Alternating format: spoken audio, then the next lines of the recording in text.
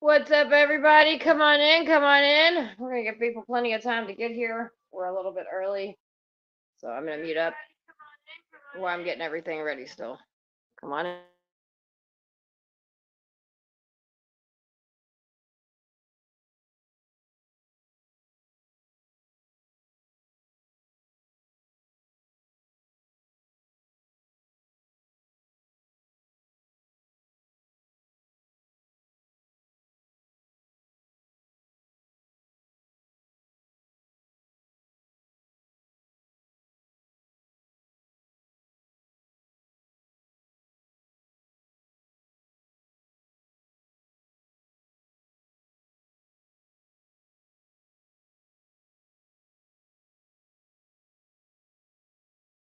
What's up, everybody? Come on in, come on in. Grab a seat, pull up a chair. We're gonna talk about some things tonight.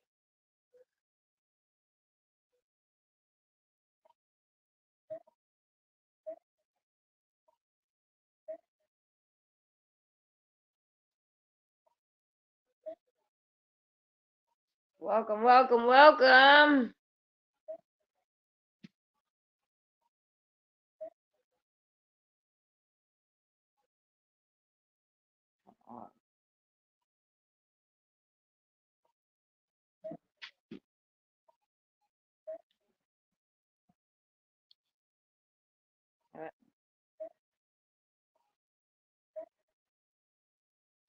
Oh, sorry, y'all. I'm trying to pin a link in it.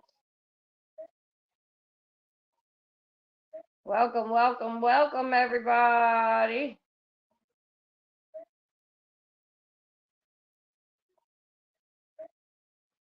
All right.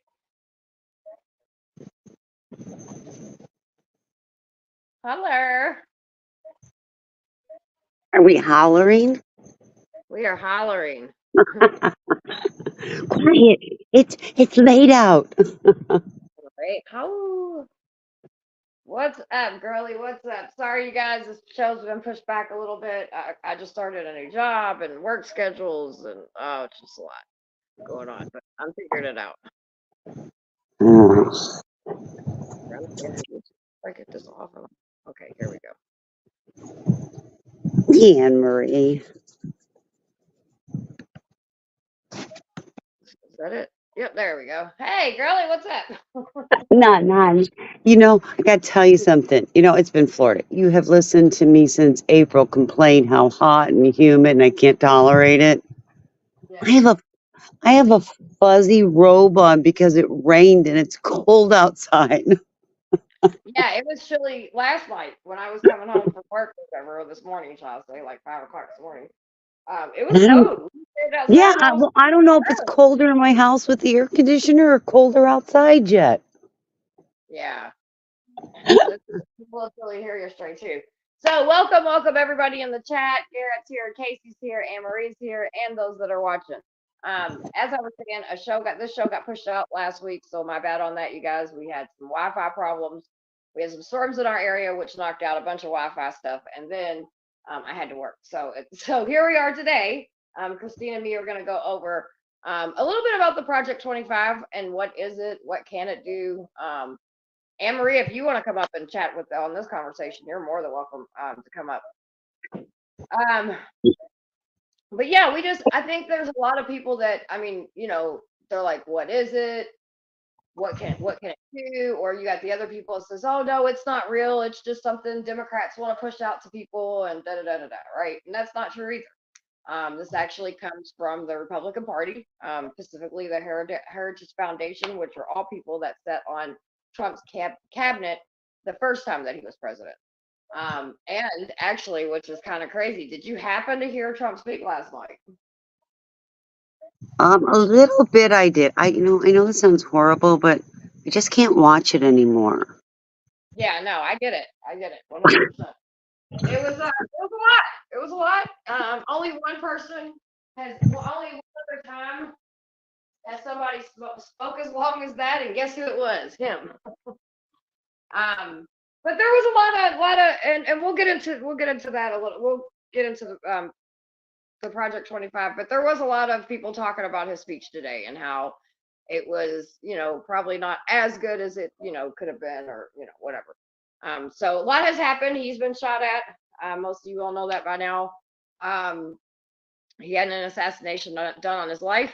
I may not be a Trump supporter, but I do not agree with that happening at all. I don't think it's funny. I don't think it's cute. I think it's pretty sad in our country, for that to be going on.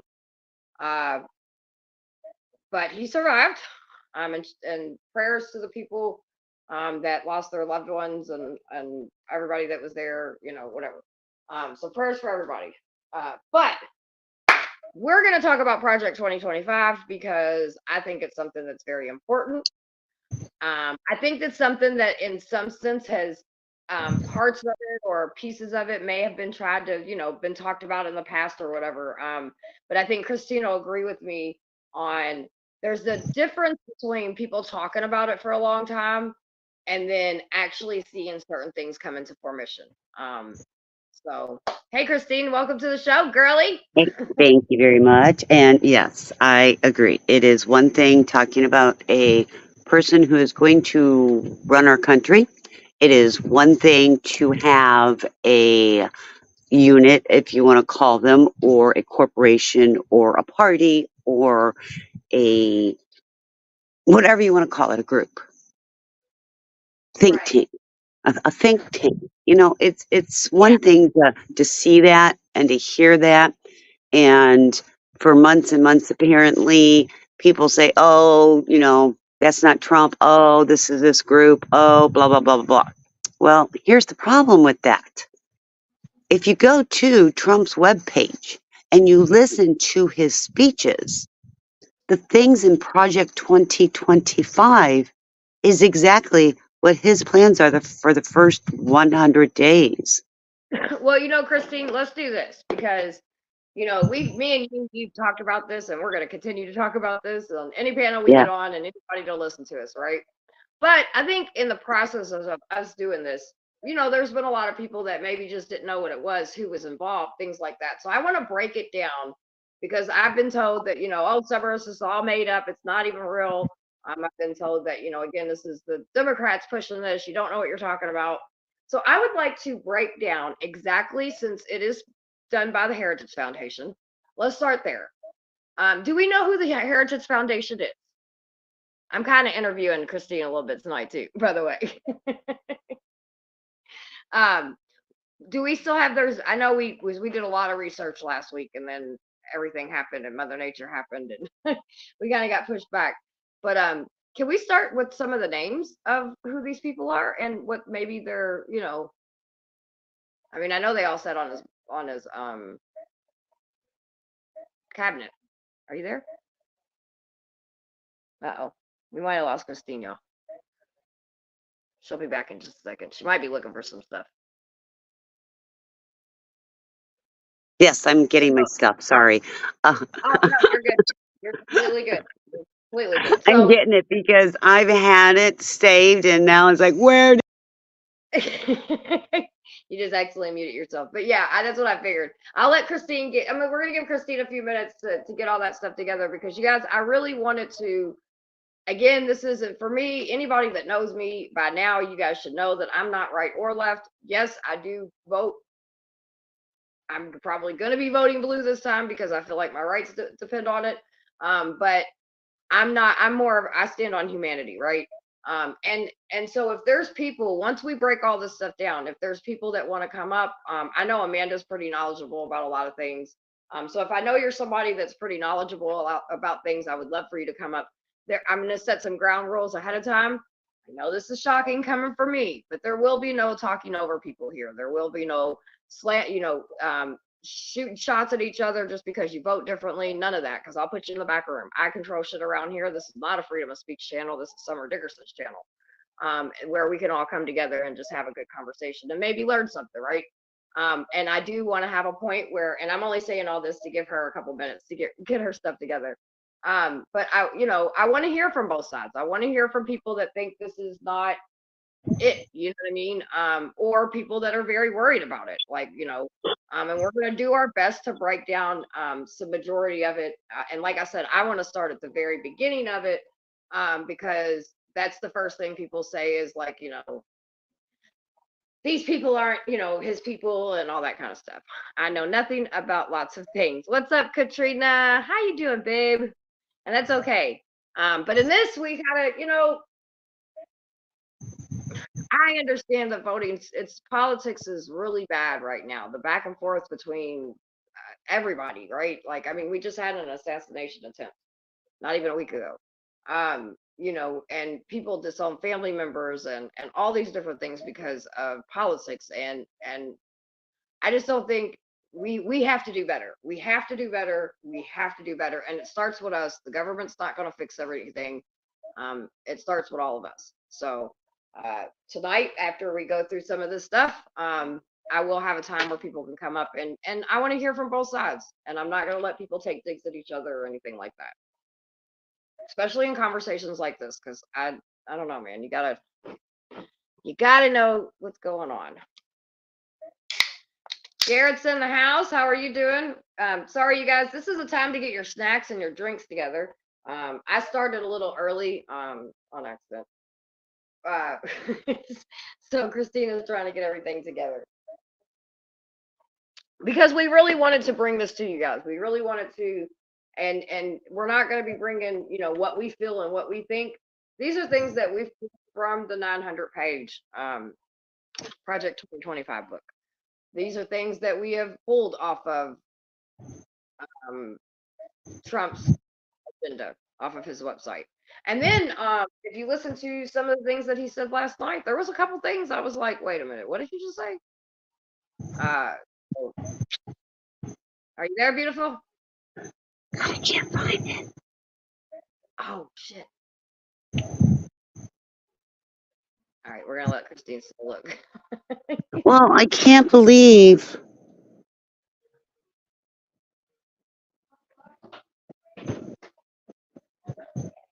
Did we put stuff in the? Hold on, let me see.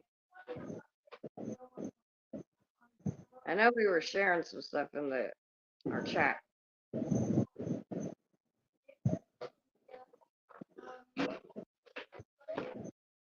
No, I had all of it in my files, and it's like my files are completely gone. All of my files.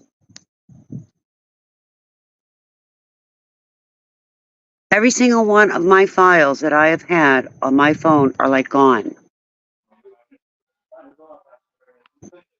Can you open up that door, please? What'd you say, Christine? I couldn't hear anything. I said all of my files, every single one of my files are gone. All of them. All right, well, we On might have to every redo this show then. Huh, that's weird. Yes, angry conservative AC. I do realize that the Heritage Foundation has been putting this out since as long as Joe Biden's been around. But there's the difference is, when's the last time they criminalized homelessness? That was a part of it now, right? That's what they're doing now. Some of the things, when's women's rights been taken away the way it has? So I think people would be very foolish, in my opinion, if they, because this has been talked about for a little while, to not see that there's actually some traction this time, right? There's the Supreme Court is locked and loaded.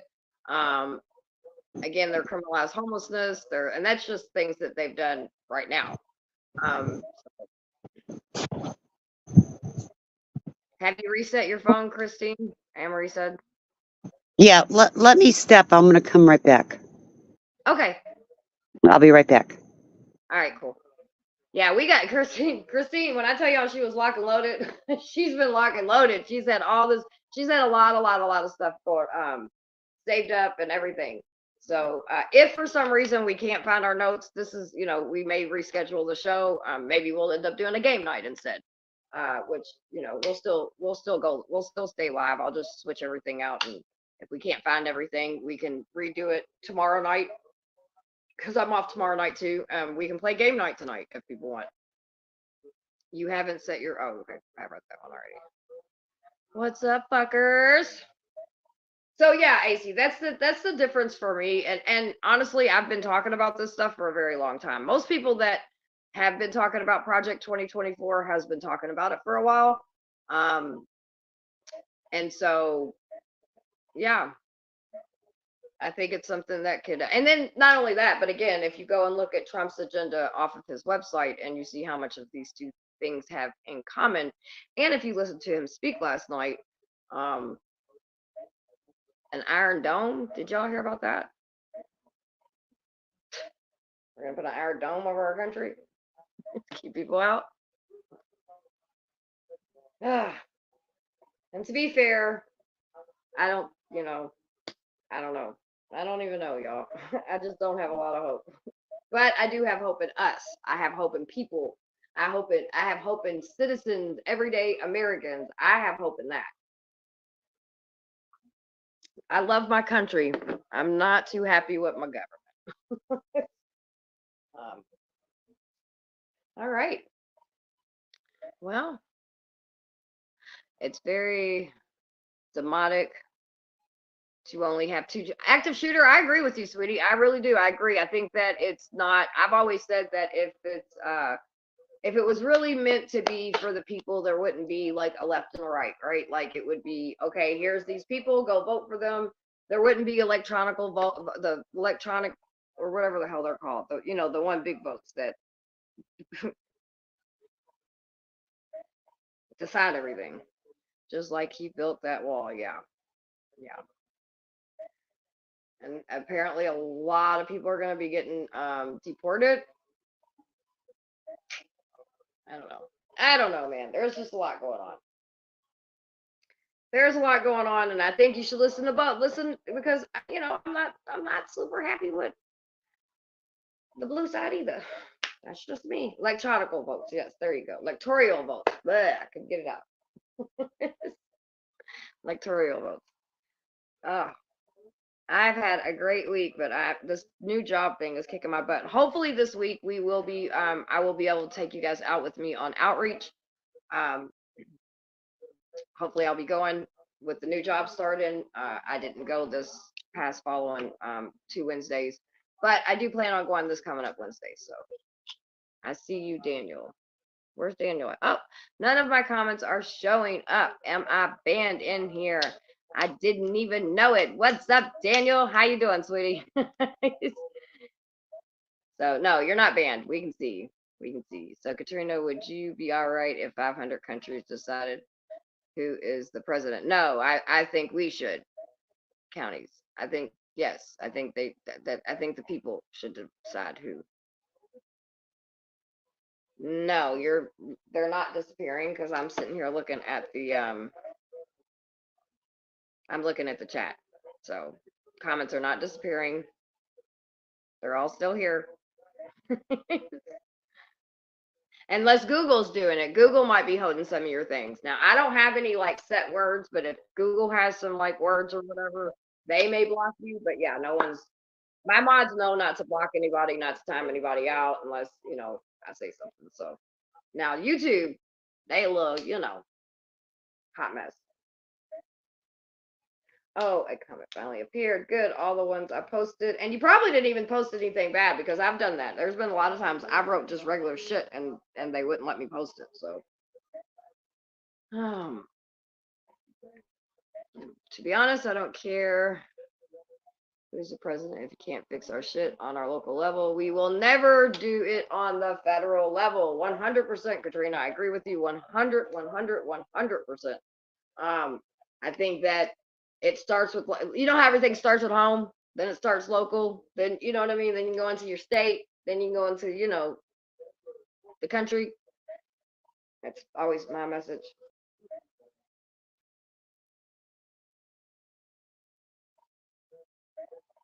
Let's see. I mentioned, oh, yeah, that's maybe why I did that. I don't know. Oh, it's been happening a lot to me the last couple days.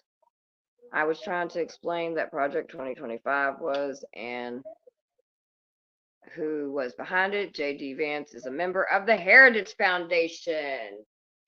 You know, that's kind of crazy because, like, I mean, I'd heard of him, but I didn't like. I don't know. He wasn't really like big on my radar until now. He's on my radar, and I've been looking. I've been trying to look at things. This working third shift is kicking my butt, y'all. Kicking my butt. It's kicking my butt. So he's a part of the Heritage Foundation, huh? Well, there you fucking go. Exhibit fucking A. Oh my goodness. We are in such deep shit.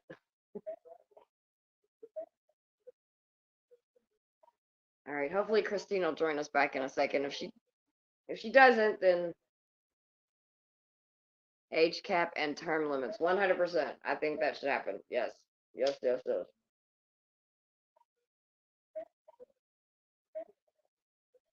Yes, he did. You're 100%. Trump said he never heard of them, didn't know who they were, yet somehow knew enough about them to not like some of their policies. Yet he was a keynote speaker for them in April 2020. Yeah, 100%. 100%. Danielle, you're pretty fucking awesome. You know your shit. That's good.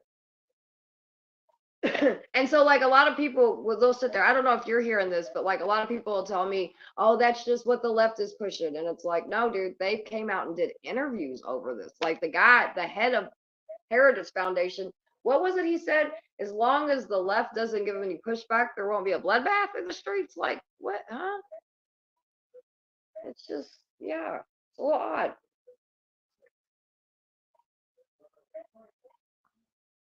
All right, Katrina, next time, make sure I go onto the chat and be like, "Hey, y'all, I'm about to start a show." I don't put us on the spot. This is my bad, y'all. And then like if you're a veteran, the Social Security stuff, the all of it, dude. And the Supreme Court shit that worries me.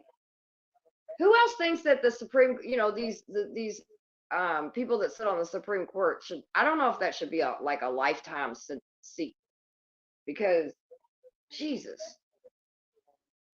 shit changes in this world like every other day. I don't think anybody should be able to hold any kind of powerful seat for a lifetime. That's just insane to me. All right, let me see. Because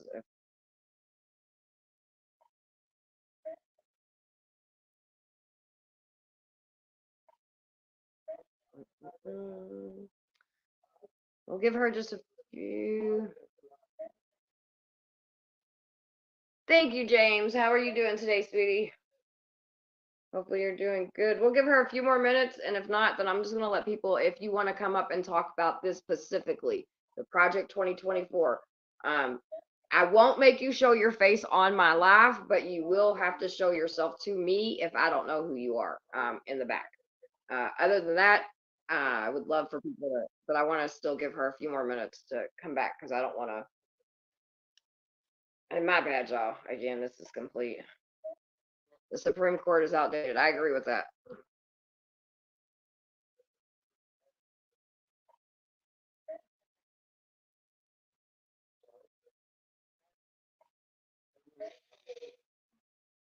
Daniel, is it Daniel or Danielle? I feel like I'm saying it wrong. Either way, I'd say it. Yes, that it would be, that's a good question. AC says, can you show where he is a member? Because I know he has donated to them.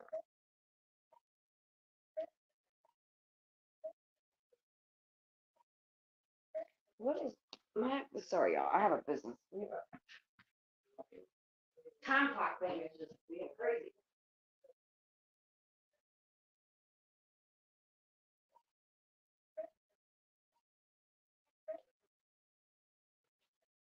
Hey, babe.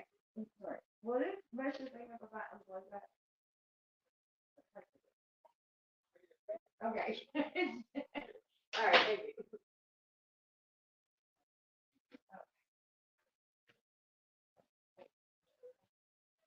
Sheesh. Sorry, y'all. This is Friday night. Wait, my damn time clock thing over here for our businesses keeps going. Pressed again, pressed again. I'm like, ah. Got pulled over by the cops on my move up north. Oh, really? Hopefully you're doing okay. Everything went all right.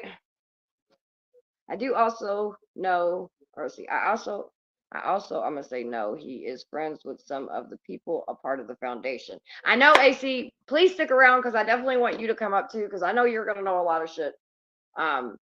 Because I know you know your shit. Most people that be coming around this way, we, know how to research. So I will tell you in this channel with the people that hang out here with us, if you are gonna say something, you make sure you got a way to say, okay, this is what it is, because people are gonna ask, and don't get upset if people ask. It's just because we wanna we wanna learn.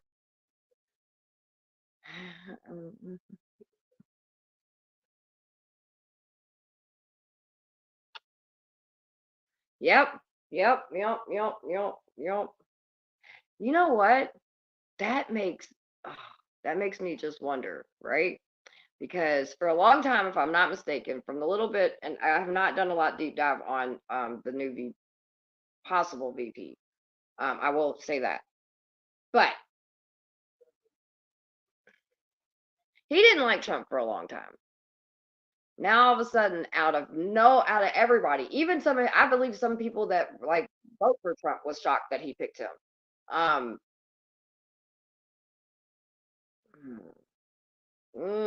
my little mind, it has that little fucking corner of conspiracy theories in it, and this isn't conspiracy theory because the shit's happening. It's all happening right in front of us. I wonder if that's why they got him to go with him. Hmm. All right, let me hit Christina up one more time.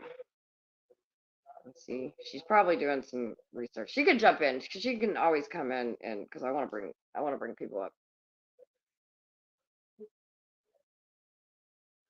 I'm gonna go ahead and bring a couple people up, see if anybody wants to come up, and then you can just jump in whenever. All right. Does anybody want to come up? But I want to talk specifically about Project 2024.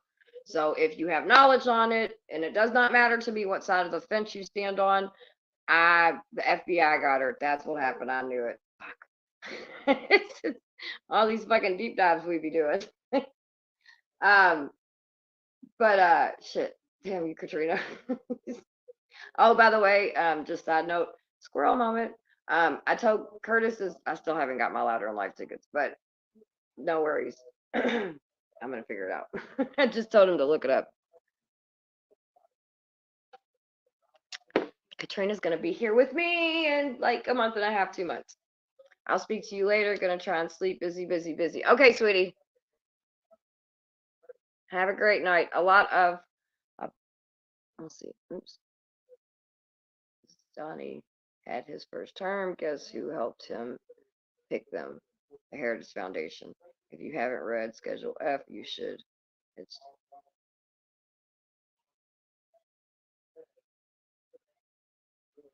I don't have mine either. Oh,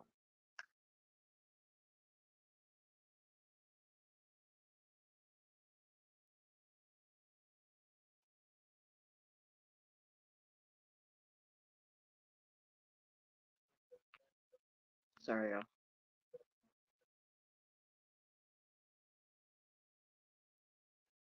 Daniel, it's Daniel. All right. Sorry, Daniel. I was saying your name because I'm trying to make sure I pronounce it right. I don't want to fuck your name up. J1 is in the building. How you doing, sir? Okay. Hello? Oh, you hear me? I can hear you. Okay. Oh, where's Christine? Um, so we've had a lot go on this past week, and some of the stuff that she has for the show somehow got deleted or something. So I think she's trying to figure that out. She'll be back in just a minute. Okay. Oh yeah, I was gonna ask you about Mitch McConnell when he retired because they said Mitch McConnell was the word, not controls, not owns. It's the man in Kentucky, right? Like he's like the top Yes. guy, right, in Kentucky. Yes. Once he leaves, who takes over that spot? Like who takes over Kentucky? I don't know yet. To be honest with you. Mm, thinking maybe Ryan Paul. No, you need money. Because Yeah, Kentucky, and Mitch McConnell like a top fundraiser. He's yeah. like trying to I want think. to kind of stick to like what are your thoughts on Project 2025? Uh, oh yeah, it's just it's the what do you call that? Conservatives' dream. That's their dream of what government should be.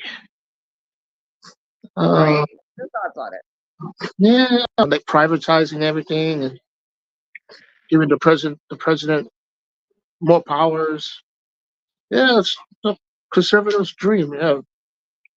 Right. I'm asking you what your thoughts are on it though. Oh, I'm against it, but um, see, I don't think Trump's gonna win. I could be Okay. wrong.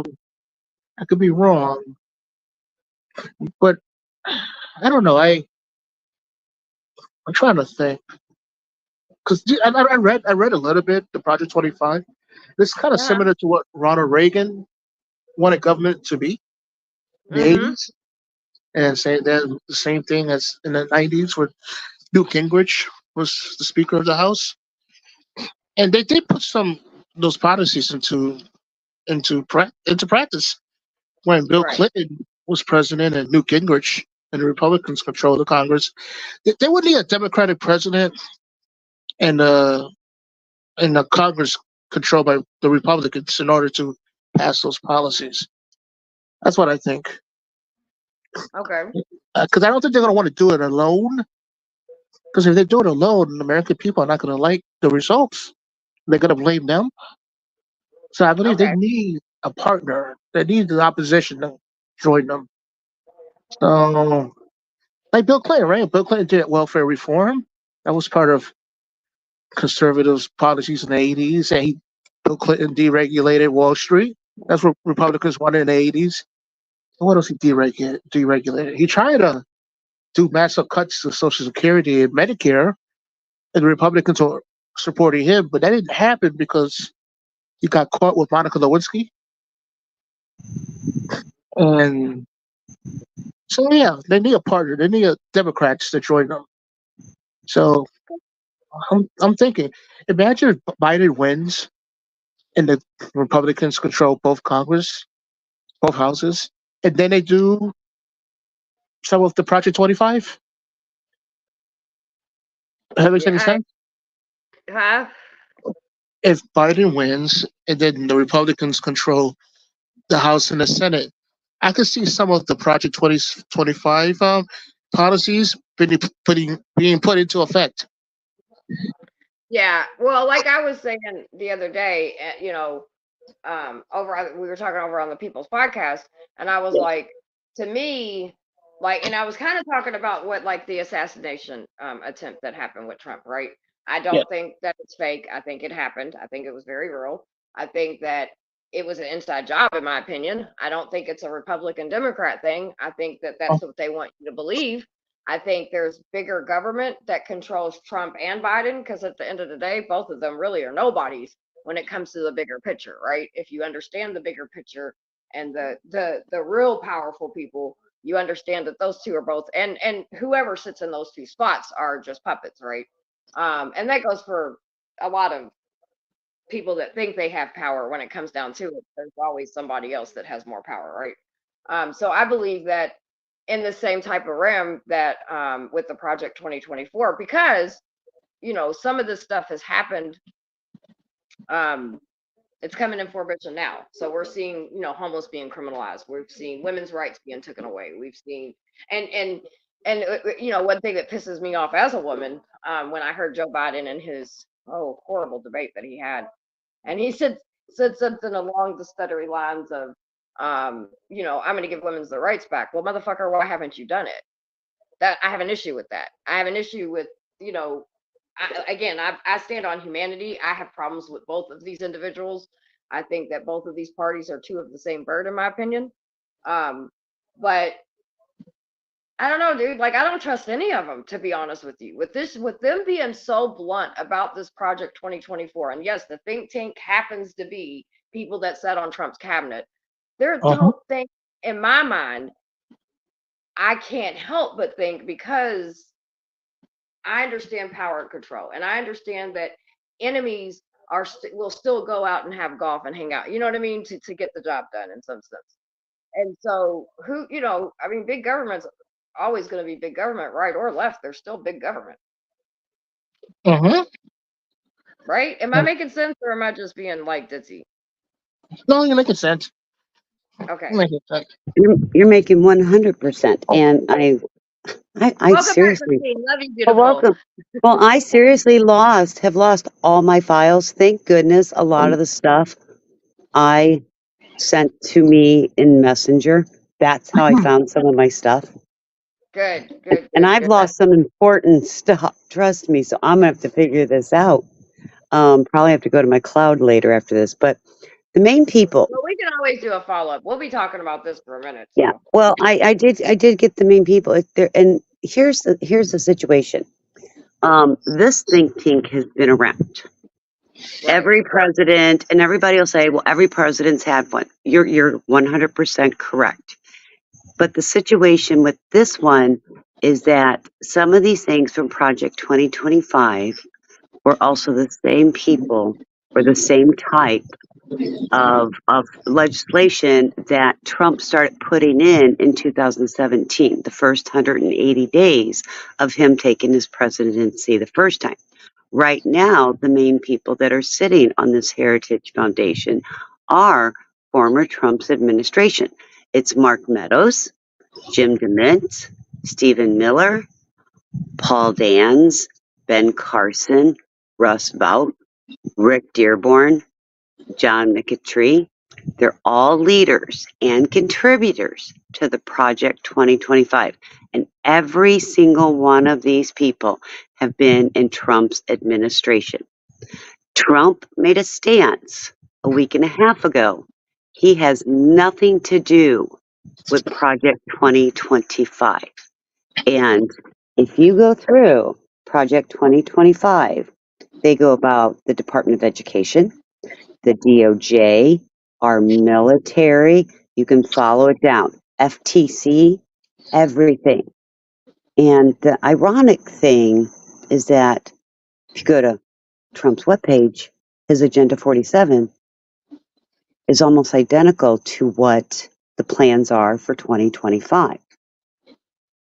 And people are honestly believing this man. And I get it. I listened to somebody the other day who was at the Trump rally, and they said that it's not their first one they went to. They go because it is not like a rally, it's a huge party. It's upbeat, there's music, everybody's excited. So it's like, a big camaraderie coming together. And that's why they're doing this. Uh, Hey, angry conservative. Christine. Yes, Jay. Yeah, I have a couple of family members, right, who are not on Social Security. What do you call that? SSDI? Disability. Yeah. Disability, Yeah, because I'm on it. yeah, and Trump. Well, not Trump, but the people who surround Trump, his advisors, they want to Mhm. drastically cut that.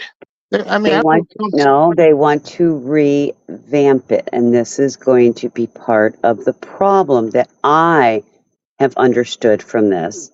I have read, I have researched. They want to revamp it, and basically, what it's going to do, in simple layman's terms, is that they want to make it more difficult.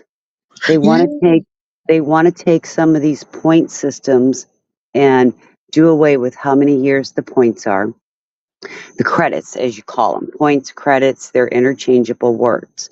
So what they're trying to do is make that credit different. They want to revamp the amount of money they're going to get. And right now, somebody who is on disability, let's say it's income based and not credit based, it's not enough to live on. So Yeah. if they lower that amount or they make it more difficult, we're going to have a huge issue.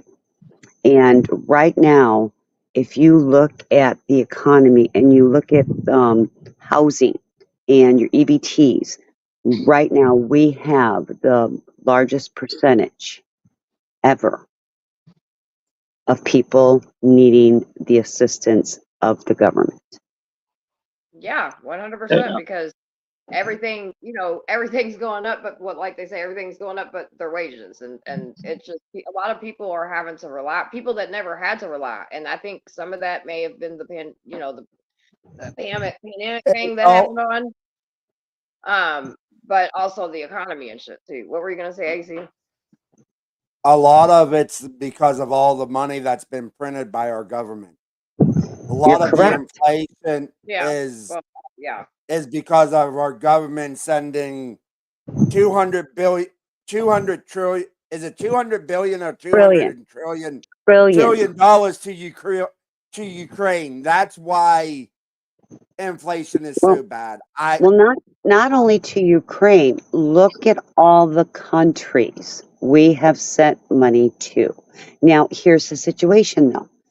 The United States, and you know this, AC. The United States needs these allies. That is why they're sending this money. At least they're trying to convince us. And they are now, if you look at either 2025 or 47, they are going to make our military, the amount of money being spent, more than and double I what we do and now. and Christine, I want a strong military. Don't get me wrong with that. And don't And get I me will say wrong, that, I'm right there but with you. I don't think our military needs to have double the budget what they're getting right now. I Correct. don't think the right, FBI deserves a new building. I don't think this. Why not? I I And that don't think that we. building's been there I since the don't think '60s. our. I don't think the IRS should have got 87,000 more agents. I think some of them should have gone to Secret Service. And Train arming those them. people. I I, I I think I don't think the see. I IRS have does need problems with more. this. hold I on, y'all, love hold my on, hold country. on, wait. Let's not talk over each other. This is a very important conversation, and I would like each other to be heard. Okay, go ahead. Yes. Go ahead, AC. Go ahead, AC. I love my country. I hate my government. That's why I. That's why for me. That's why I'm voting Trump. I want the. I want the Mitch McConnell's, Lindsey Graham's, the Nancy Pelosi, the Chuck Schumer's, the Joe Bidens. I want them gone. I You want know, to give them a big F. For me, Trump means a big F you. but he's That's why powerful. That's why. And I have looked into Agenda 47 and the Heritage Foundation's Hmm. Project 2025. A lot of things are similar, but the one thing that I'm going to rely on is Agenda 47. And Summer, I love you, but we will disagree until the day I die. I don't agree with Trump on the abortion issue. I know politically he has to stand that way, but for me, that's not the right call. But that's my call. I'm not Right, running for politics. But right, that's why I want to say a lot of things are similar between the two, but Trump has different values. And all of those people that are a part of that, who are a part of his cabinet, might not be a part of it this time. So they might not have the influence. And it's a lot of legislation. There's a lot of things Trump can't even do in Project 2025. all right. Let me give That Jay would one be a up to Congress. chance. Let's give Jay one a chance to rebuttal. Go ahead, You know, Tootie. this thing angry about conservatives. When Trump was president, he passed a massive tax cut, not paid for, added trillions to the deficit. He gave big pharma billions of dollars, not paid for by the not paid for. And he spent like a drunken sailor, and not a peep from conservatives. I mean, I remember he even asked Ted Cruz one time, "What do you think about all the spending Trump is doing?" And he said nothing. He said, "There's no big deal. Deficits don't matter." Why does deficits matter when a Democrat is in power? Why? I don't understand that. watch that. Watch if Trump wins, watch him spend trillions and not a word from conservatives. I'm sick and tired of conservatives complaining about the debt when a Democrat is in the White House. You know, and you know what? I want Trump to win so he could start cutting all these social safety net programs, starting with Social Security, Medicare. Because if you hate the government, then you shouldn't be getting government Wait a assistance. minute, but I have a question for you. Yeah, Social Security, and Jay, one, I don't know how old you are, yeah, but I'm going to assume I am older than you. yes, yes. So if I've worked 30 years, I'm just throwing out here numbers, okay? Uh-huh. If I've worked 30 years and every year I've paid the maximum to Social Security that they have taken out of my payroll, and it's time for me to retire, whether it's 65, 67 and a half, and I've paid for over 30 years of this, how is that government money and not the people who's paid in? That's a good question. All right. Because what I just heard from you is that retired people shouldn't receive Social Security. Well, that's what the Republicans want. They want to privatize it. No, it's not. Yes, No, it's yes, it not. is. Yes, yes, it is. They want to privatize it. Donald Trump has even came out and said he is not going to That's not cut Social true. Security. Last week he said I could cut Social Security within by putting people. I don't need Congress. I could do it by 1,000 cuts. So he even said that. Come But He on. did. Jay, did you vote for Biden? Did you vote for Biden? Take Yes, your I did. time. Honest question.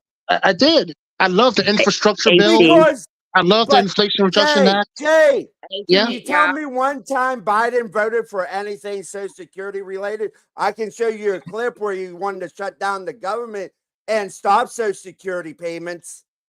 I can but show you that. it wasn't only Social Security payments. Right. It was monies going to every American that A, it was entitled to it, B, relied on it and needed it as a hand up, not a handout. It was it was our police not going to get paid. It was our military not going to get paid. It wasn't just Social Security. And that's where, and I will tell you first of all, let me preface this. I voted for Trump. Okay. I did. I have a Trump cup that has grandma, about grandma on it. I have a Trump t-shirt. I have all those things. Okay, so I'm not against Trump. I've not voted for Biden or for Biden. I did vote for Obama. I don't vote party line. I vote for the person who is going to help us the most as American people. Well, Now, I just have listened sorry. to them talk about, and AC, I'm 60 years old. Okay, I know someday I'm going to retire and depend on that money. I also have an illness that I was born with that's hereditary. That legally I could collect disability because that is one of their blue book um, definitions to receive disability. But I don't. I work, and I am concerned over what Trump's plans are. And then to say Biden was willing to not sign a budget to stop Social Security or cut Social Security. It wasn't just Social Security. It was everything. Anything that the government was paying. And I remember, gosh, I think it might have been Biden or it might have been Obama. My kids were in the military, and there was a threat of them not getting a paycheck because, again, the government was going to close down because they couldn't balance a budget. And I was helping to scramble because they had bills to pay and they weren't going to receive a paycheck. So what Biden did wasn't the first time ever around that the threat, and there was a time within the last decade, probably maybe a little bit longer, where the government employees did not receive their paychecks. Do you recall any of that? I do. Okay. So there is, going through this, there is a lot of truth that could harm the American people. Yeah, Christine, I watched a video a couple months ago, right? It was in Mississippi, and it was a group of people. I think the reporter asked them, "Are you on food stamps?" Right, EBT, and they all said yes. But at the same time, they said it should be cut. Don't cut theirs, but cut the other people's because they don't deserve it, and they're Republican voters. That's how they think, Republican voters. It's my government. They want the No, that's services, they want the not all handout. of us, Jay. Well, there's just a report that the majority of food stamp recipients live in red states. No, So, you want to know why? Wait a minute, time out. Would uh, you like to know why? why? Well, think about where your red states are and think about, for example, California has some large cities in it. The amount of money that somebody pays. New York, same thing. They have different budgets and different cuts statewide, or like California and even New York, when the rest of the country, and I live in a red state, mind you, okay? When the rest of the country weren't getting these extra, bonus checks or whatever you want to call it during the virus, California got extra money. New York got extra money. Florida didn't. And if you look at Louisiana that you're talking about and maybe Mississippi, those are already poor, devastated states. So if you would, it's the lack of education, it's the lack of training, it's the lack of businesses. That's why. But you also have to look at percentage wise. They're going, if there's 1,000 people, and I'm just throwing numbers out there to make it simple, I'll make it simpler.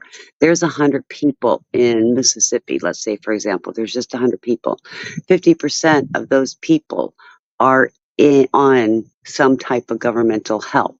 Well, look at Mississippi and look at, first of all, where their location is, what their education system is, where are they ranking, how much they pay per student in an educational system versus California. And California is larger, so Mississippi may have 100, but California has 1,000. So if you've got this 50 people in Mississippi, that's 50%. And if you have 50 people in 1,000, that's only what, 5%? So that makes a big difference. Yes, Sarmento, they did choose. A lot of red states chose that. And I shouldn't say a lot of red states. I'm going to speak of Florida because I don't want to put words into mouths. Okay. But you're right. A lot of states chose not to do that. And I will give you a prime example. Here's another thing that we're going to be looking at: cutting lunches from schools. Well, sure, Florida did that right away. We don't have a lot of students that are getting lunches or breakfast at school. You go to New York, you go out to California, every single one of them are. So, Well, and look, and I don't have comparisons right now, but you have to look at what the budgets are and who's in a deficit per state versus who isn't. 2 pumpkin seeds and 2 candy bars, but you're missing one. I know. Pardon me? Oh, sorry, Christine. Sorry. Oh, that's okay. And I want to read Daniels, and this is what I'm talking about. Mississippi's got a problem with contamination in their drinking bathing water supplies. The government knows. They just don't care. Well, I don't know if they don't care. Well, they don't care. But it's the fact of, if they look at it, it's Mississippi. Mississippi gets devastated by storms and by hurricanes and are constantly rebuilding. And the people who can leave Mississippi, a lot of them do, and they go travel up north. Some of them can't. I want to give AC a chance to rebuttal what Yes. Jay was saying a second ago. Yes. Actually, it's not Mr. J. It's to Daniel. Hey, Daniel. Okay, And sorry. I tried to put this into chat, but I couldn't. I'm more worried when a sitting congressman said on national TV that Trump should be eliminated. I'm more worried about that. Or when a sitting president makes the comment that Trump should be in the bullseye. I'm more worried about that than someone that doesn't have the power as a sitting congressman and the president of the United States. So wait a second. You took him saying what happened was I right. know what I None of know this what, stuff should and have I don't happened. And agree now with you're it. trying to hold on. Please don't cut me off. Now you're trying to flip it and make it out to be something that it's not. Wasn't ever even meant to be like that. That's kind of odd because that's not how that was meant at all. Like I watched when he said that. A lot of people watched when he said that, and you're making it out like he was basically saying Trump deserves all this, and that's not the message that I heard at all. Actually, I just want to be clear about that. But he Right. said that both right and left should be scared. I would be more worried about a couple people already in the government speaking something. It's not a sitting president. You clearly, I heard you. You said sitting president. And it wasn't him. It wasn't him or Trump that the reason why this happened. It was because I believe it was because of an inside job bigger than both of them that controls both of them. That is not right or left. But if you want to go by what the news is showing, this was some fucking citizen that got politics in his head way too fucking much, right? Now, again, I think it's bigger than that, but I'm gonna go by what the news is feeding everybody.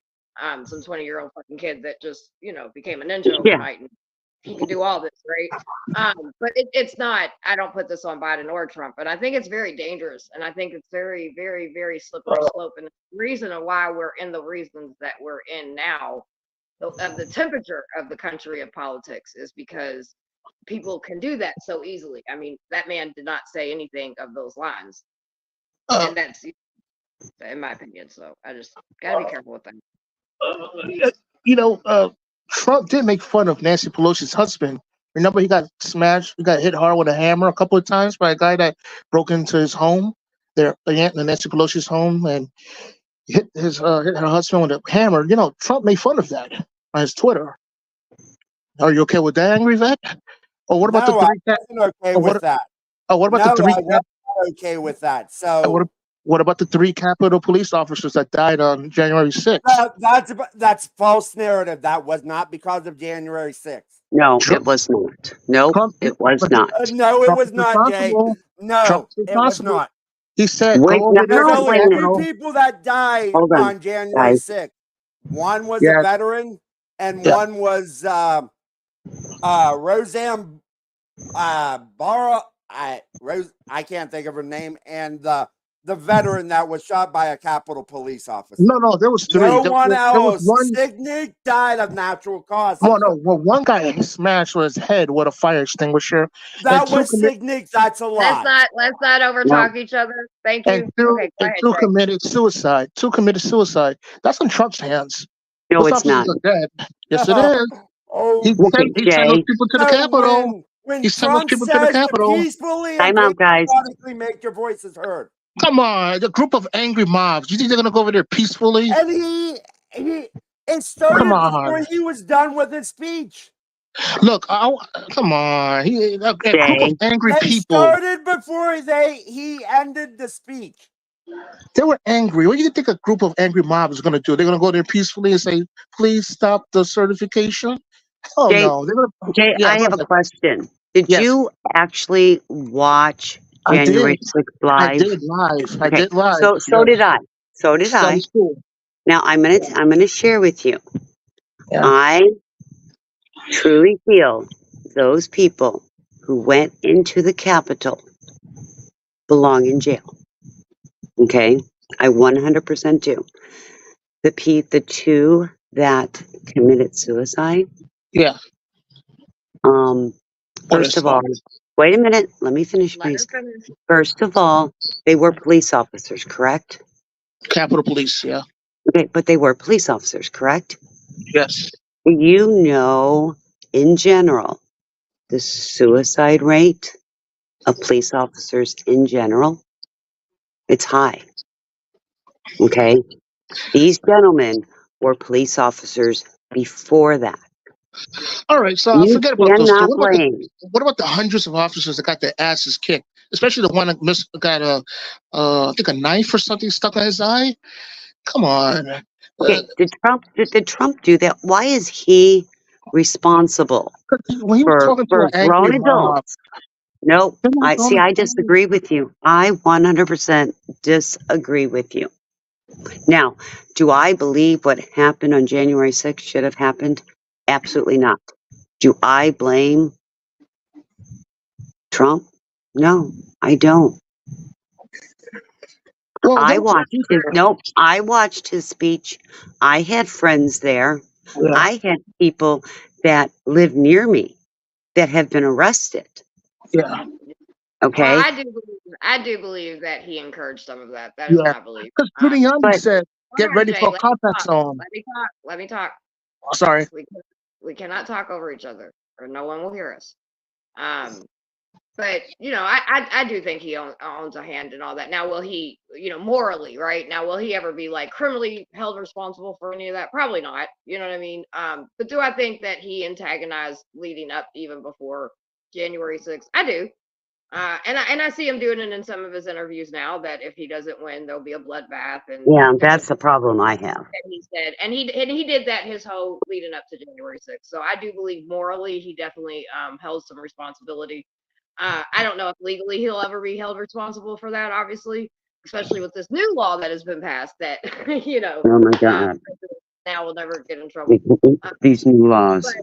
So when we're talking about moral stuff and what we all feel and think should happen and things, why yes, I kind of agree with Jay or what he's saying as far as that goes. Unfortunately, emotions don't move the country. And so he probably won't be held responsible, but I think that people held him responsible, and that's why he didn't win the last, his last run that he lost to Biden, right? That was how I believe the American people held him responsible for what they felt was his part in that. Now here he is again, and here we are. So And don't let's get see. me wrong, because I guarantee you. And ask the Rhinos to stop voting. And listen, let me tell you something. I will say this: there are people out there that are far right, far left, and they are fucking. They have this whole world built up in their fucking head, and it's just insane to me. And I'm just like, what in the fuck? Why are you drinking Kool-Aid? And this goes for people on, in all aspects of when it comes to this kind of stuff, right? But I don't know, man. I don't know. Here's my concern with this January 6th stuff, and we can talk more into this because there's other things that I honestly feel if Trump is president, what he is going to do. Trump has already said in numerous ones of his speeches, all those people that are in the gulag and throughout the United States sitting in jail or at home on house arrest, he's going to pardon all of them. Right. How can somebody actually legally break the law? And this president who was involved with all this, and don't get me wrong, I know he was involved. How can we as American people think it is okay if the president pardons all those men in the gulag right now? I mean, I'll be honest. It's the one that he's talking. The Chavez, the one he's talking about pardoning Well, him. yeah, I was gonna bring that one up too, but they brought up And that's J6. another So thing, right? Like immunity, like the conversation about, and again, this is another thing that can I see coming for mission? I definitely can with the way things are. Immunity for Can I police say officers. something to Al, if you don't mind, with the Sure, go comment he ahead. just made? Yep. Al, the thing about it, I knew MGT didn't say it. That's why I asked you to prove that.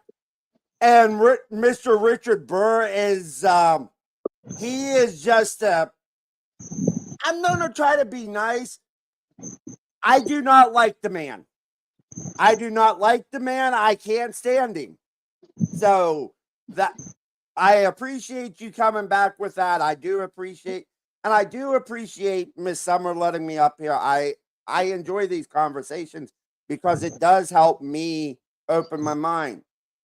Yeah, 100, and it's all of us, right? Like the system, the government wants us not to talk. We're all supposed to be, you know, you got a At humanitarian, each you other's got throats. independent, you got, hold on, let me talk. You've got, you know, conservative, you've got, you know, whatever. You got all of us that have different belief systems. Even if we have some things we may agree on in the middle of the table, we still have certain things that we all stand very hard on our foundation. But we can't, you know, somebody said something earlier, and I'm going to try to see if I can find it, but somebody was talking about it's just, you know, it's pure entertainment. And that's what they want, right? They want to keep us distracted, keep us arguing with each other, you know, make this gang, baby, red, blue. Who do you go for? You know, why really? I mean, in all honesty, I'm not confident in either one of the men that are standing before us that are standing for president. Or, you know, I worry about Joe. He's older and Trump's not far behind him. His speech last night was not the best at all, actually, and he can't help himself sometimes. It's almost dealing with a fucking 2-year-old. It's like behave, just fucking behave for a minute, you know. And then you got fucking Biden over here that, I mean, he doesn't know his ass from his asshole. So it's a pretty scary place to be in. I feel like, for me, I feel like around the world we look like a joke. I think that I will say this: after last night, hearing Trump, even with taking consideration that everything he just went through, I don't feel like it's going to be a landslide. Like I thought it was before. I think I don't. I think it's going to be a close call. I think both of them, and that's if even if, you know, today there's been lots of conversation of, you know, Biden possibly stepping down. One of the governors, the names that are being thrown around is actually my governor, Andy Bashir, which will be the only politician you will probably ever see me actually stand 10 toes down for, because I've worked alongside with this man since he was an AG, alongside of him as a governor. We've done amazing work for missing children, for anti-human trafficking in our state, for just a lot of different things.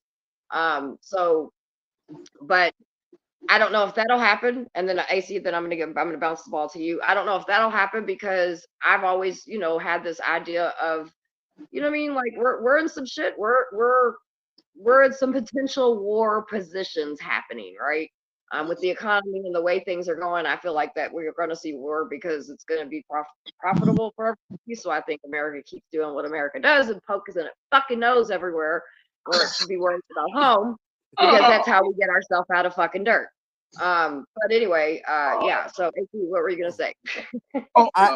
And this is why I love you, Summer. Me and you might not agree on a whole lot, but the things we do, because for me, the reason I'm choosing Trump is, like I said, it's an FU to the establishment. But I don't want every stream that I ever do, I always end with this phrase, and there's a reason behind it. Be good to one another, because we are in this together, no matter if you're left, right, or center. And I want to bring people to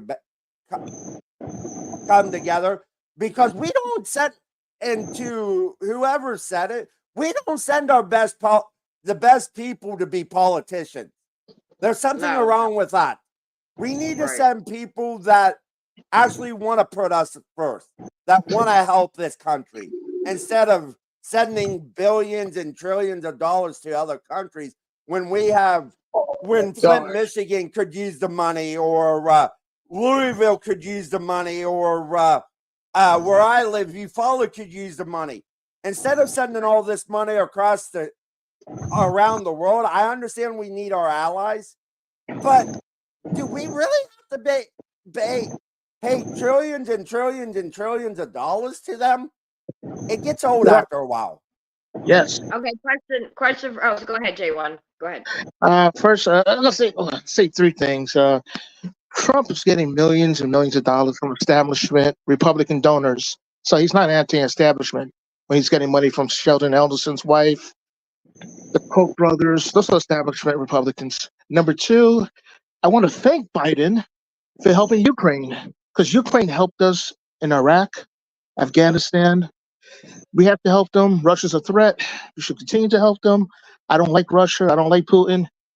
God bless the Ukrainian people. And I also want to thank Biden for increasing the membership of NATO. There's actually 3 more NATO countries. And yep, we have to keep helping NATO. And what Yeah. else? I thank Biden for passing the Inflation Reduction Act and the infrastructure law that's really hired thousands of New Yorkers. I don't know about other states, but it's a lot of New Yorkers, who thousands of them who have employed, including some family members. And that's because of Biden's infrastructure law that Republicans are taking credit for, like Marjorie Taylor Greene. They opened a new a Q cell factory in her district because of Biden's infrastructure law. She's taking credit. Or another factory that Why was don't open. Jay, Yeah? Huh? I want you to talk to me like I'm a really stupid person for a second, okay? No. Yeah. Um, can you tell me exactly what this infrastructure law is that you're praising so well? Well, in New York, we're going to build a tunnel, 2 extra tunnels that's Okay. going to help alleviate massive traffic for a decade. So it's 2 extra tunnels there, renovating, or is it refurbishing or renovating bridges and tunnels. What else? Building roads. What is it? Shipping lanes, high speed rail. Uh, So I have a question for you. yeah, that hasn't been done in You 60 years. The last time it was Well, done was and I Eisenhower. understand that. I understand that. But where did this money come from? The federal Doesn't government? matter. Yes, the federal government. It Okay. doesn't So matter because China's doing the same thing. okay, Our but enemies are doing the here's same my thing. next question Yeah. though. You Uh live huh. in New York? I do. Okay. Do you have a car? Not anymore. I ride a bike now. Okay. So in general, people that have a car, Hmm. you have to get license plates every year or pay for tabs, right? Yes. Okay. Isn't that money supposed to be for your roads? Your gas tax? Yeah, but it's not like that. Okay, Yeah. so here's my question then. Hmm. Don't you think you ought to look at your state and find out where that money went? But it's all 50 Because states that are benefiting. Look at the manufacturing factories that are opening up in Ohio, Wisconsin, Michigan, are you Colorado. are you okay with bailing out or not bailing out the car industry again? Why not? That's the arsenal of democracy. FDR did it. Lyndon Johnson did it. George W. Bush bailed out the steel industry. I mean, every country does that. Again, where's the okay, so you were talking about bailing out the car industry again to put people back to work. Yes, Okay, nothing wrong with right? that. And I get it. I'm all for putting people back to work. Okay. Do you remember when the airline industry got bailed out? Yes, I A remember couple of that. times. Yeah. Okay. Who did benefit? I don't know. You want The me to tell you who? CEOs. Go ahead. Oh, I'm sorry. Go ahead, Angry.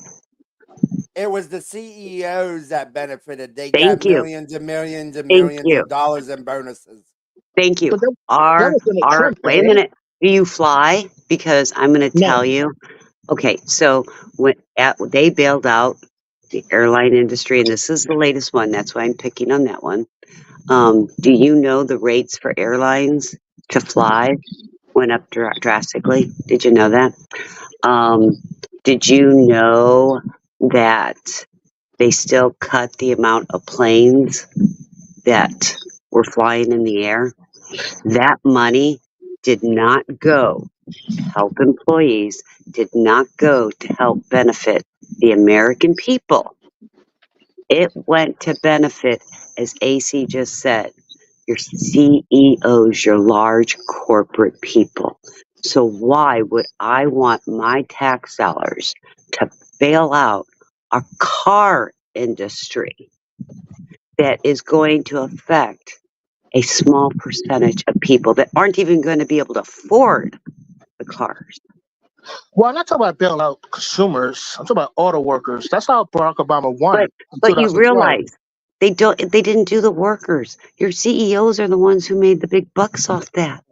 No, that's not true. There's still a lot of the UAW. They're Okay, very happy. The I have an UAW just lost a lot of jobs. thank Yeah, but you. A imagine lot they of the didn't get bailed jobs out. because of them record contracts are going to Mexico. Yeah, but Them imagine they record didn't get contracts, bailed out. when you get laid off, you don't get them record contracts. They're going to Mexico. That's not a bad thing too. I rather them go to Mexico than China. So hey, it's not nothing But wrong with it's that. bad for the people that live in Ohio, Michigan, West Virginia, Indiana, and all over the country. They're But which one? going, them Sorry. record contracts cost millions and lost thousands of jobs, good paying jobs, Yeah. Look, I'm kind because of they like got them, because the union went in there and said, we want record wages. All of a sudden, they're going to Mexico. That means millions and millions that means thousands of people, Americans, are losing jobs. but not like before though. Unemployment for the first time in, I think, 2 or 3 years is above 4% now. That's not bad. It's going to get worse. We're That, going to have an economic collapse well, people within been the saying next that 2 since years. 2020. 2020, every year they've been saying collapse, collapse, collapse. Not We're gonna going to happen. have a collapse. People are losing jobs at I don't record see it here in numbers. New York. I don't see it here in New York. I don't. Or But Connecticut, you New don't Jersey, live everywhere. or You Pennsylvania. worry. I don't see it. Maybe I gotta But what travel. about the rest of the country? Well, I have friends in Michigan, and a lot of them are employed. So I don't. Besides other states, I don't know. I Well, don't know. I will tell you, it is very difficult to get a job. Where Um, in Florida? in Well, I could blame the Kansas for that. Minnesota, in Really, Missouri, in South Dakota. Yeah, South I have family Dakota. in Nebraska. I have family in all those states. Those are Republican states, controlled by Republican governor and Republican state house. So, do you think that every corporation, every company that's not hiring and cutting back on their employees and making the other employees work more and or for less pay, you think that's only a Republican issue? So Republican state. Why is every Republican state there's like budget problems? People are not hiring. I mean, why is that? Why? Mississippi, right? Okay, Mississippi. let's look at New York. Yeah, yeah. My son, who lives in New York, who Uh-huh. works in New York, who is an IT security, whatever you want to call him, for a large hospital system in New York. He is down here in Florida right now.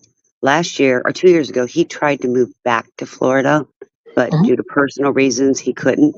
And do you know that the same job, if he took the same amount of pay, which they actually pay more in Florida for him, but if he took the same job in Florida, he would not need a raise. He would be the amount of money it would cost to live in Florida versus New York would be cut drastically. No, I've heard a lot of my coworkers say that. Like if they move to the South, they'll get more Yeah, money. But they said they don't do it because there's they're in the union. That's what right. it is. And the South does not do unions. So there you go. I mean, Okay, I unions was in a matter. union. I lived in Minnesota. I was Yeah, in a union. I was in a nursing union. yeah. They didn't benefit me. They took my money. I didn't see no benefit being in a union. Well, then I maybe it's a New York thing. Maybe our unions here are so strong that but we don't no, want to Minnesota has strong unions. really. And the nursing union is very strong in Minnesota. Very strong. But here's the thing. Why do you need a union if There are regulations already through the federal government, number one. Mhm. Okay. Number two, why do you need a union if there's already laws in the federal government on employee or employers? Okay, that's number one. Number two, if you're doing your job and you're working the hours you're going to do, why do Uh, you need a union? Let me tell you this. All right, I work at a public high school. I'm also like an IT slash teacher assistant.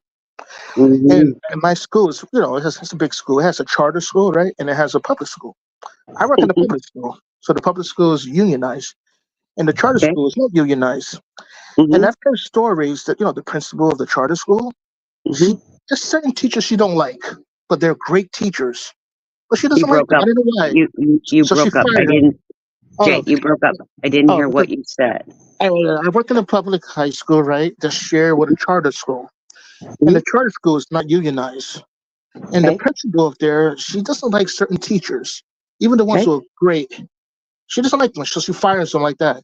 Even though they're great record teaching, she fires Who, them. who And determines if and who determines the if they're great? the principal, the charter school, the principal is like Okay. the sole decider. Charter Okay. school, anyway. But in the public school, if the principal doesn't like you, she can't just say, I don't like you, I'm going to fire you. It's like a process because the teacher's in a union. But But the here's my people, question. yeah, Here's my question though. Again, and New York is not a right to work state. Florida's a right to work state. Okay. yes, Which means at any time, any employer can terminate me for any reason. that's Okay. ridiculous. Okay. But wait a second. Huh? Wait a second. So, and this is what I saw in my union, but Yeah, I'm going to go back to this charter school, public school, and there's a process. Charter schools still have federal government processes they have to go through. You know that, right? I didn't know that. But Yeah. didn't know that. I don't know. Even I think even though even though Florida's a right to work state, if my employer would try to terminate me, there are laws that are state and federal that would protect me. So why do I hear these teachers say that I'm not protected in the charter school? Like Well, I'm scared. because I'm gonna tell you something. I have charter schools in Florida. There are charter schools in Minnesota. There are charter schools in Missouri. And there's public schools. Now, Florida has just passed that our charter schools do have to follow more of the guidelines of what our public schools do because they do get tax dollars. Your charter schools do get tax dollars. Yes. So they technically are and do have to follow the federal government laws. Do you know Hmm. that? Are you aware of that? And No. when I hear an educator or a nurse or a Walmart employee that says my boss is trying to fire me because he or she does not like me, that's a red flag to me because and I've seen it, I have witnessed it in an education process, in a nursing process, in a Walmart process. Those are your lazy ass employees. Those are the ones who do not want to take accountability for their actions or their behaviors or their standards, and they need that scapegoat. That's what I see. Just saying. And I'm going to tell you, I can compare Minnesota schools to New York schools, which is a blue state. You know that, right? Minnesota is a blue state. I thought it was a purple state. Nah, it's blue. No, it's more blue than. Yeah, it's blue. Trust me, I lived there for a long time. It's blue. You've Okay. got some red areas, but it's Okay. blue. See, when I Okay? think of Minnesota, I think of Michelle Bachmann. Remember her? Yeah, I do. Yeah. So, but all right, Michelle Bachmann. All right. But Or but what I'm yeah, going go to ahead. try to tell you, the education, and I just had a granddaughter graduate New York from a New York public school. I've got Oh, another granddaughter who is going into a New York middle school. all right. All right.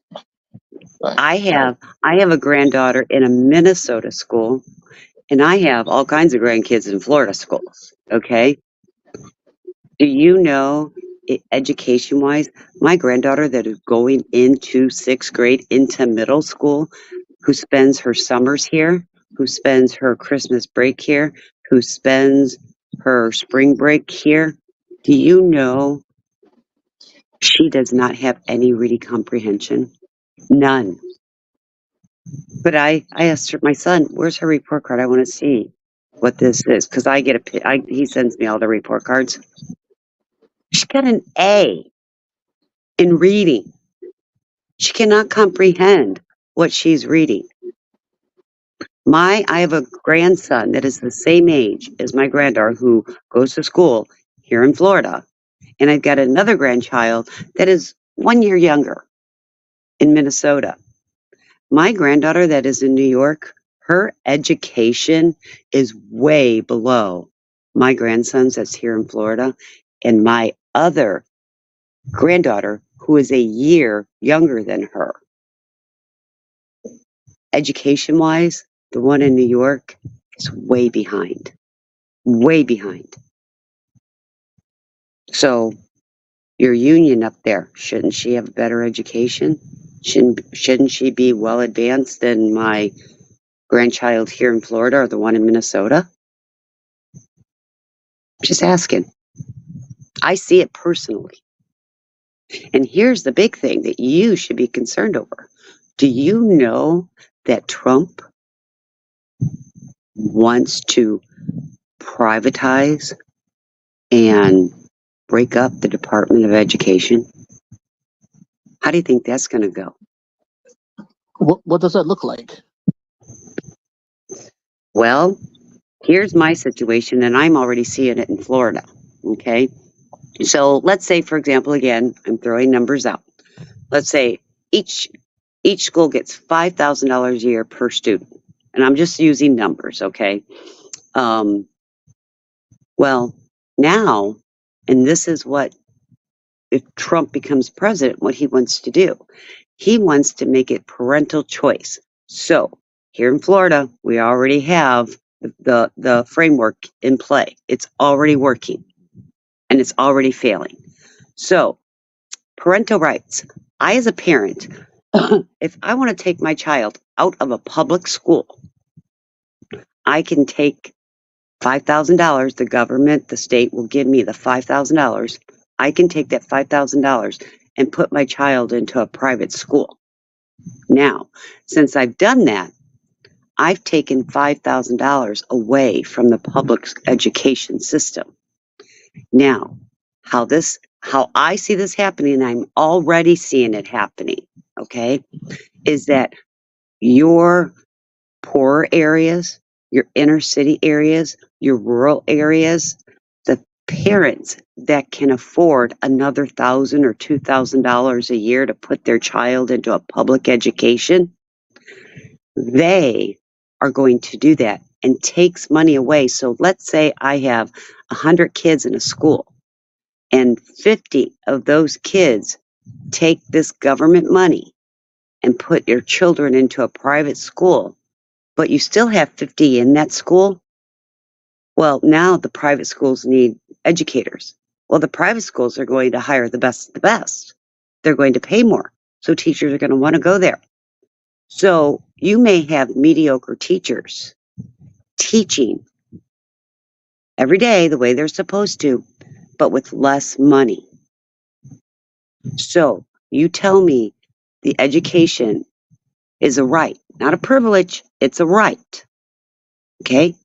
So when you do that, you're giving less money to the school, which there's less resources for these kids. So yes, butterflies are free. It is part of Project 2025, but it is also part of Trump's Agenda 47. So what's going to end up happening is that you are going to have kids across the United States not having the same education because they've taken the money away from public education. Now, don't get me wrong. The Department of Education does need revamped. But this privatizing and this parental rights where they are allowing parents to have money to put their kids in a private school is going to hurt the kids or the families that can't afford a private school. So But what do you think about Christine, that? Yes. the thing about it, what you're saying is true, but we got the biggest school district, the school district with the most money per student, the most money per student. In 23 of the in 23 schools, no one was proficient in math or reading. And that's Baltimore City. That's Baltimore, Maryland, that spends more money per student than anywhere else in this country. And you had 23 schools, not students, schools that were not proficient. No one was proficient in math or reading. It's already happening. Oh, I know. So why don't we give our kids the best opportunities to get an education that's actually worth anything? I understand we shouldn't privatize everything, but because of what's happened with a certain group, with a certain union, that union's more worried about getting their money and donating it to political campaigns than they are about the kids. That's what it seems to me. They're more worried about teaching these kids what gender they are or who they sleep with. That's what it seems to me. Okay, so, and this is, okay, and don't get me wrong. I think the Department of Education and AC, I am in these schools because I volunteer. I sit on some of their little advisory committees. When they started doing the book stuff here in Florida, man, I jumped right on that because it's like, whoa, wait a minute here. Literacy is very important. Having access to books is very important. Banning books, not so good. Now, moving the books around for age appropriate, okay, but I keep hearing this. Oh, they're teaching our children this, they're teaching our children that. I'm not seeing that. I'm not seeing where educators are going into a classroom, are telling children about sex or about who they should sleep with or if they're a boy or girl. And don't get me wrong, I have read the stuff going on out in California. I don't live out there, so I can't tell you I do or do not see it. Okay? And I also know some of the laws. One's just recently passed that if you have a child who is not the gender they were born with, and they have decided that they're not that gender, they're going to be the opposite gender. And if a parent does not want to support that child, or the parent does not want to do anything for that child, that CPS can come in and take that child away. I just saw that law that passed recently out in California. Okay. I'm not seeing it in our school district or in and don't get me wrong, I'm sure there are. You're always going to have that opposite thing where you're going to have a teacher do that. But privatizing and allowing parental choice, and I'll give you an example. In Florida gets like $7,000. Our private school in our area was like $7,500. Well, now they've realized that the government's giving them money, and in turn, the private school has raised their tuition annually to, I think next year it's $13,000. So these parents that have this extra $5,000 are going to be able to put their children into that private school, and that's taking money away from the public school. So that's going to affect classroom size. It's going to affect how many teachers are there. It's going to affect if they get computers or not. It's going to affect their extracurricular activities to pay the extra educators to be there later to do the coaching, because every time you coach, you get a little stipend along with that. I do not feel in general educators are trying to teach our children that. I just think it's more propaganda.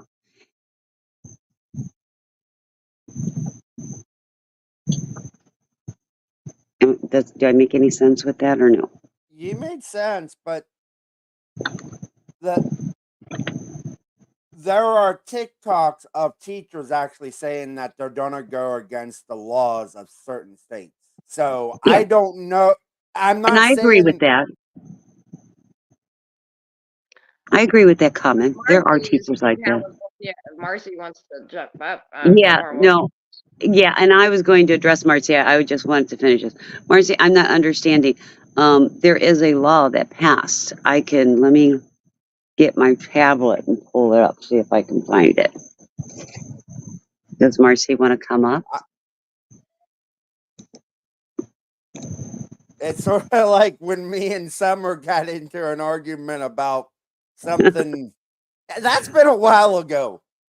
And Miss Summer, thank you so much for letting me come up here and talk about this.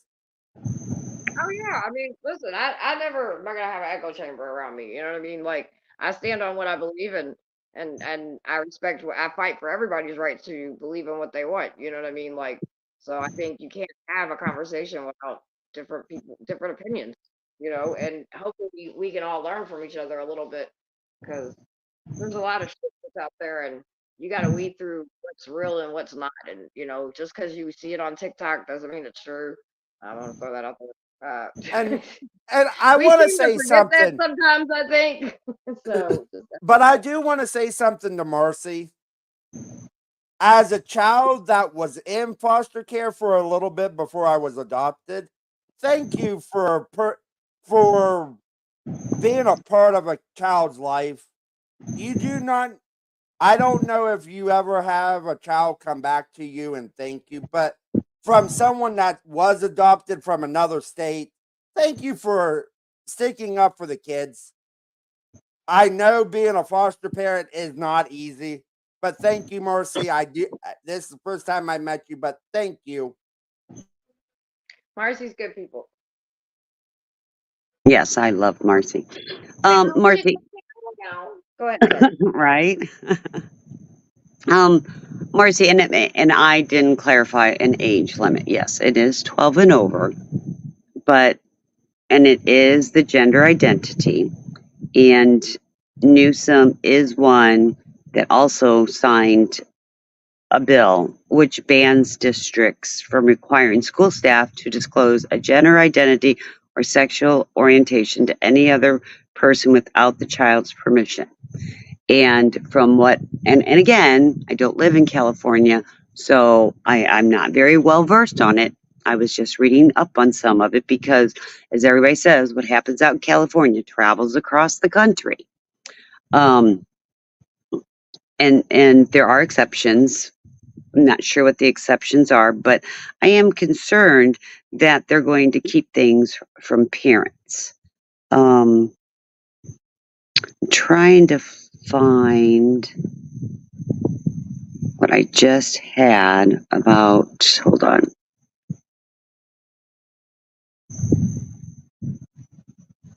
My iPad's very slow, so you're going to have to bear with me.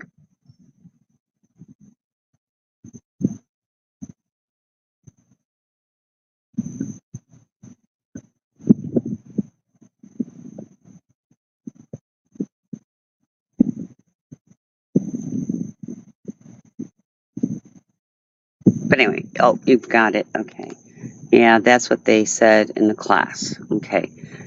Um, and what else did they say? I mean, did they talk about if the parents aren't supporting them, that they will remove the child? Because that's what's being said that I was reading, that's what they will do.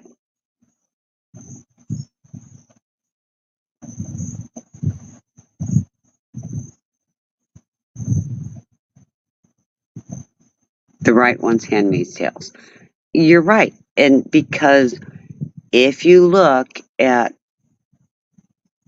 whether it's Project 2025 or look at Agenda 47, they want to make this back to a Christian country. They let But the see, that's kids the choose their issue. neighbors. That's the crazy thing, though. Like, I know.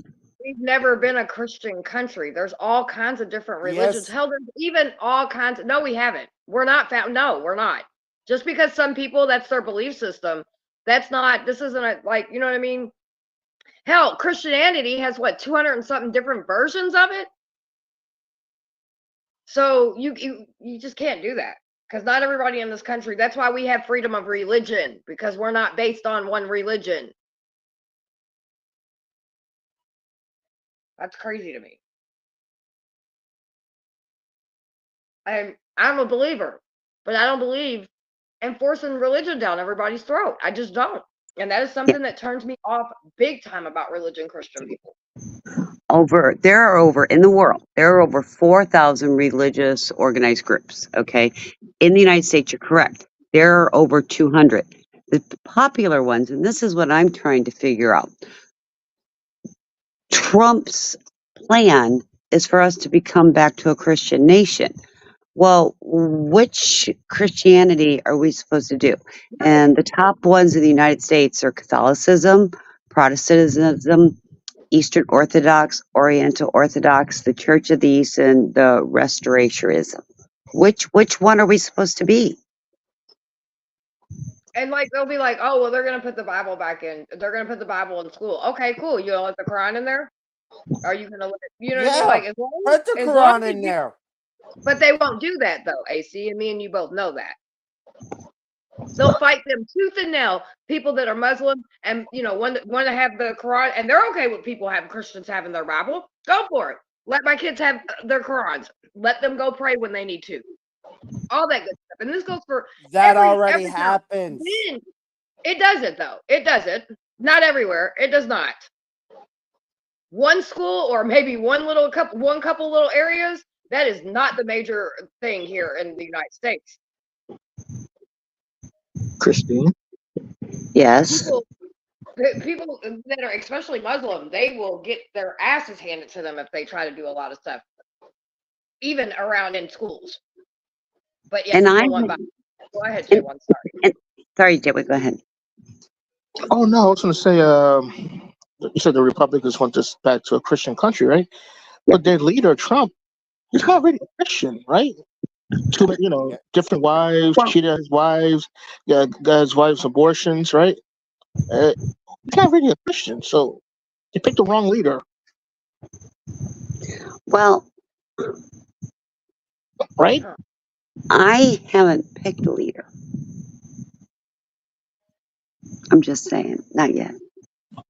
Oh, and one thing, what does that look like for everyday American making it a Christian country again? What? What does that look like? I have no clue because which What? Christian am I supposed to be? Right. And when were we a Christian country? That means a woman Just can't be. get abortions anymore. That's what they want. And I mean, as a woman, that's how they're interpreting abortion, but that's not how everybody in the faith, a walk of faith, doesn't also interpret. There are people that are Christians and run churches that'll tell you that abortion's allowed in Bibles. Did people realize that? That one I would love to have I would love to sit down with someone that actually thinks Shit, that. they do it all. It's all over YouTube. There's all kinds of people that are in the belief system that are believers. I know pastors that walk with us and stand with us um during our rallies and different things like that. And totally religious gurus that come after us and try to run us over or throw shit at us or call us whores and tell us we're all going to hell. Going telling somebody they're going to go to hell, that's just the greatest Christian thing to do, isn't it? That's loving like Jesus. There's no love like that, boy. You tell somebody go to hell, you are loving like Jesus, baby. I'm being Christine, sarcastic, by the way. Go ahead, AC. I don't think Christine. One thing, you can't be gay anymore. I respect gay people, but they can't be gay Well, that's anymore in a Christian country. the project 2024, right? They're going to be criminalizing people for their sexuality or who they decide to love. So That's if they're, and crazy. listen, hold on, and if you all remember, they just had, remember AC, because I threw a fit about it. They just had interracial marriage on the last voting ballot. Yep. Now they're talking about having plans to criminalize people that love from the Trump same would, sex. Who do you think is going to be after they criminalize people that are the same sex? It's going to be but the interracial couples. Chris, but Summer, the thing about it, I'm going to tell you this. Can you name me the president before he ever came into office that actually supported gay marriage? Can you tell me the first president before he was I can ever tell you. I can tell you tons of people that support it behind closed doors. We live in a society that the people, But because I of their, mean, but tell me the first president that okay, actually so before hold he on, you're went gonna in, tell me, hold on, in before one breath of air, you're gonna tell me he supports, and I'm assuming you're talking about Trump. You're gonna tell me that Trump supports gay marriage, but then talks about criminalizing gay marriage. Make where it make does he sense to say me. he's criminalizing it? He wants in his speeches, he has spoke that You he don't watch all wants his a speeches these family days. unit. Yeah, You, man and woman, but nothing in between. Man and woman. no, Obama Hold on one wasn't the second. first one. Yes, yes, yes, Obama did yes. it while he was in office. I said the Hold on first one Second second. term. president to actually support gay marriage before he was ever president, and it is Trump. He was the No, he's first not. one. He actually supported gay marriage before he ever set foot in office. All right, I'm Why? gonna do a dive on that because I'm gonna say that it's probably even somebody before Trump, Obama, but I No, clearly remember Obama supporting gay marriages and things it like was that. his second So and term. making a It stance was his on it. second term. It was not Well, before he was actually in office. well, it wasn't before There Trump. was actually So, or videos I of mean, him condemning it.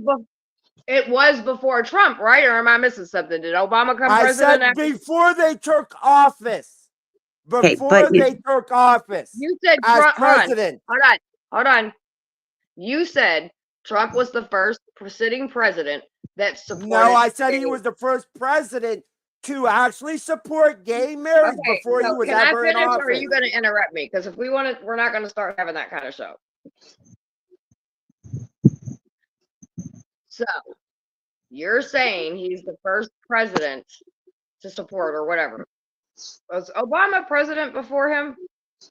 Yes, but Obama actually condemned it before he was president. I don't give a shit if he condemns it Trump or not. You actually asked. admitted. No. You asked what president, and then when people said that, I you said said no. Trump before was. he became president, before he took office. Listen, I'm not gonna sit here and argue about what a president that ain't gonna be fucking in seats no more, okay? And I don't give a shit. I know what Trump is saying now. Trump is saying now.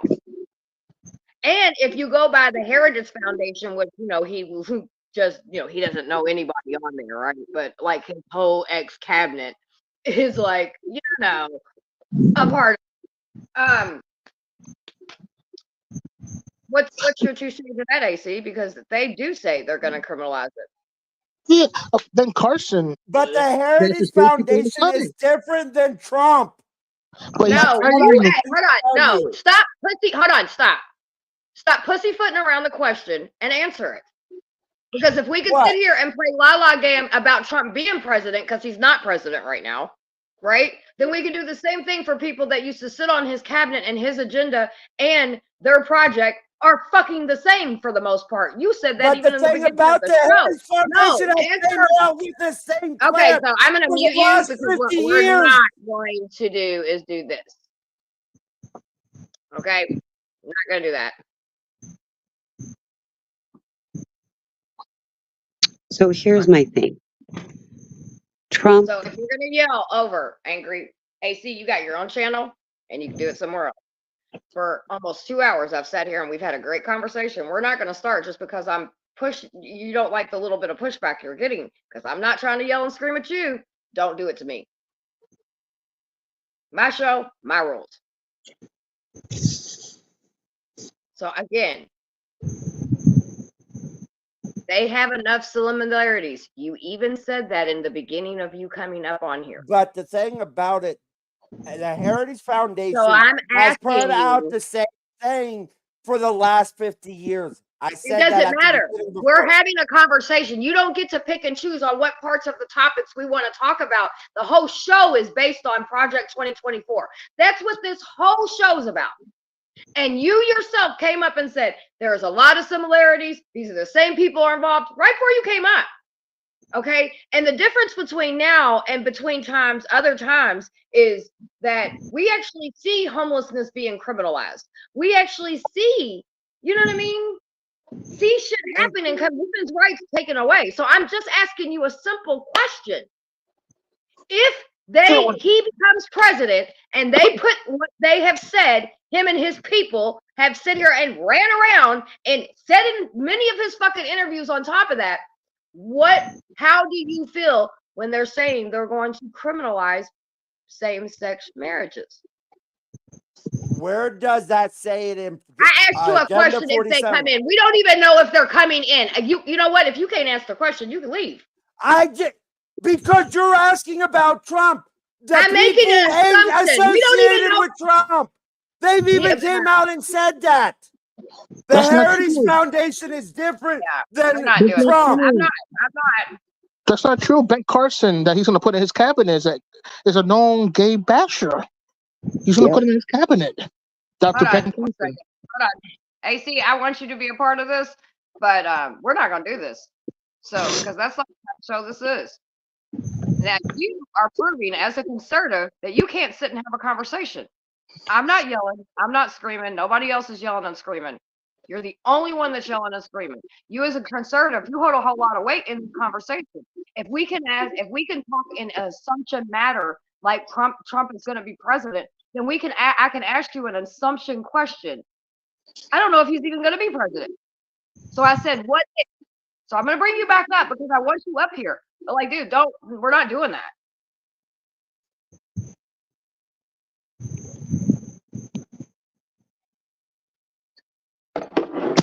You don't have to yell at me. We've had a conversation for 2 hours and I want it to stay a conversation. So I'm going to re-question.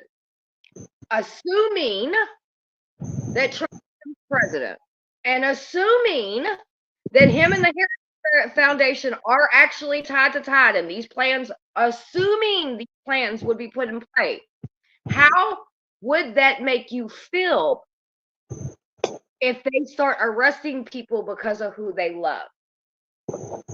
That would be bullshit. But how do you stop it? I also know that the Heritage Foundation has came out and said that they are not a part of Agenda 47. And I'm looking at Trump's platform. I actually have it in front of me right now. Donald Trump does not ever say that and it would actually have to be legislation. He can't do it by himself. If you're going to criticize Trump, you also would have to criticize every member of Congress that votes for it. That's something Trump can't do. If you listen to me, I criticize all of them anyway because I believe in us. I don't believe in the government that's fucking all of us, right? So let's start there. Secondly, do you want me to tell you how it could maybe happen? All right. Living in a fairy tale, right?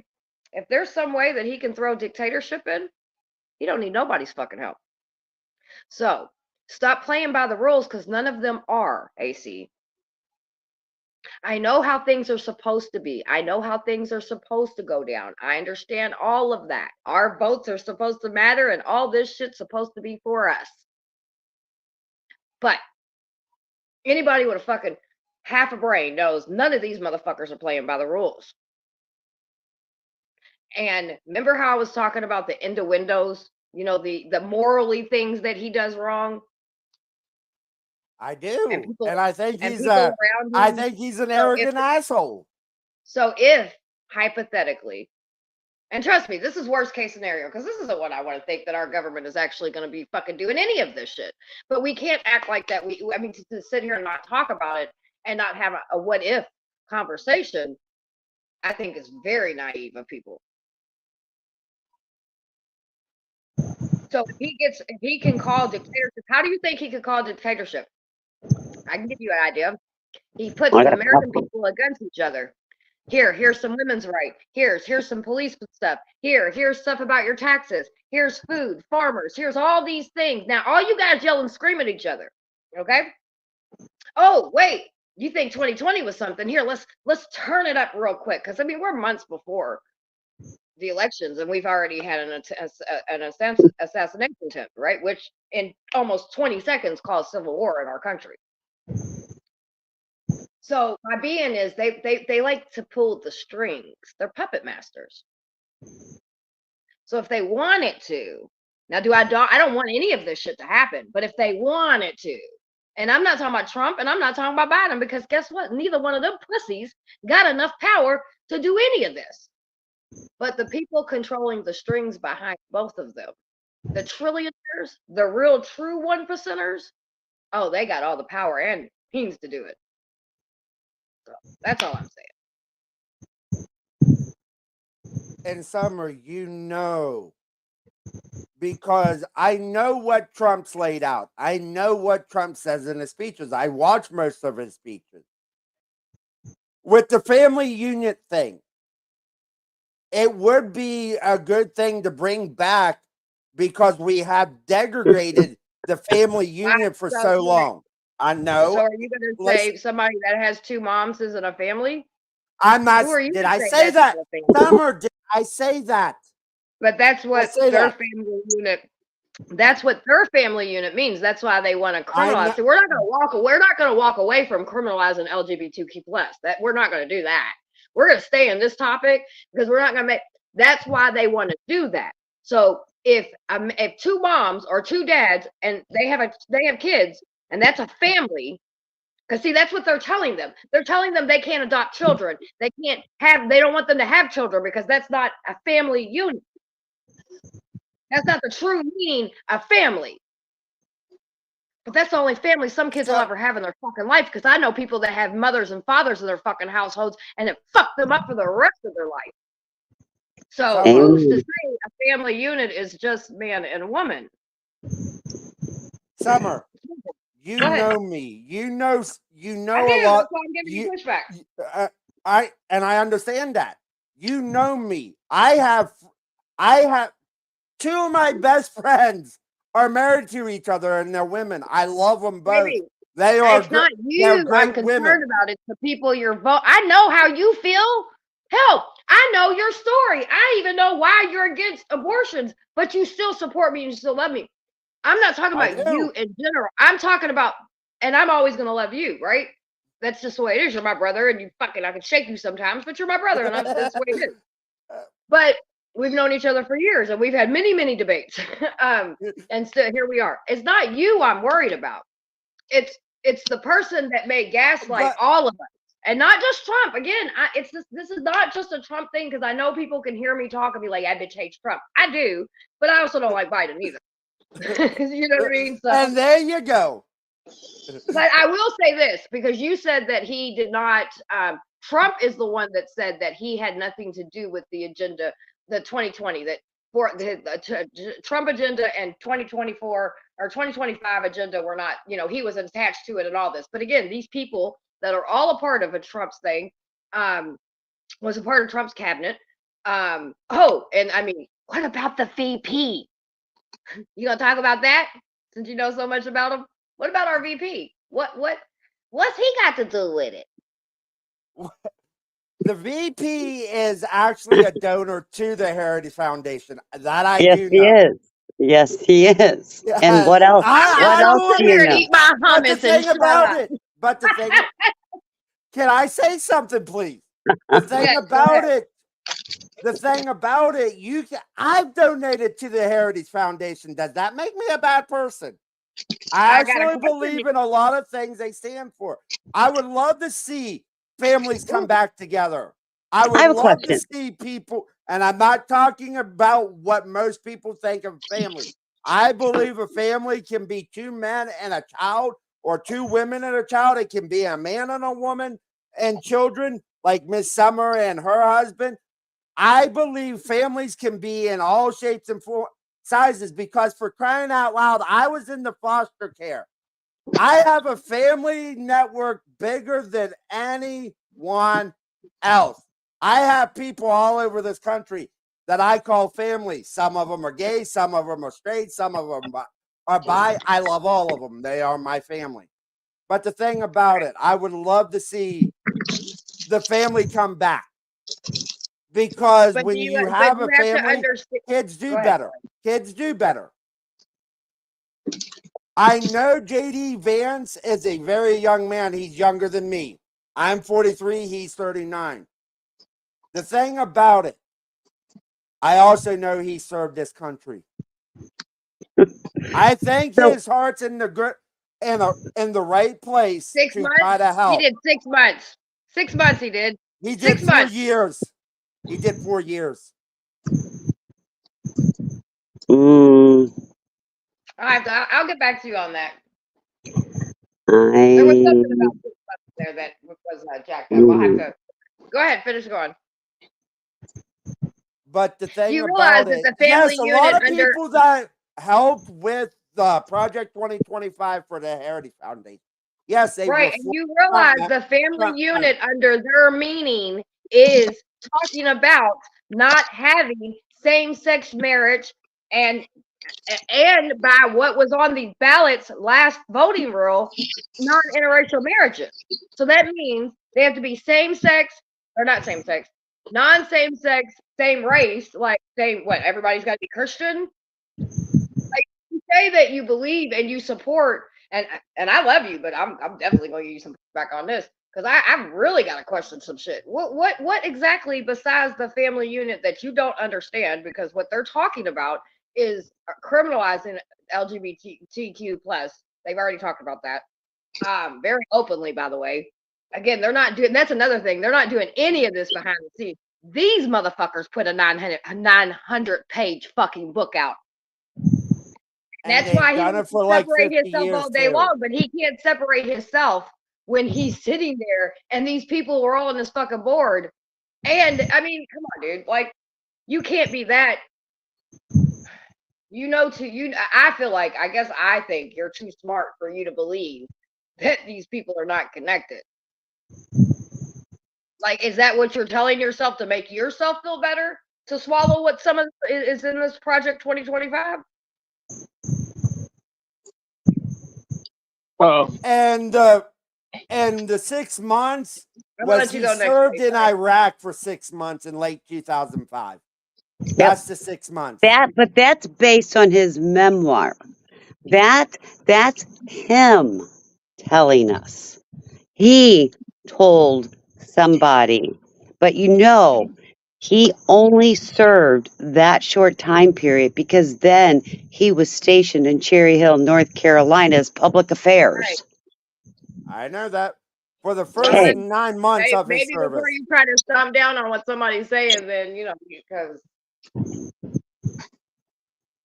He anyway, wasn't on a ship for 4 years.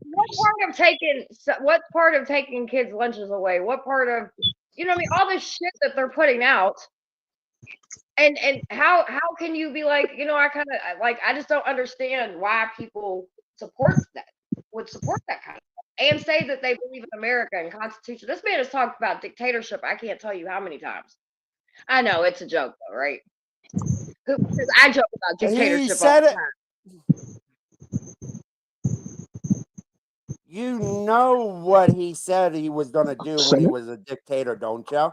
No dictator turns dictatorship for a day. And the fact that you all are so gaslighted and do not understand that, mind blowing to me. You know he trolls leftists. You know that, right?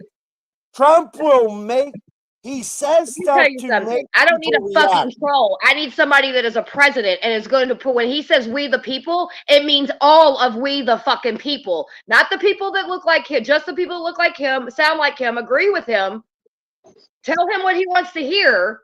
There has never been a time in history of dictatorship that somebody said, hey, you know what? I think I want to be a dictator for a day.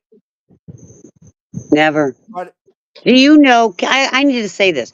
Do you know in 2016? And after that, after you, Christine, let Jay go back because me and AC Yes, keep going back and forth. My bad, Jay. We keep yes. leaving.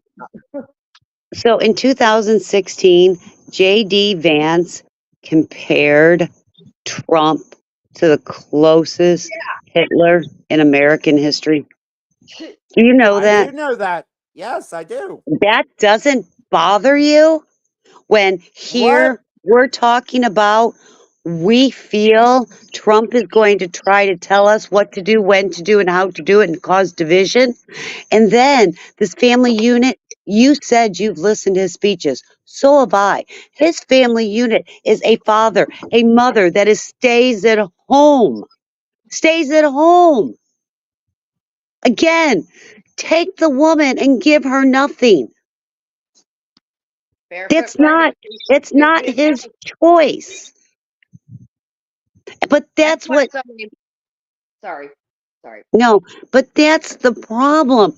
I've raised 4 sons. I've had a career. Apparently, I'm not a family unit when I listen to Trump. And I've been married 40 freaking years. But I'm not a family unit because I wasn't a stay at home mom. I had a career. That's a problem. By any chance, and then Jay, I'm gonna have you jump in. By any chance, I'm sorry, Jay. By any chance, besides me and Christine, has anybody on this panel ever watched any episodes of The Handmaid's Tale? No. Mm. No, AC, Jay, neither one of No. you. Do me a favor. I No. want you to watch a couple episodes of Handmaid's Tale. Okay. Yeah, please. I actually need you to watch a season of it, at least just one, and do it for me, AC. You know, when that show came out, a lot of people that had watched it before me were like, "Summer, you're not going to be able to watch this movie," or the show because it's actually a series. And I was like, "Well, I'm gonna watch it. I want to see what the fuck they're talking about." And it has a lot of elements. I mean, if you take away, the physical scene and different things like that, there's a lot of elements of it that it reminds me of trafficking type stuff. Very powerful, high up trafficking, politic, power, Hollywood trafficking. Um, I really think that people should watch a couple episodes of that. I really do because you will be able to see. Now, I obviously put it in our time and age, and I know that everybody on this panel and listening to this chat is smart enough to do this. Um, to sit there and put it in today's time. How they ripped women from their jobs, women that had careers and different things like that. They condemned women, took their children away, have women made for, sex slaves to produce people that can't, hire politicians and hire powerful people that can't, get their bloodline good and going. They kidnap these women and force them to have sex and have babies. And if they don't, they kill them. And if they do anything wrong, they hang them on a wall. And there's just a lot of things. I really believe that a lot of people, I mean, if you're going to sit around and talk about this shit, you should at least watch that show. Because I think it would maybe make you see things from a point of view that we're talking from in a realistic way. J1, what were you going to say, sweetie? No, no. I was just reading an article how it's the Vance guy. He's against gender affirming care. Say it one more time. Cy Vance, not Cy Vance. JD Vance is against gender affirming care. Yeah. Yeah, he's very, very. I thought, a lot of people looked at Mike Pence and seeing him as this, radical religious person, right? And he is. There's no doubt about that. But this group of people, the think tank, and the people that have donated to the think tank and support the think tank and have the think tank as their cabinets as they were sitting as president, all these people. Um, I don't know, dude. If even a quarter of this shit comes out to be that it's factual, even a quarter of it, we're fucked as we're fucked as the way we see our country. That's for sure. And I've never even his conversation last night at the Republican thing. There were lots of people that said that reminded of when Castro spoke in Cuba. I just, I don't know. I just think people need to pay attention. And listen, I don't even think it's gonna be. This could be pushed just through a Republican Party. I think yes, that's who's hanging on to it. Not the regular Republican Party, the extreme Republican Party. I don't feel like the regular Republican Party is onto that, but I feel like just like with Democrats, there's extreme Democrats, there's medium Democrats, and then there's whatever people that just vote blue. Same thing with I believe that in on the other side too.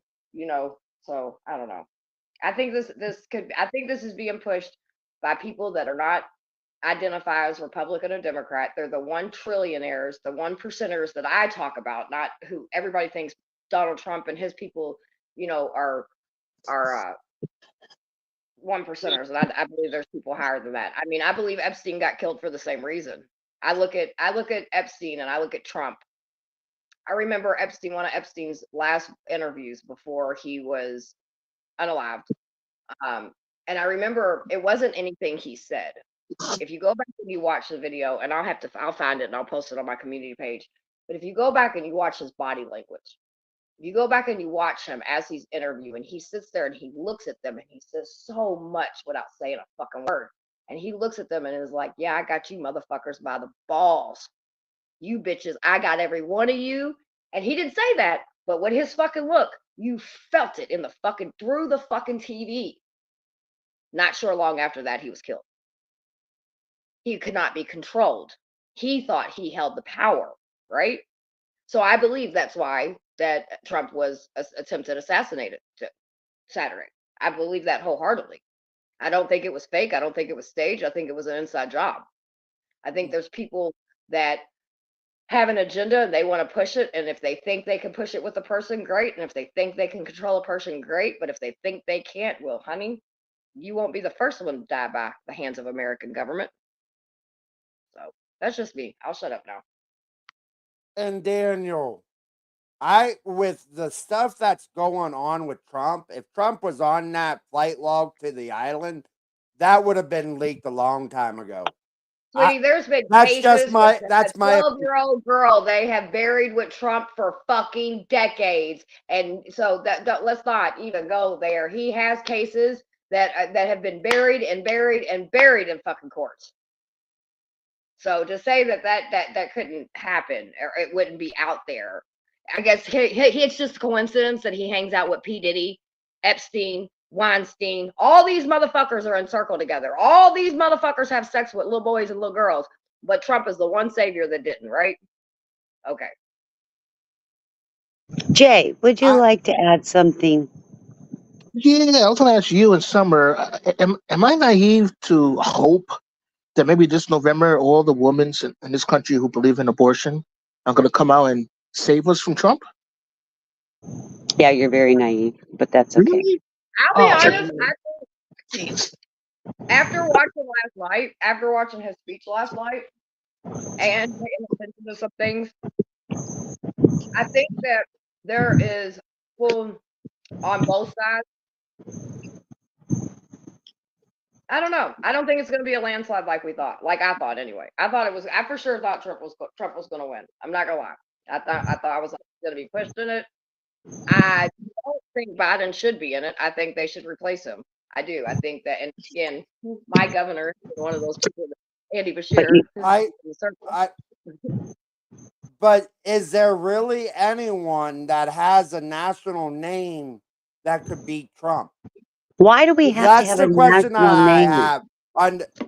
Honestly, yes. Because most people, I think if they got somebody that you could make it make sense to people between what Trump has done in his last session and to leading to this one and everything in between. Hmm.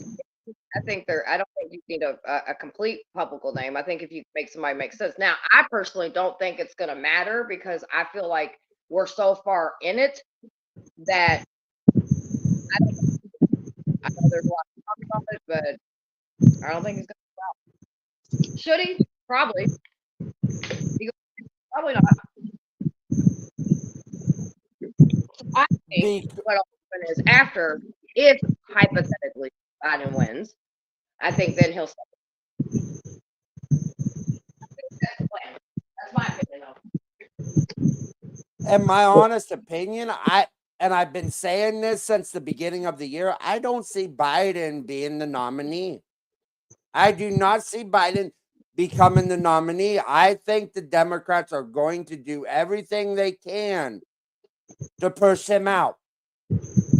I I know don't think what I I think with I think Biden is going to try to stick on for as long as he can until the Democrats, the elites of the Democratic Party, come in and say to most of the people, to the delegates, especially the super delegates, that they're not backing Biden. You're already seeing the ripples with everything going on. You're already seeing the cracks in the Democrat armor. but you know why they haven't replaced him or talked about it. You know why, right? Because It's money. you know It's you know money. no, it's not only money. You know as well as I do, we have our people on the right, but we also have the people on the left, and they know if they try to replace Biden or they try to replace Kamala, they're Yeah, going to lose votes. ver- the- if they skip it, if Kamala doesn't become, if Biden steps down and doesn't run for a re-election, and the Democrats go over Kamala, yeah, I know that, and it's kind of. I hate to say this because I was a Democrat for most of my life. I'm just going to tell you how it is. I was a Democrat for a very long time. I was a liberal for a very long time. I honestly think with what's happening in the Middle East and this battle brewing, you're going to see the Democrats split. You're going to see them split. You're already seeing them crack. And I think with the Republican Party, I think a lot of the establishment Republicans know that the voters are in control now. I think the Republicans have come, the establishment Republicans have come to realize that they don't have the way it used to be. They're dealing with a different group of people. Actually, Trump was on flight logs. Sorry to tell you that, hard boy, but yes, he was on flight logs. But it was, but yes, Nope, Trump he was was on on flight flight logs. logs, He was on but flight logs. it wasn't to the island. It was not to the island. Okay. The island's not the only place that things happened with Epstein stuff. You all realize that, right? You would know that if you watched if you paid attention to and understood the trial. So there's that. But I couldn't actually see the trial because it wasn't actually on TV for Delane. I know, but I everybody did could have went watch to it. I your mean, I did watch your it was recap of the it. trial of the century. I was in New York. I don't live in New York. I specifically came for that trial. So, I mean, I guess it's how bad you want to know what's going on in the world. Really, what's going on. And if we can ever get the stuff that's supposed to be dropped through that case that still has not been fucking released, then, maybe make excuses. So, okay. We're used to it. Right? It happened in my whole fucking life. I've heard excuses for abusers my whole fucking life. I'm not gonna change now. Oh, and that's another thing in Agenda 47 and in Project 2025. The border. Yeah, Build that wall. Like a wall's going to keep anybody out. Come on. right. That's again another. And I'm not saying something we don't need to we don't need to figure something out because we do. You know what I mean? But that's another thing that it's the biggest distraction next to abortion. And what I mean by that is if I can continue to feel mongrel,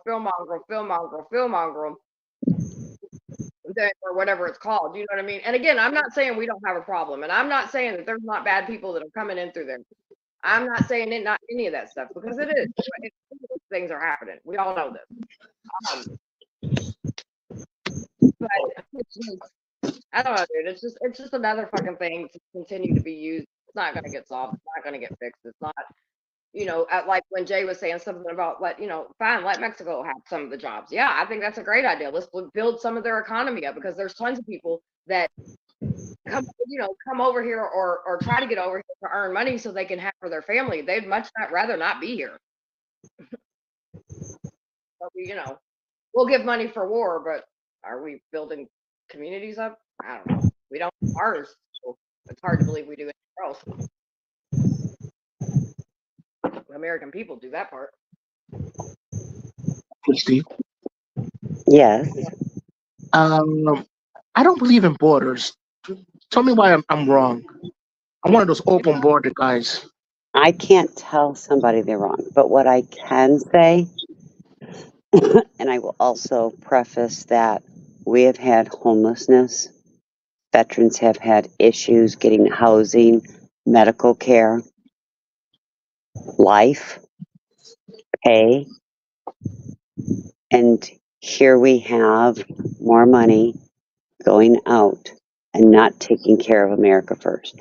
We have forgotten about Americans first with the money that we're sending to other countries for wars that aren't our business. We do realize the money though that they send to this is one thing I hear a lot. Oh, if they could only not send the money over to other places. That money wouldn't be going to homelessness anyway. That money wouldn't Well, be and going that's to why and that's why I crisis for prefaced it that Americans. we had it ahead of time. Right. Christine, for I'm example, gonna come back on my other phone. I'll be right back. Okay. So like here's my the, issue, Jay. Let me explain my issue. I do not believe in open borders. No, if you don't have borders, you do not have a country. Okay? You don't. So we might as well rename our country and get rid of our Constitution, get rid of our Bill of Rights because we don't have a country. What I will say is that we do need reform. And again, this is the big thing. Everything that was put in place decades ago we've outgrown them as the United States of America, as American people. Do we need a reform and make it easier for people to come into our country? Why is it United States is the only country?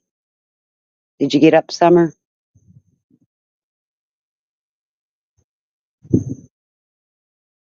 Yeah. Okay. Yeah. Why is it the United States supposedly is the only country in the world that aren't supposed to have borders? I understand we are a melting pot. We were built on immigrants. I'm not denying that. But you only have so much resources. And there is no way of knowing who or what is coming into our country. I want you to go to another country and tell me you can walk across their border, be given access to housing and food. Tell me, how do you have a country without borders? You can't.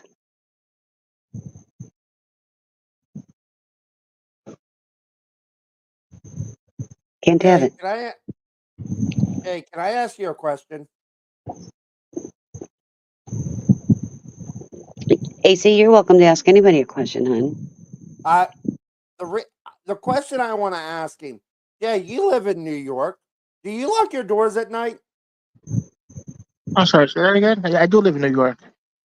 Do you lock your doors at night? Yes.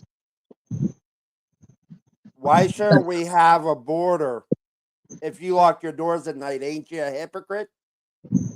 That border that we want to secure is our door. Come in the legal way. Come into the ports of entry instead of going between the ports and trying to escape. That's what makes me angry. If you lock your doors at night, why can't we lock our doors? Why can't we have a wall, a barrier, so people come into those ports to come in legally? I don't know. Aren't we like all created by God? We're all the same people. We Go to we another are now wait a created by minute. that. I Oh, agree. But the thing about it, we all live a different life. We all have different values. For me, and I love my sister Summer, but for me, I don't think abortion should be legal. I'm a survivor. And some of these people that are in here know this about me. I'm actually a survivor of an abortion attempt. I have health problems.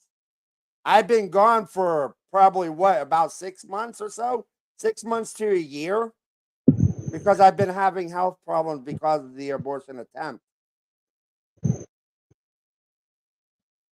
I will always stand for pro life. I want people to have kids.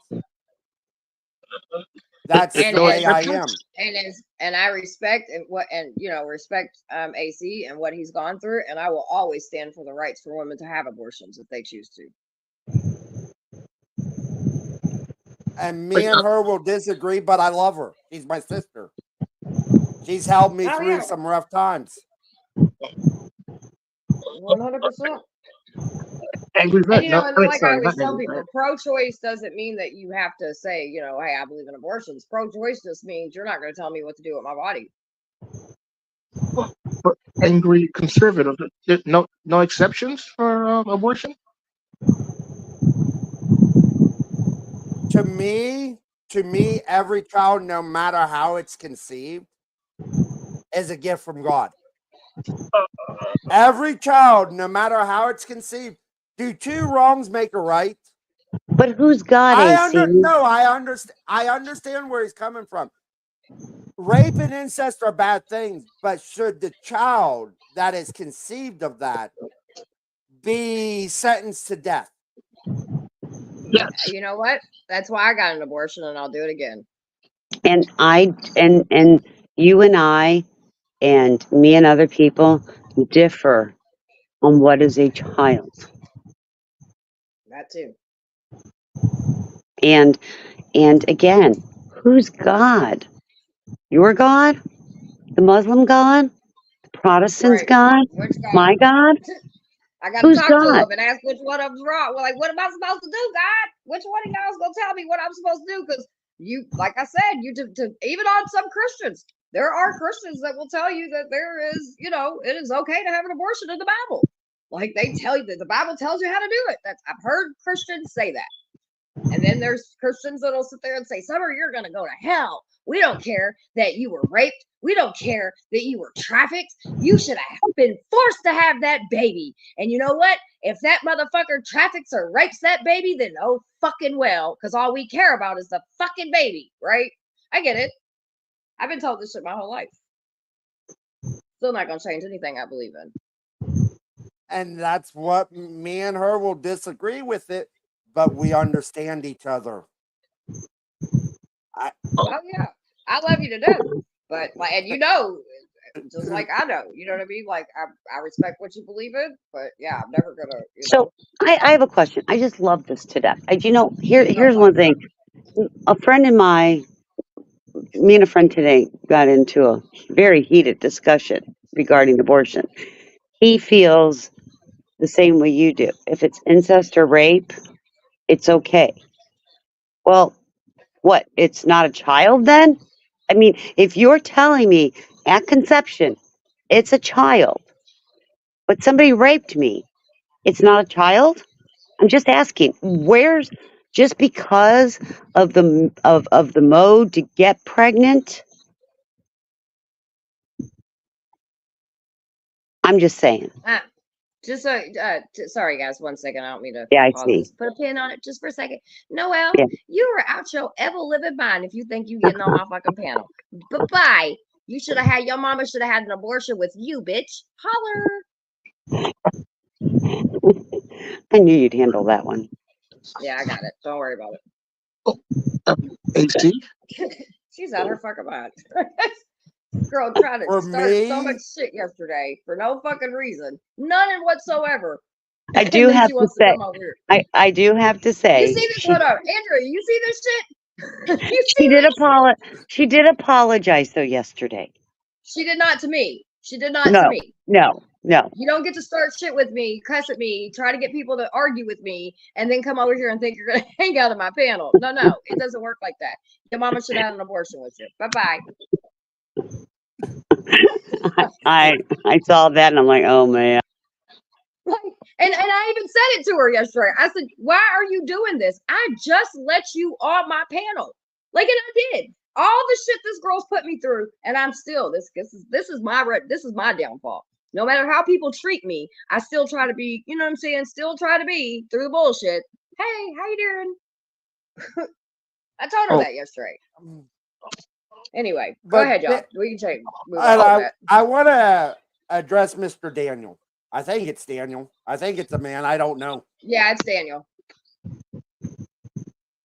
First off, there is something that can be done to help the baby and the woman, if that's the case. Called a cesarean section. I know women don't like them. I know they hurt like hell. I know Oh, the wait a minute. Wait a recovery minute. time's long. There's a higher But risk. It's not that they hurt like hell. There's a risk What? with Wait, what hurts like hell? I missed that part. the cesareans. C-section. Oh, here, this is my alley. Go ahead. What were you gonna say? I need to hear. Pay attention. You got my attention. I said they hurt like hell, but there is something that can be done to save the mother and the child. That can actually be done in that case if a mother's life's on the line, because I know with some abortions and third trimester abortions, they have to Oh, wait 2 days to actually have the complete abortion done. I do know Okay. that. First of And all, you can correct Miss Summer. I we're will going to listen go to ahead, you. Christine. I'm gonna let the go ahead, Christine. I'm gonna let her go for you first. I was biting my tongue. It might be bleeding. So, first of all, AC, you do realize that if there is a risk of a mother or child, that as a medical professional, we always save the mother's life first. You know why? Because the mother is a living, breathing human being. The child is not, as you call it. It is not. That's number one. Number two, when you do a cesarean section, it's not we don't want them. I've had four. I've had four cesarean sections. Twice I almost lost my life. It's not because of the pain or the scar or the recovery. It's the risk of being cut open, being put either A, general anesthesia, or B, numb from your rib cage down. There is a risk of coming out of that. It is risking my life. Okay, that's number one. And number two, I want you to show me what is the percentage of what you call late term abortions. Because I am going to tell you right here, right now, everybody calls this late term and you can have an abortion at 9 months. That's bullshit. 100% bullshit. There is no way any medical professional is going to do an abortion at 9 months, at 8 months, when you don't have a risk to the mother, number one. Number two, even if there is a risk to that mother and that fetus has a heartbeat, has a brain, because there are anomalies where they will do an abortion because A, the mother didn't have medical care up until the 8th month. B, the mother has chosen not to do ultrasounds or amniocentesis. And it can come up without a brain, without a skull, without lungs. I mean, there are many reasons that that need to be done, but those late term abortions, I am calling total BS for. You prove to me what's the percentage because it's low. It's very And low. I want to Go ahead. step in as a woman that's had 60 sections, that has had um, two tubal pregnancies, that has had multiple miscarriages, that has also had to choose between my life almost and my daughter's life. because when I had my first child, which was 12 and a half pounds, was the whole reason why I had a cesarean. They had given me too many drugs. My heart stopped on the table. Luckily, they got my daughter out before any of that happened. You know what I mean? Like, people, first of all, don't have C-sections and don't complain about C-sections because of the pain. Every woman that goes into a C-section understands the real consequences, because the doctors and nurses make you understand the real consequences of you even having a just regular C-section. You can die. It can be planned, it can be non-emergency, and you can still lose too much blood. Things can go horribly wrong very quick. You know, it's just and then the fact that they can turn around, because on hospital paperwork, when I had my very first miscarriage, I come out, me and my ex come out of the hospital. I looked down at the paper because I hadn't really looked at the paper until we were walking to the car, and I noticed that it said abortion on it. And I remember going off because I was like, what the fuck are you talking about? And that was when I was in my early 20s. Now you fast forward to, I'm a 45-year-old woman right now that's done had a shitload of babies, tons of miscarriages, lost tubes. I literally only have one fucking side of my shit's all fucked up due to childbirth, right? Now they're criminalizing women that have miscarriages. It isn't just about abortion. It's about controlling. And don't tell me no, they don't, because yes, they have Yes, tried they to. do. And me and you know that me and AC specifically was one of our big fucking blowups that we had was over a case that was involving shit like this. That came out to be very true. Now that little girl, That's what brought on me and you. on that aspect, that they were trying to criminalize the doctor because everybody was trying to act like this child, none of this really happened to her, and it did. But they're also criminalizing women for having miscarriages. That's the fucking problem of letting them have that. That's the whole reason. I'm not done yet. That is the whole reason why it went back to the federal courts from state, because it was once upon a time left to state, and women were dying at high rated speeds because, like I keep telling everybody, you're not stopping abortions. No. You're just killing women. Yep. That's it. You're not going to, no one in this world is going to stop a human being. There's laws in place every day for people not to murder. There's laws in place every day for people not to be pedos. There's laws in place every day. People break them every fucking day. You're not going to stop anything from happening if a human wants it to happen. All you're doing is discharging women. You're telling women, once again, over and over again, that we've heard our whole fucking lives. You ain't shit. And the thing is they care so much about this embryo when it's in my uterus, but as soon as that baby's born and has to go on some food stamps or Medicare, well, then you got all the same people telling me, bitch, you need to go get a fucking job. Your fucking baby sucking up the system. Da-da-da-da. You know, like, make your fucking minds up, people. You want me to have a bunch of fucking babies? Well, I might need some fucking help with them. Because, oh, by the way, birth control and shit's also trying to be made illegal, and that's under Trump's agenda and Project 2025. Thank you very much. Absolutely, 100%. Summer, you know where I stand with all of that. You know me. You know. I get that, but this ain't a mine and your conversation. This is a human race. But the one thing that I want to know. So, should abortion only be legal with rape and incest? Is that the only reason abortion should be legal anytime I decide I want to listen? It's me, period. And you're not stopping by telling me I can't go to have a safe abortion. You're not stopping me from having an abortion. You're just reminding me that women have been at the bottom of the barrel, and you can do whatever you want with my fucking rights. That's what you remind me, not anything else. You're not going to, it does. And I love you. You know this, but you also know I'm a blood person.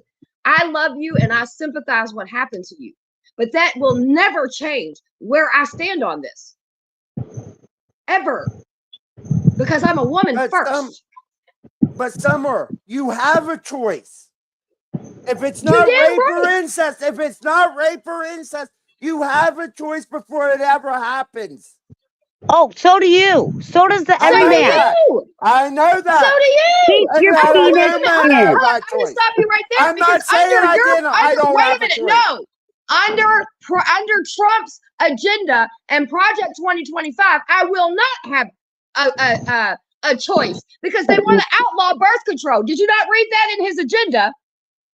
Do you know my He health said it insurance last don't night cover during it? his speech. So what choice My do I have if the same men are telling me I can't have an abortion, but also taking the birth control that's going to stop me from having an abortion? Make your fucking minds up. You can't have it both ways. my health insurance does not cover birth control. Did you know that? No, I Do did you know not know that. why? Well, they don't. And I'll tell you why. Because I work for a hospital that's a Christian hospital. So Right. they will not cover birth control. So And I'm explain this looking to at me. Trump's. I'm looking at Agenda 47 right now. I'm trying to So find. where's our choice? He said it last night on his when he was talking. He was talking about it. He's very clear that he's good on all of that. Can you show me a clip of him actually saying that he No, I'm wanted not. No, birth I'm not. I'm control? not going to pull a clip. You do enough research. Go find it. Because I as you can't. say, he's Because I've been trolling us. since they decided to take our rights away. I've been showing clips of my fucking rights. Go find it because he said it enough. He said it so many fucking times. The Republican Party, period, is when you're pro-life, you're not birth control. You understand that, right? AC, pro-life means no conceptions. Nothing interrupting the life of making a child. That's what pro-life is. So if you're gonna sit here and tell me to stand that you're pro-life, then stand on that. Don't sit here and tell me I got a fucking choice. Why your definition of pro-life means no conception It or does. contraception. My bad. No, well, there's no contraception, but it means you are not to stop conception. And Right. I always hear, and it's coming from men. I'm always hearing the woman has a choice. Oh, I'm sorry. I forgot. The man, the woman needs that penis and that sperm. Why can't the man be taught not to take his penis out of his pants? Why does the woman have to be taught to close her legs? Explain And this to me. statistics show that the most amount of abortions happening is because of failed birth control. That's right. I have two of them. That's the God's honest fucking truth. That regardless of people want to tell you, oh, they just go out here and do it for a punch card, and they don't have nothing better to do on a Friday night. Let's go have a bunch of abortions. It doesn't work that way. I know I troll people and say I'm going to go have 5 abortions in one day, but it doesn't work that way. Christina, so I have a question for you. Go for it. Oh, I support abortion, so it's not me. But I'm curious. When you Summer and Christine got the abortion, did your partner supported it? If you didn't, did it matter? None of my partner's business. It's my body. I Uh, uh, was raped, and I was oh, raped in traffic, so no, sorry, I didn't sorry, tell sorry, it. sorry, Summer, The sorry, only sorry. No, you're okay. I was raped in traffic when mine happened, so no, I didn't tell anybody. That a friend of mine knew. That was it. And the other one, I went by myself. Oh, And wow. And it's my to this body. day, and hold on, but wait a minute, hold on. But to this day, no one can tell me any fucking thing. I saved my babies because I know what could have happened. Uh, So, regardless of what people think of me, how people judge me, I don't care. I'm very open about my story. I've spoken about this nationally, and I don't, I don't regret it, and I do it all over again. And no matter what anybody tells me, I'm gonna see my babies again, and I protected my babies. Summer, Christine, I was just thinking right in my head right now. Let's say I had a girlfriend, right, a wife, and she got pregnant, but she doesn't want the kid, but I want it. Who You're not your wins? problem. It's not your body. Oh, Do you know I went to go get my tubes tied after my third son? And do you know they wanted my husband's signature? Yep. Really? Are you freaking kidding me? He And doesn't own me. not oh, to interrupt you, but I do want to kind of bounce back to what choices women have, right? Okay. So we talk about choices that women have, and this is a lot of people don't realize. A lot of people don't realize there are people in this world that don't want to have children, whether it be because of abuse they've been through and they just feel like they can't handle children, financially they can't, whatever reasons, they decide they don't want children, right? Do you know that a woman has to be like almost 30 years old before you can get a doctor to sign off on tying your tubes? Also, And you have to have children. and yeah, because well, that's why you have to. I know one chick that had to wait until she was almost 30 years old. She had no children because that was the thing. She wasn't married. She didn't have any children. They would not allow her, even though you can reverse a tubalization, right? Even though, just like with a vasectomy, you can reverse that as well. Okay, so these aren't even the only permanent decision is when a woman gets a uterus, her uterus taken out, right? Then it's like, okay, well, you can't do it no more. But it just, I don't know, dude. It's so anyway, as I was saying, I've got a little I need to put my blood down. Hold on. I had to smoke for a second. I was like, you have to get It's okay. permission. You can't get your tubes tied. So if there's a lot of women that are like, you know what, I don't want to have kids. They wouldn't even have to have abortions if they were allowed to get their tubes tied, but they can't do that. They have to have permission of a man. You have to have a permission slip, 100%, right? So no, when I got my abortions, no, nobody knew about it. When I had my tubal pregnancies, no one cared. And let's just be honest, not all my children, but a couple of my children, their fathers didn't give two shits. Now, J1, to piggyback on what you just said, I feel like that in an adult, responsible relationship, I believe, and this is what I tell my sons, have conversations with the women you are laying with before you put your seed in any woman or female, for that matter. Be responsible.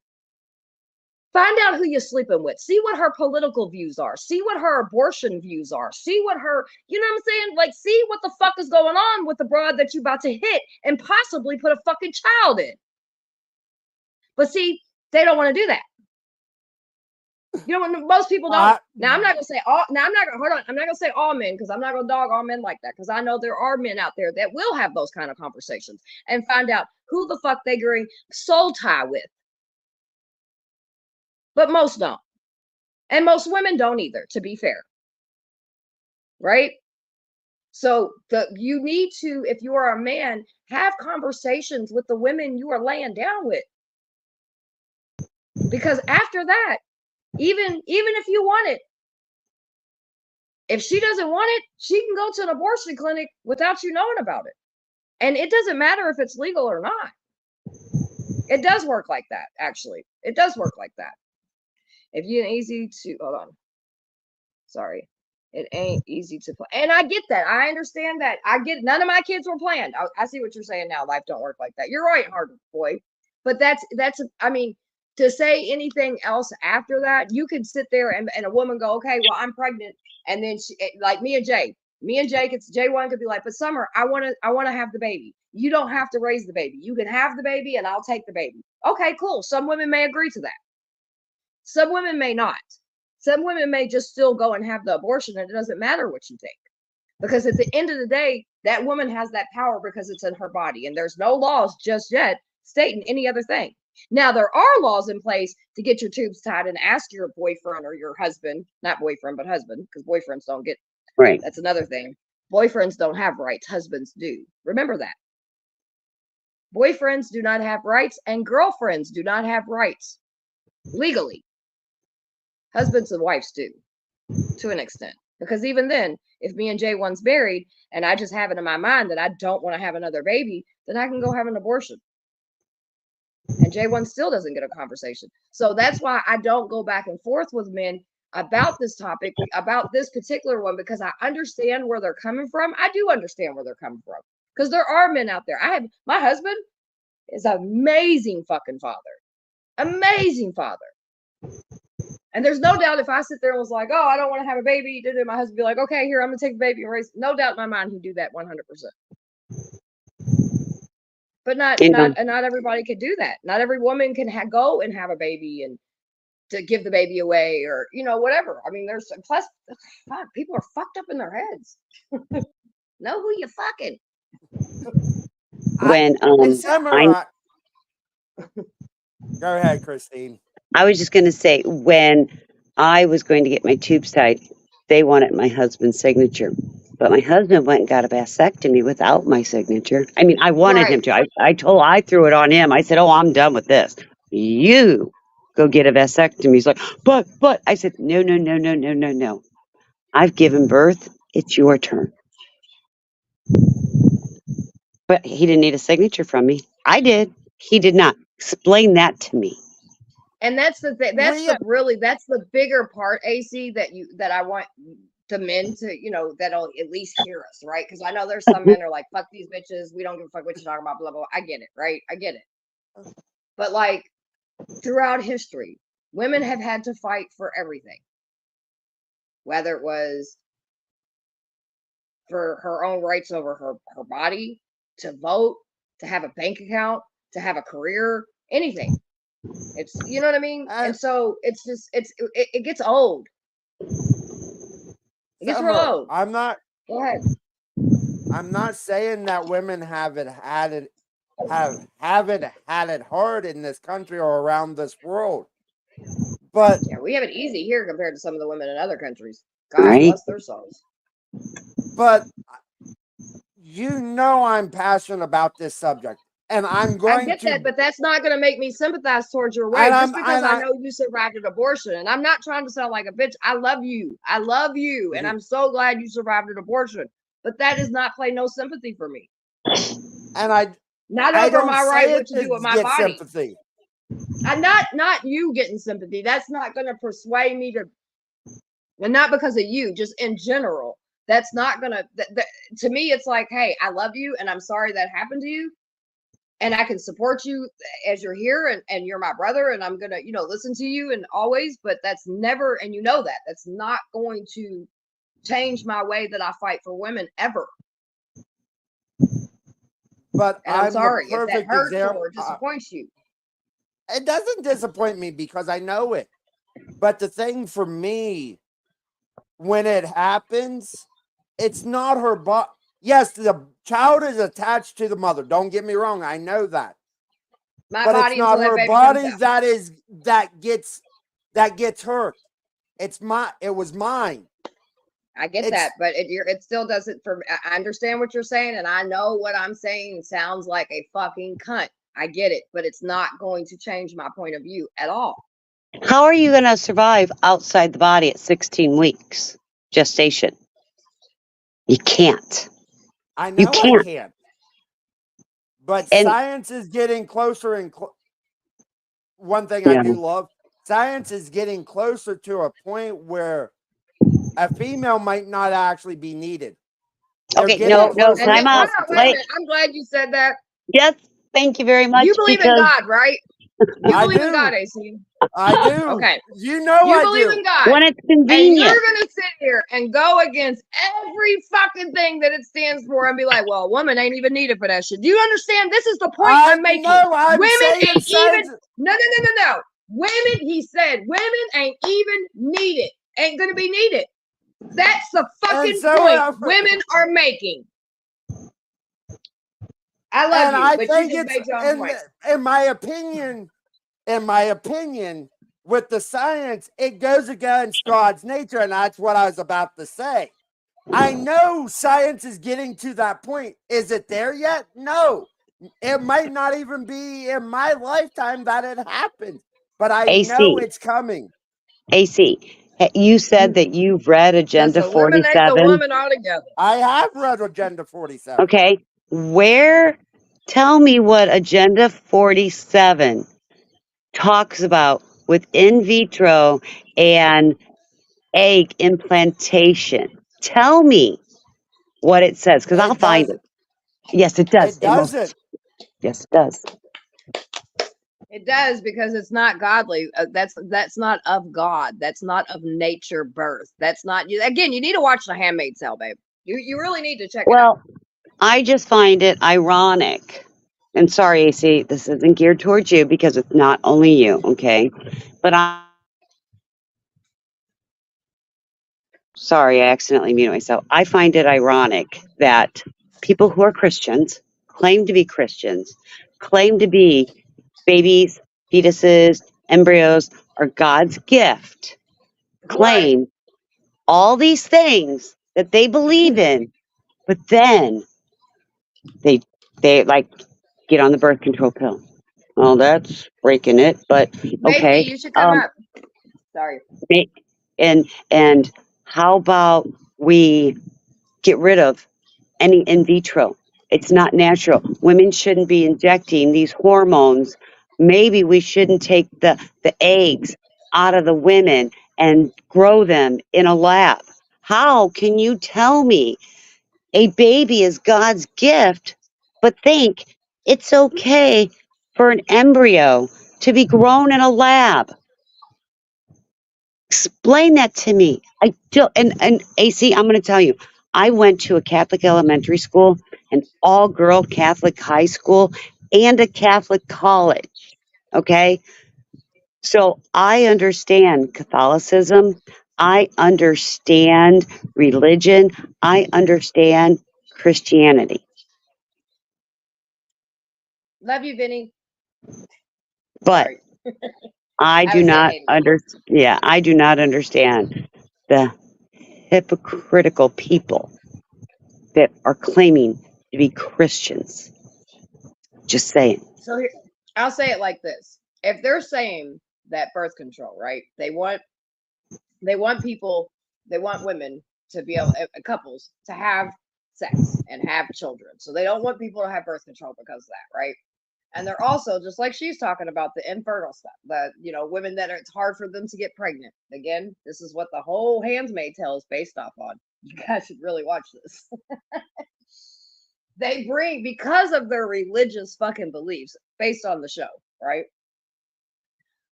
Because of their extreme religious beliefs, they can't do infertils or whatever. What is it called? Fucking Katrine, Christine, in vitro, In where they vitro help make. fertilization. Yes, that part. They're against it because they're so involved in their they're so involved. Uh, yes, it's yes. The Handmaid's Tale is on Netflix or it's on Hulu or Netflix on one of them. Anyway, but because of their religious guru, they bring in. So and what's crazy is six just comes in.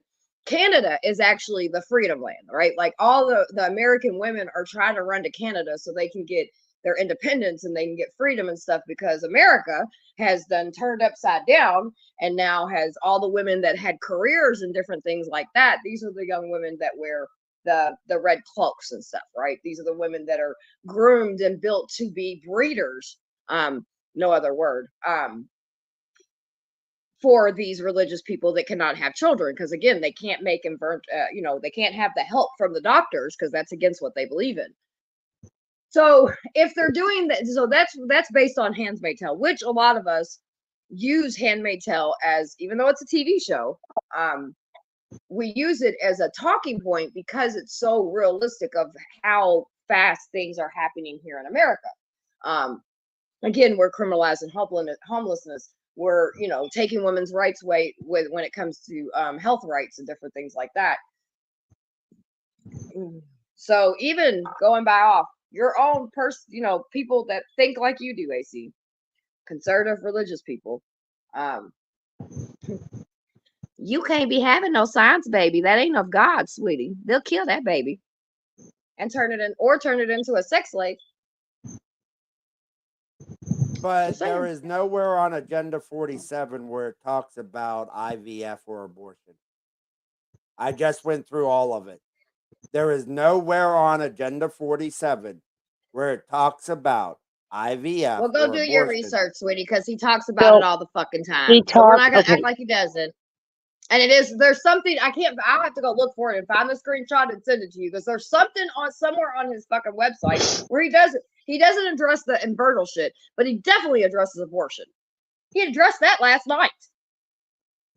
Now the invertal shit, no, he hasn't addressed that, but that is a part of the no birth control aspect of things. It is. So you have to get educated in women's health care and know these things. And Not just AC, abortion that they're going after. and AC, we need to all realize this Agenda 47 is a synopsis of all his speeches and everything he wants to do. So you've listened to his speeches. I've listened to most of his speeches, at least most of it, but I can only tolerate so much of it because he angers me. We know he has spoken on all these things. We know his beliefs. And the funny thing is, I don't truly feel it's his beliefs.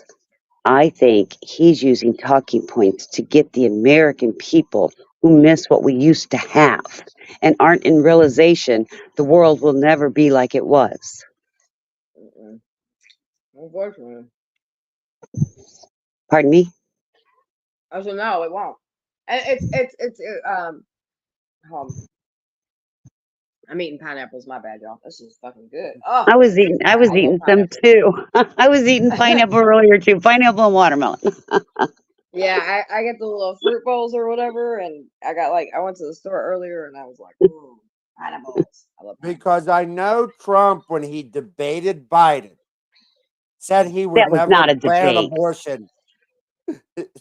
that Christine, I agree He said with he was that. going to That ban wasn't a abortion debate. then, No, and he No, he also said claimed. it in the Senate. Yeah, he claimed he wasn't. But here's the other thing.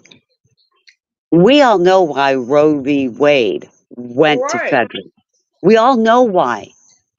And I'm going to tell but you, Come on, AC, AC. As smart as you are, you know exactly why they locked down that Supreme Court. Come on. but the thing about it, even Ruth Bader Ginsburg said Roe versus Wade was not judged right. That's her own words. That was a I liberal don't give a justice. fuck what her words are. Their actions was they took my rights away. So yep, their opinions really don't mean shit to me when it comes to my fucking rights. And when it's your rights, you'll understand how I feel. Sorry. Your opinions don't matter over my fucking uterus. It went back to where it should have been with the states. You have No, a right. the reason why, no, I'm going to stop you there, AC. The reason why it lost state power. Do you not understand, or are you just not hearing? Which one is it? The reason why state lost power was because women, and I'm talking hundreds of thousands of women and high rated, speeded church women, professional women, housewives were dying from fucking botched abortions.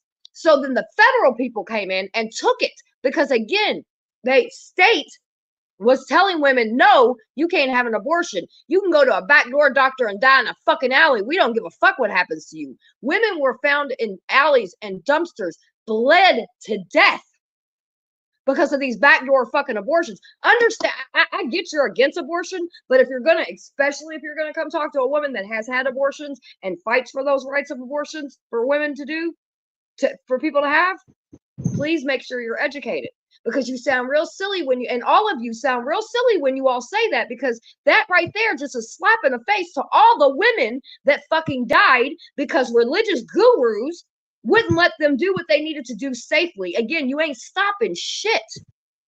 You're just letting me know that I don't fucking matter. and AC, in general, and again, I'd like to see the percentage of abortions that failed and it ended up with a person. It's not. The percentage is That's all. not that high.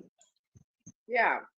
If they would have, if they would have, if state would have found back then, right, if state would have found a reasonable way for women to be able to have safe abortions, we wouldn't even be having this fucking conversation. There wouldn't have been no such thing as Roe versus Wade. But then 50 years later, people that don't even understand, men that don't understand what it, because even if you've been raped as a man, you'll never know what it's be like to feel like to be raped and get pregnant. Nope.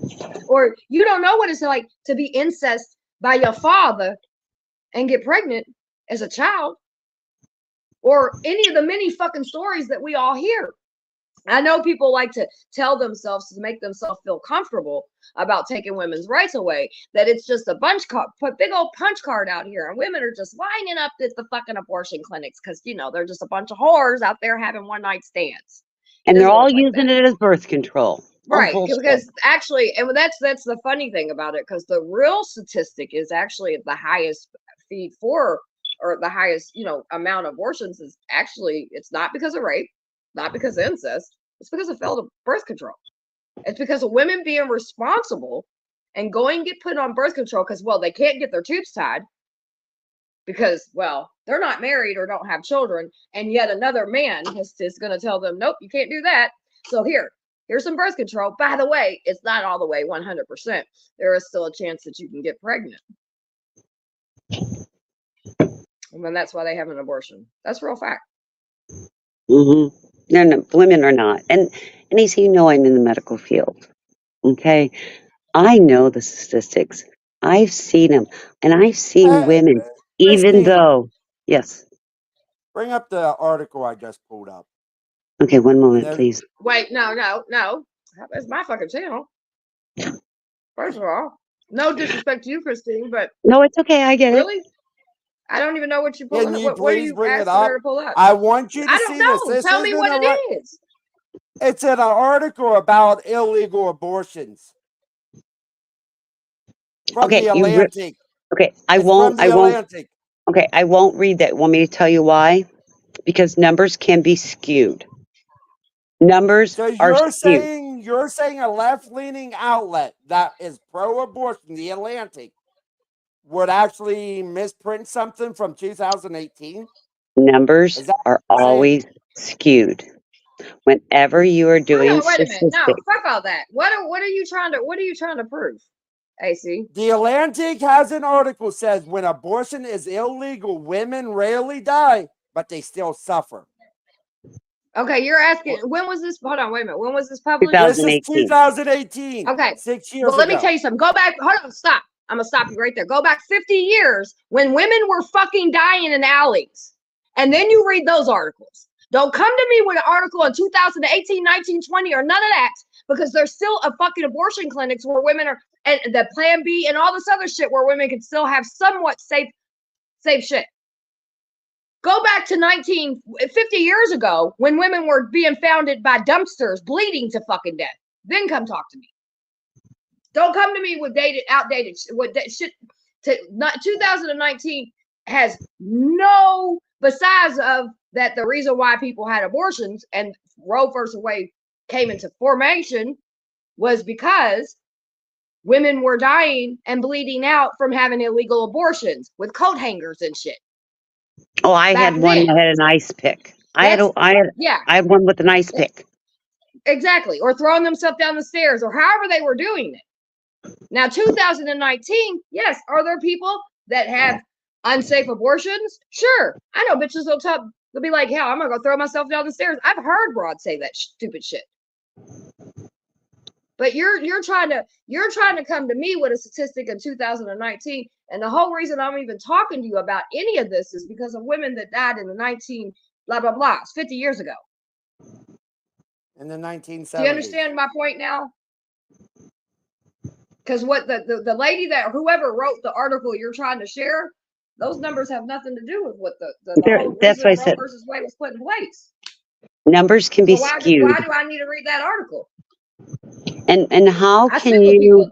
I sit with women that have had unsafe abortions because they couldn't afford anything and did something stupid, and then ended up having to go to the fucking hospital, so somebody like Christine could help them. Yeah, without judging them, sure. and then they feel judged and don't want to come in because they think we're going to judge them. And I told a woman, infection. I don't care how many abortions you've had, you are here. I am taking care of you now. Now. That's crazy. And I love you and I respect you. You know that, AC. But I can't even believe you know me well enough to know that I'm not even going to entertain something like that. Especially if the whole debate is the reason why feds took it over state. And that's why, if you notice, only religious people were happy about state getting it. Those same people had you believing the 10-year-old girl that was raped was all made up by Antifa and the lefts, that we were lying. And you know, I helped with that case personally. I do. AC, what happened? What happened with that particular conversation? That was sad. after me and you talked. Within what was it? Less than 12 hours. Less than 12 hours. It was And I knew less it was than coming 12 out, but I hours. It couldn't came tell you all. everything. It was all. It was all over, and I was like, "What?" Because there was So a lot. one night, AC, my brother, I love him to death. He has every right. Listen, I go over when he's talking, and I don't go clown and troll his chat or anything like that when he talks about his pro-life stuff. I support him in that because I support him in his decision. It's just not a decision that works for me or the people I fight for. But I respect his decision because I understand he's a survivor of an abortion. I get that. We've had long nights off of YouTube conversations. Anyway, he was doing a show. It was the time that the 10-year-old that made national news had got raped by her father and all this stuff. There was all kinds of people that believed that pro-life people were sitting there saying, you know, you guys are lying about this kid. I helped with this case personally. Like I was personally, not me personally, but I helped in this particular case. I guess that's a better way to say it. So there was things that I could not say because for safety of the client, for safety of the doctors, the safety of the advocates that were helping, because everybody was getting death threats. Everybody, there's all kinds of shit going on.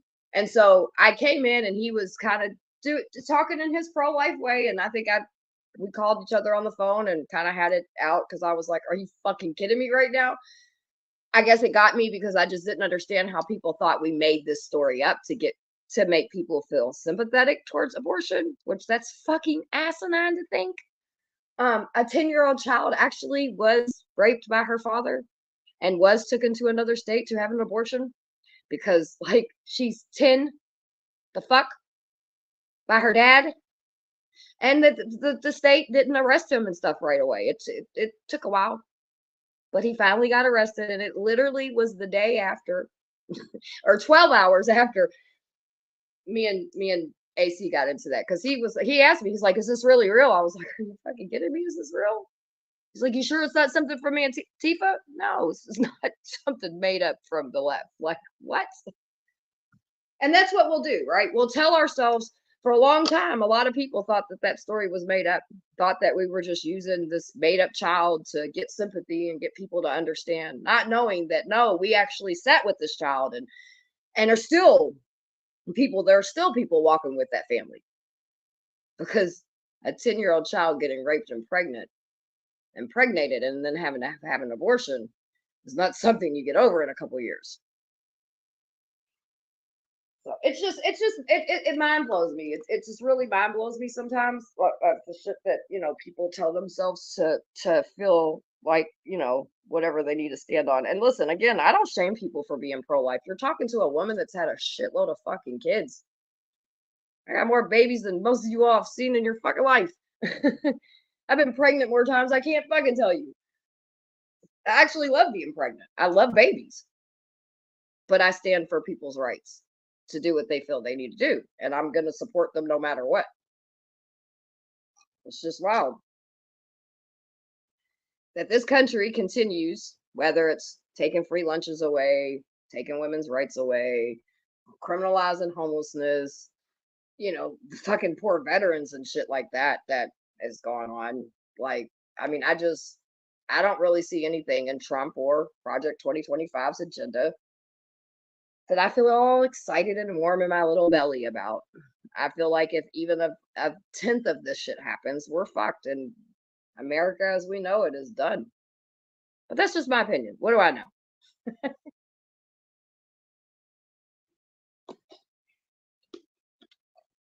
And I'm Boy, actually oh boy. looking. Huh? I'm actually looking to see what the actual number there Well, baby, you can because look for the I've numbers and you actually can do the seen no, research. I've I'm seen a not going to number. entertain any of it because I know it already and I know it's true. This is something you need. I'm not going to show anything. I'm not people that understand this. We already know why Roe versus Wade came in play. You just don't. So you can educate your. I'm not gonna insult me of having an abortion or anybody that died from that 50 years ago. Their spirit. I'm not gonna insult them with that because that again, that's the whole reason why it went to Supreme Court. So I would appreciate if you got educated, but you don't have to do it to show numbers on my behalf.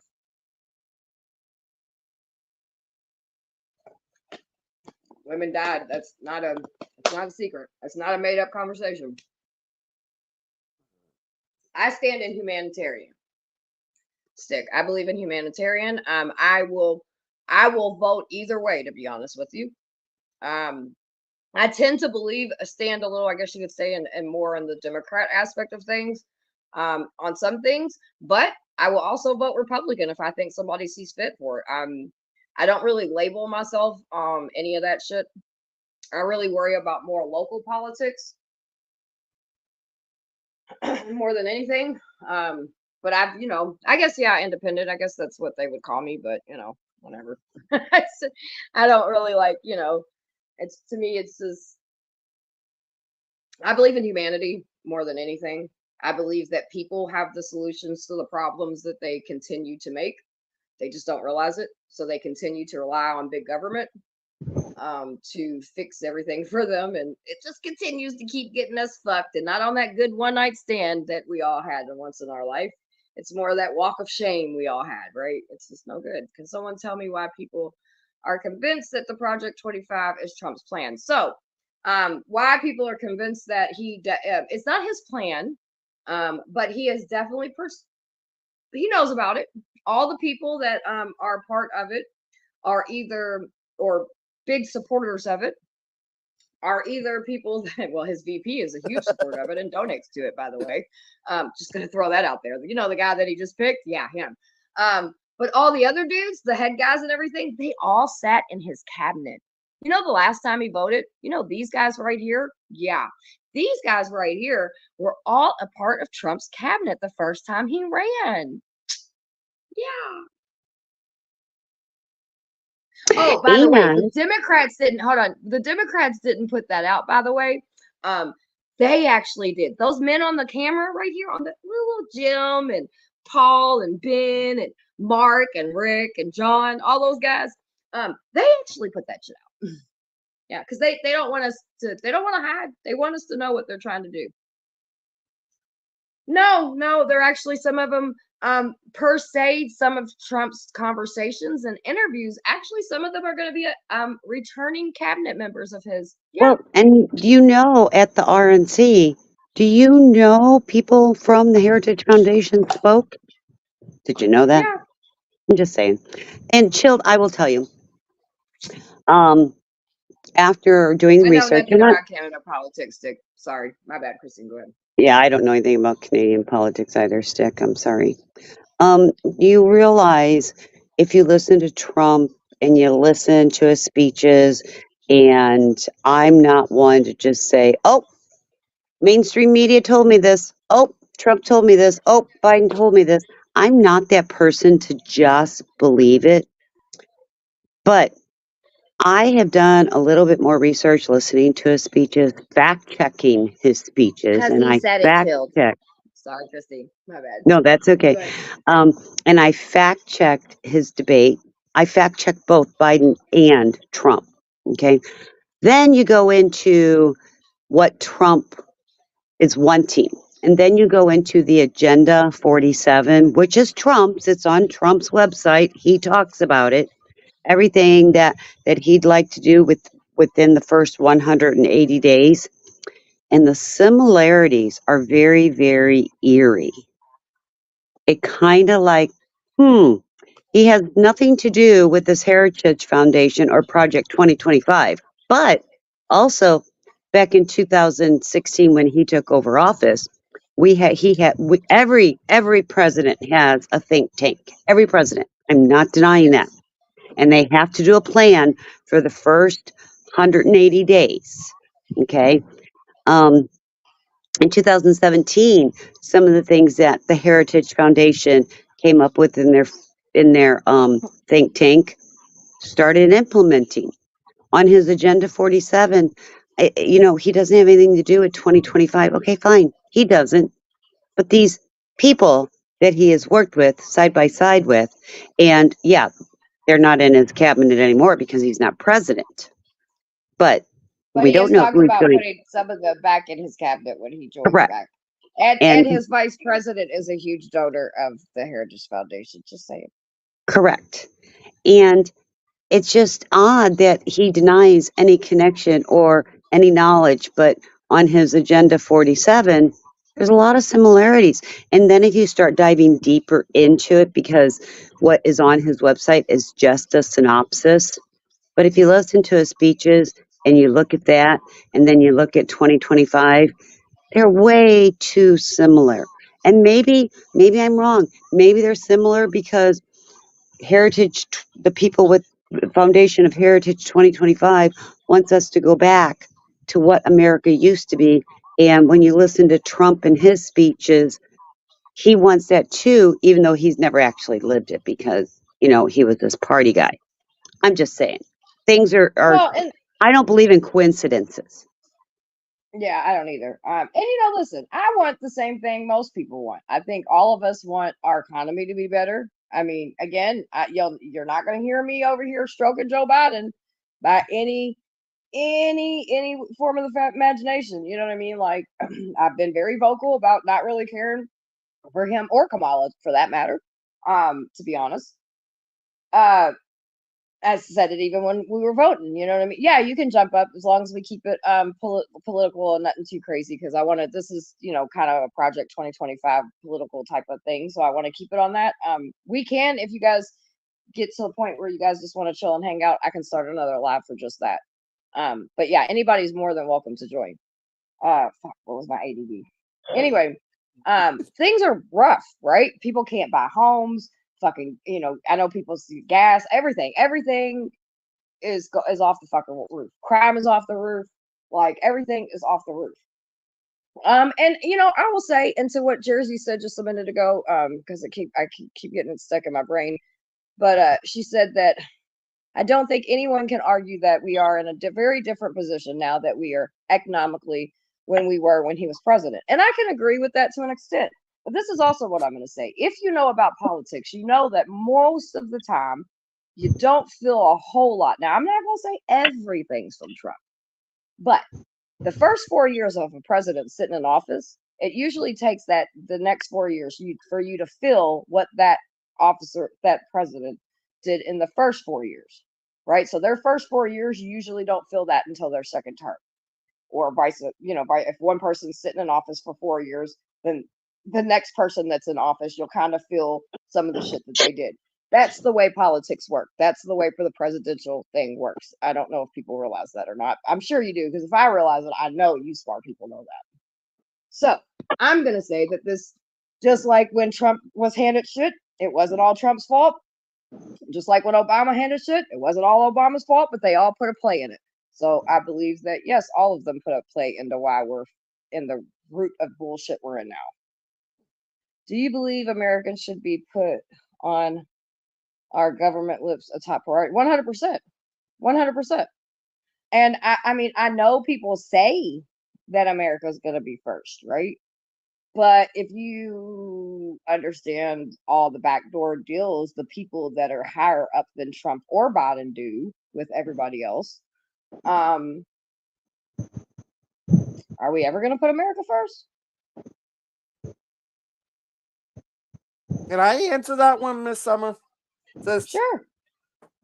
Please do. I think for most of us up here, I don't know how old Jay is, and it's none of my business. I know the two ladies above me are a little bit older than me, and they're lovely women, and I love both of them. I don't think we'll ever see it in our lifetime. No. The one person that might actually see it, in all honesty, might be Serenity. Maybe. She might see it. I think she might see it if people realize that they've never had. Most politicians don't have our best interest at heart. All right. None of them. 100. Right, and I agree, and that's where I was kind of getting at, trying to get at anyway, with answering Schultz's question. I just don't think there's anybody that's been in office or anytime soon that will be in office that really has our we the people agenda. I mean, they all say it. Their mouth sounds good. They sound like a bunch of old professional pimps to me. That's what they sound like. I've told you all I use this verbiage. I'm a human trafficking survivor, and so it a lot of times that these political people are talking, I'm like, man, they're just fucking gaslighting, pimping everybody out, you know. And I agree with Jersey. I am very involved in political locally and stay up to date Mhm. nationally. 100%. That is where it starts. Starts at home first, then it starts with your city, then it starts with your state, then you can go federally. But you gotta worry. That's where you're gonna make the most difference is in local politics. Here in Louisville, Kentucky, we showed people power in 2020 during the election and all that shit that was going on. We got rid of Daniel Cameron, which he thought he was going to be the governor. He did nothing for any of the people here. He totally fucked over some pretty major fucking cases. He did a lot of really bad shit. It was not for people at all. Not for survivors, not for victims, not for victims of anything. So we got rid of him. There was a couple judges that signed some fucking bunk ass warrants that got Breonna Taylor killed. We took that bitch's seat from her too. So that's where I believe in politics to an extent, not all the way, because even in local politics, there's the backdoor deals and the golf outings and all the bullshit they do.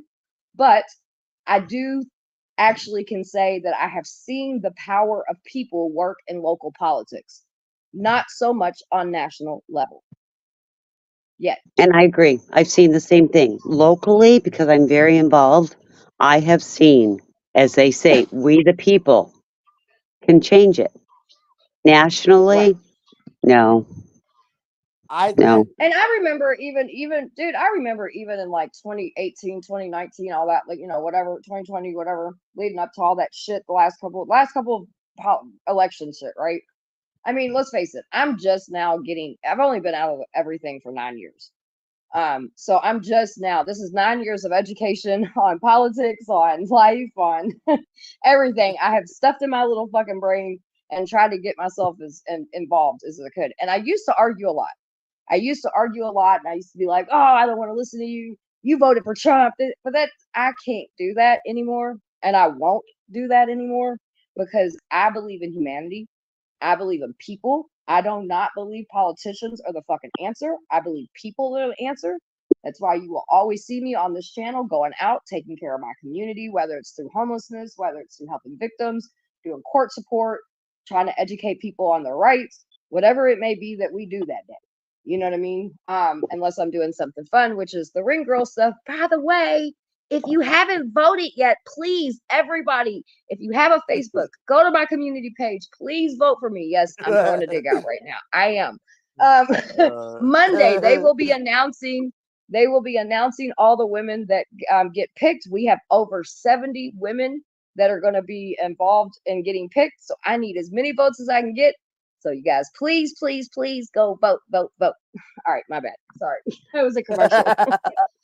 No, but that's why I care about. That's why I try to do as much local stuff. So anybody like Jersey or anybody else that when they come to me and talk to me and say this is what I do locally, you know, when it's voting, we get out and get people to vote. And I'm not going to tell people who to vote for because I vote for everybody's right to vote. So for me, I just can't do the Republican Democrat fighting bullshit anymore. I'm so tired of that. I, I'm so tired of it. I'm not gonna not be your friend because you vote differently, pray differently, fuck differently than me. It ain't gonna happen. You know what I mean? As long as you can be cool, I don't give a shit what you do on any three of those. I mean, I do, but I don't. If that makes sense. No, and that's the thing. We are very involved, and we realize not everybody can be, and sometimes it's just a simple get into your local. If you don't want to run for an office, find somebody that has your beliefs and values and support them. Whether it's phone calls, text messages, giving out papers, or just letting them know I support you. You know, I was talking about schools and the Department of Education earlier. Your school boards, doesn't matter if you have kids in school or not, you are a taxpayer. That's School right. boards are important in our society. Your county commissioners are important. Your mayors are important. Those are Uh, the things that are going to make the change. and Miss Summer, I don't know if you've ever heard of this lady, but a rep from Texas, Rep Sheila Jackson Lee, just passed away from cancer. My prayers go out to her family. Same here. Man. I might not like some of the things she votes for, but I respect her as a human being, and that I just seen that on my time on my computer, and it's No, like, I'm glad, yeah, definitely, I listen, I think I just feel like we as a society, as a country, yes, we should be first. 100%, I think Americans should be first. I believe, again, y'all heard my philosophy, right? Take care of home first. So I will always believe, but I also have watched my country. I have watched Republicans. I have watched Democrats. I have watched all these people say American first, and time again, our veterans are left to hand with the shit in the hand in the bag. Homeless people, the most vulnerable, poor people. You know what I mean? Like all these different things, and so it's like I guess I've just gotten to a point in my life. Yeah, I'm still gonna have these conversations. I still believe, yes, go take your ass to fucking vote. You know what I mean? Like you gotta do it. I do it because for the simple fact there are women that died for my right to fucking vote. So as a woman in this country, I am always gonna vote. I may not be happy with my country, but I love my I know, let me tell you back. I love my country. I am not happy with my politics. Government. I, There you go. I but I yeah, I might get heated at times, but I respect people for what they think, and it gives me a different perspective. It's politics. Politics. Politics has divided this country for way too long, and I would love to see people come together. I really would. Well, I would love to see. I would It'll love to take a see it. catastrophe. yeah, and That's what I was about to say. I believe that's why I'll be honest with you. I'm telling you guys right now, expect war. War's coming. Our economy is rocked. The division is Hmm. unheard of. It is at an ultimate high, like in not in a good way. And you know what's crazy is, and again, you guys, I can't have this conversation with those that know what I'm about to say. We talk a lot about accountability with our government and our politics, but do you all understand that it is our fault? We have to take some accountability amongst ourselves, amongst each and every living human fucking being, especially in our country, because we've we've allowed it. We've allowed them to get away with everything that they're getting away with. And not only that, but we as people also have failed each other. Most people don't know who their neighbors are. Most people couldn't walk down the street and ask somebody to borrow a cup of sugar. Now, I understand some of y'all from some little towns or, in little communities, you can do that. But we're talking about in a whole, in a gist. God forbid Yeah, a child goes missing in somebody's community or whatever. You know what I mean? Like we as people, oh, Jersey, yay. yeah, Hey, I was going to girl. say, shall we welcome Jersey? Hi, can you guys hear me okay? Yeah. I can. Welcome, welcome. Thank you. Thank you for having me. I have a little bit Um, of cold, so oh, um you're good. You sound good to me. You got anything you want to throw in? I just want to say about the local, as I was saying, I'm pretty involved in my local. I served on a committee for a few years. Actually, it was an alliance. And what we did was we educated parents about drug use and how to tell if their kids were on drugs. We would go in different events in my town and hand out brochures. We'd attend different, like National Night Out for our police, just different events in my area. And of course, I would attend council meetings, town council, to find out what's going on, because really, I truly believe that the more you know, the better off you are, especially locally. Right. Because it will be the first person who doesn't attend a council meeting to be the first person that complains about what's going on in their town. You better And talk about it. and Sorry. that's okay. And I will absolutely tell anybody who complains about it, well, when's the last time that you attended a council meeting? Had you attended a council meeting, maybe you would have known about this. I also want to say that I probably should clarify that I consider myself a pretty big conservative. Okay. And as that you've mentioned that you're from Louisville, my I am. connection with Kentucky, my grandfather was actually a coal miner in Kentucky, my dad's dad. Um, I find a very hard time grasping the fact that any sitting US president would want to take away jobs such Hmm. as coal mining, because I have a personal connection to that. Um, Right. Even though I don't live in Kentucky, but my roots are from there. Mm-hmm. So I have a problem with any, like I said, US sitting president or anyone at all wanting to take away jobs that are there, um, to take away any oil that the United States can produce and want to go elsewhere. Um, I do I do think that we as a country were better off um, when 45 was in office. I do think he did have a mess summer. I heard you mention that, um, to clean up when he went in office, as any president does, like you said. Right. But I do think that he did a good job very quickly, opposed to some of the other sitting presidents that have went into office. Mm-hmm. And I know that that's not really what panel is about, so I'm not going to take No, you're good. You talk about whatever you want. You're fine. too much time on that aspect. And you were absolutely correct about the Roe versus Wade. And I can't see the name that you were talking to earlier, about what Roe versus Wade is. And you are absolutely 110% correct on why Roe versus Wade came to be.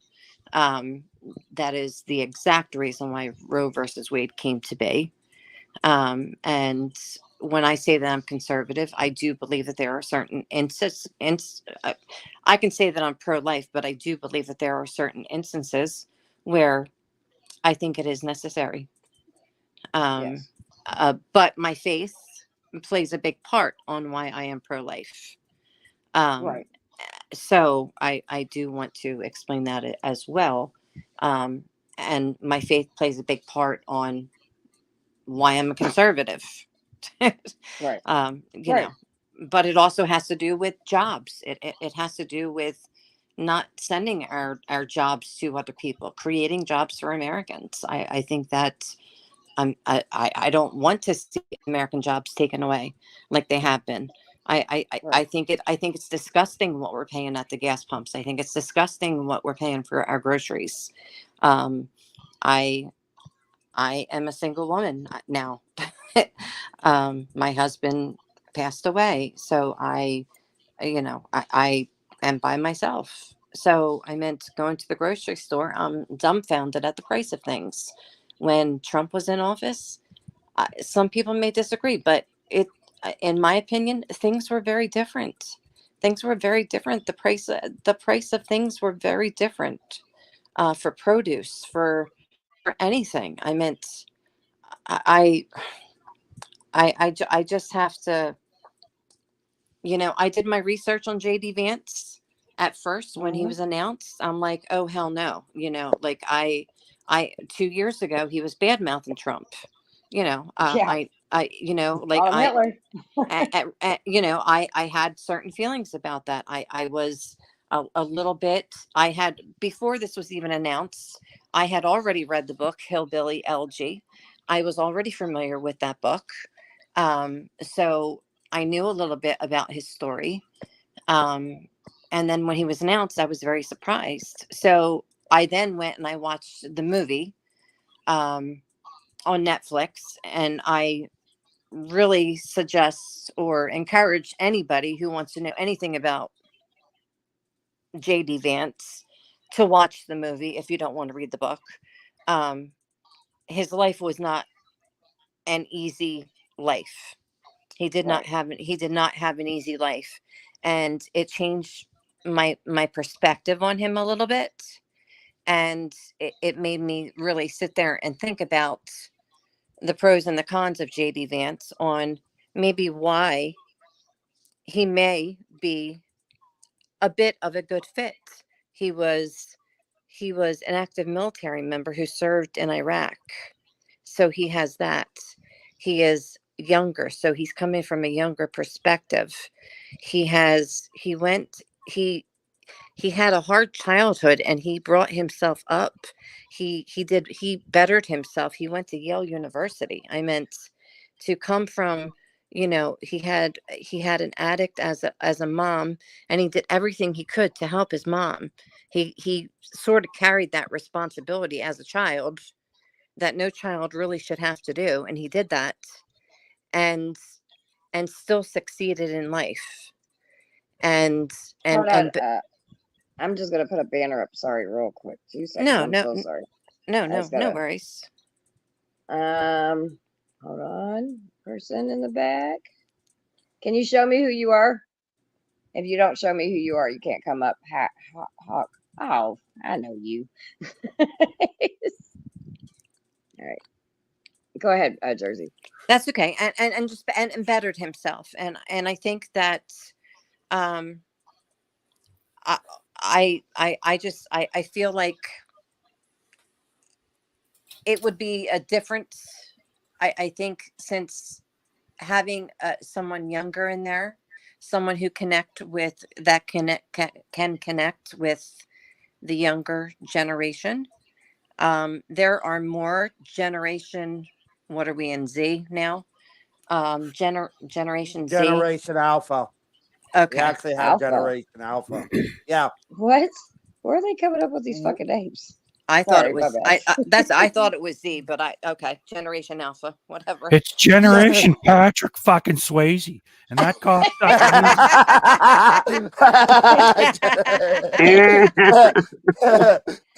Can I come I with do want to hold Generation on X? I before. don't want to be. I don't want to be a millennial anymore. Right. I No, do. I have to say something as far as gas prices, and Butterflies does have a point. The reason why, because supply and demand. Anybody that's a business owner, anybody that I love you, but hold on 1 second, please. Damn it! What'd you just do with it? You took it off. What I There we did. go.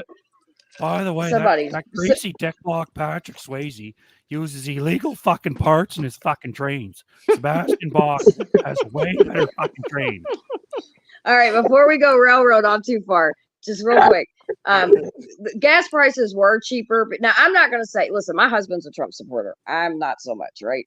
right, For a lot of reasons that have to do with me being a trafficking survivor and looking and seeing certain things and hearing certain things and watching certain things right, that just give right, me a very uncomfortable feeling, right? That I right, and I'm not talking about the porn star. I'm not talking about grabbing by the pussy. I'm talking about powerful shit. It right. just very there my discernment. I'm a believer as well.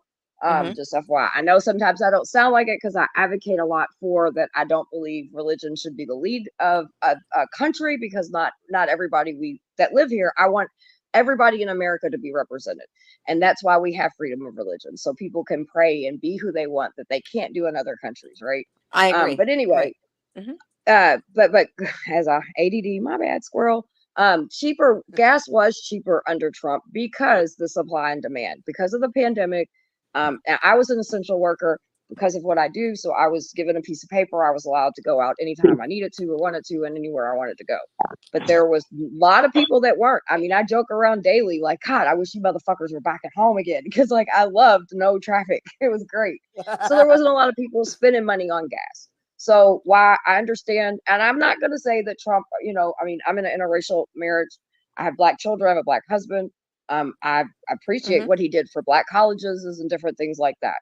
So, but then there's a Mhm. lot of other shit that I just don't, again, it's like, but the same thing for Biden, because I look at Biden and I'm like, the thing for me is this is the best we got. Yeah. Right. This is it. I mean, Hey, like, Summer. honestly, The us greatest on this country panel in the could do a better nation. fucking job than these two gazooks, you know? I Well, would to tell you I'm sorry. the truth. I would rather have Curtis be president than some of the people that we've had. So what's that tell you? Oh, yeah. I would rather have your husband as president of the United States because I think he's a better Baby, man I'd Me rather than too. your wooden anybody leg to else. be the president of the United States over fucking what we got. But here we are. Dumps. Here we Summer? are. What I would rather is there to be no wars. And I know that with Biden can't keep peace. And I know that under President Trump, he can and he has. But And he I know believes in Kim Jong Un. I mean, come on. Right. Oh, That's And not peace. there Christy, was also a war with Iran. Christy, Remember when he killed an Iranian general? There was Yep. almost a That's war why there. he's got a hit on him.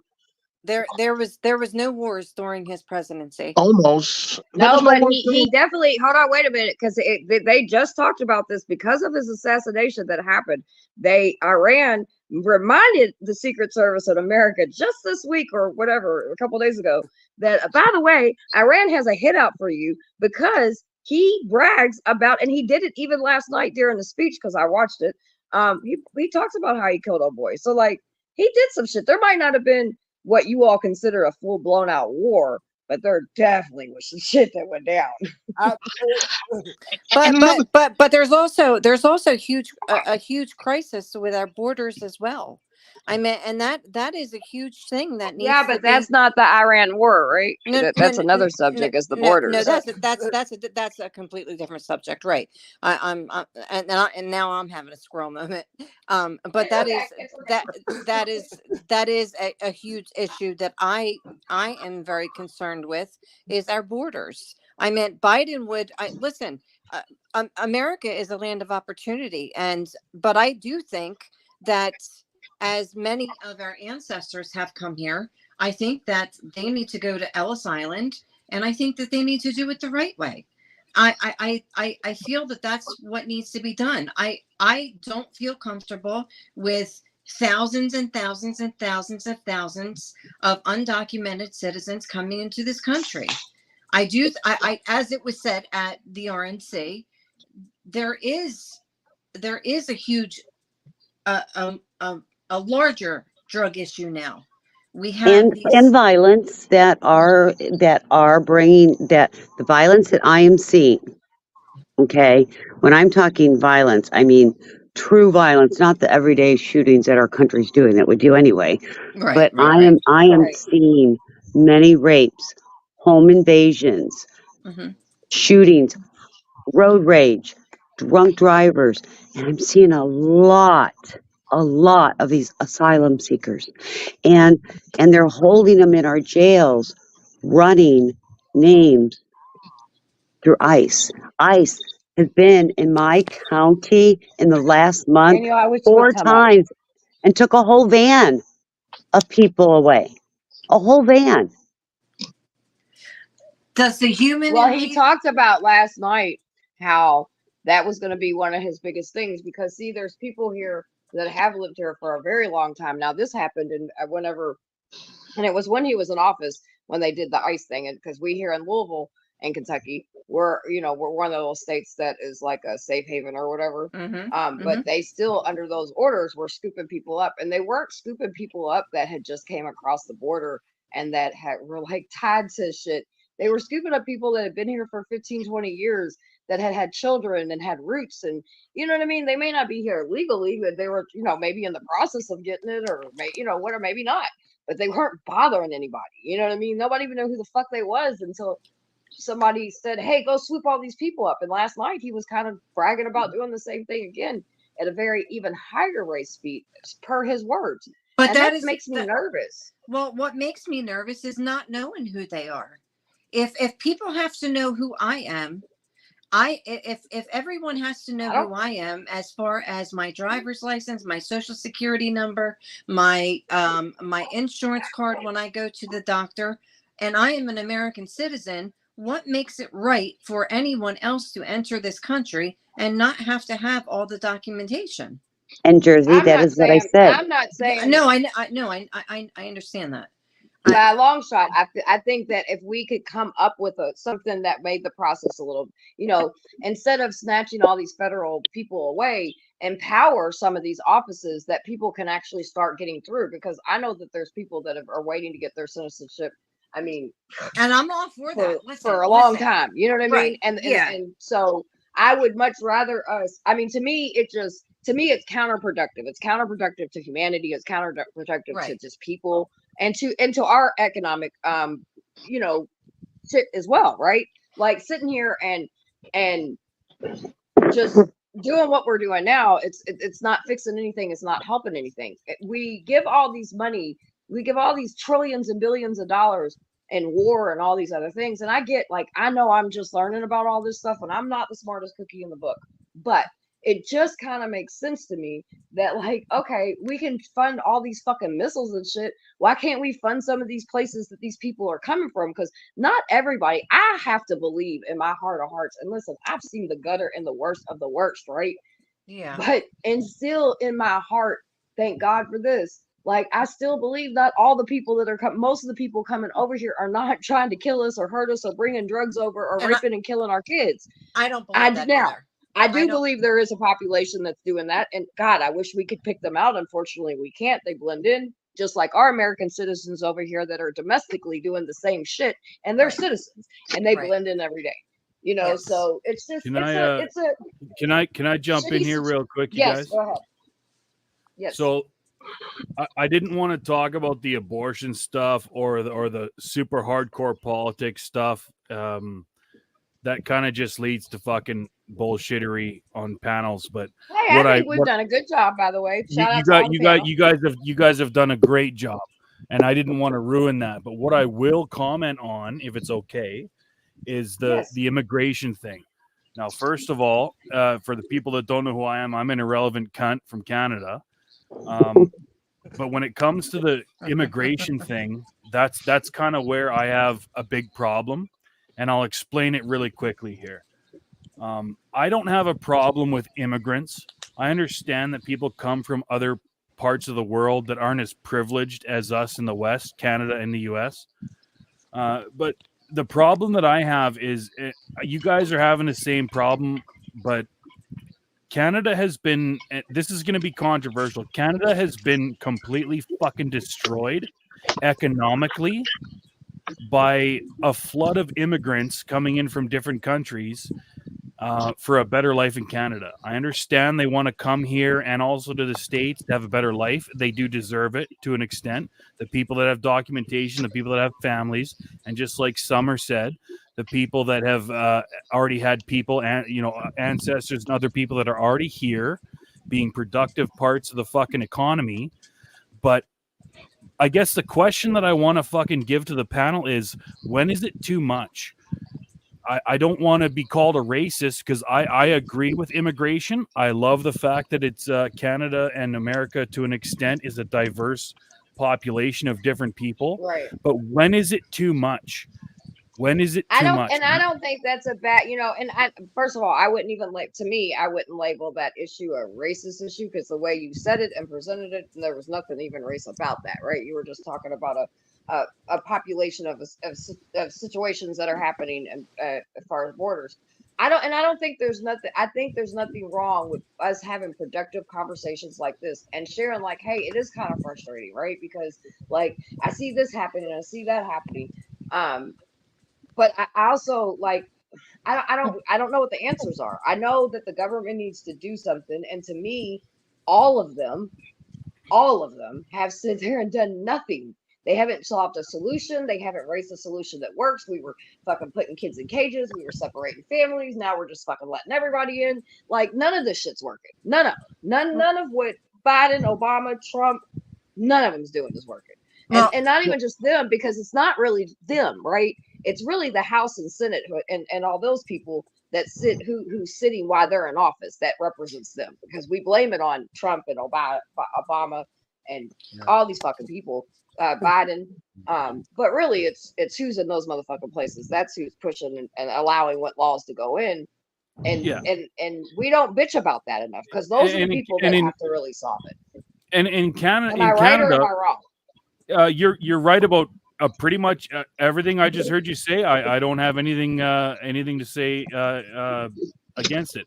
But what I will say is, like, in Canada, we are basically like little America, right? And we are dealing with the same things that you guys are dealing with on a smaller scale, but it still affects us.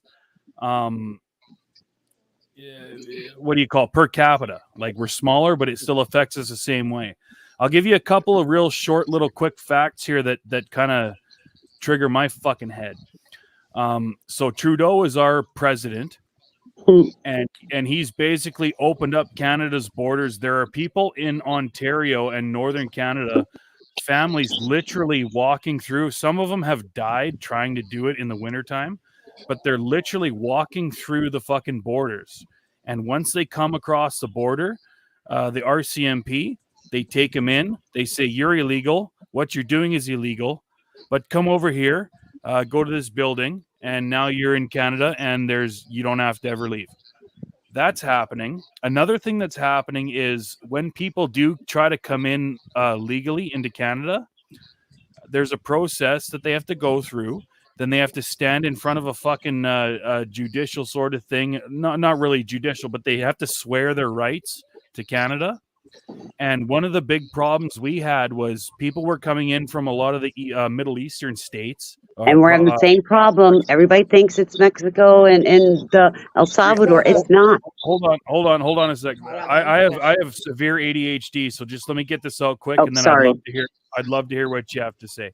So these people they're coming into Canada, and they're taking their Canadian oath in front of a judge and stuff when they do their final things, and they're doing it in full burqas. We don't know if those are men or women or terrorists or criminals.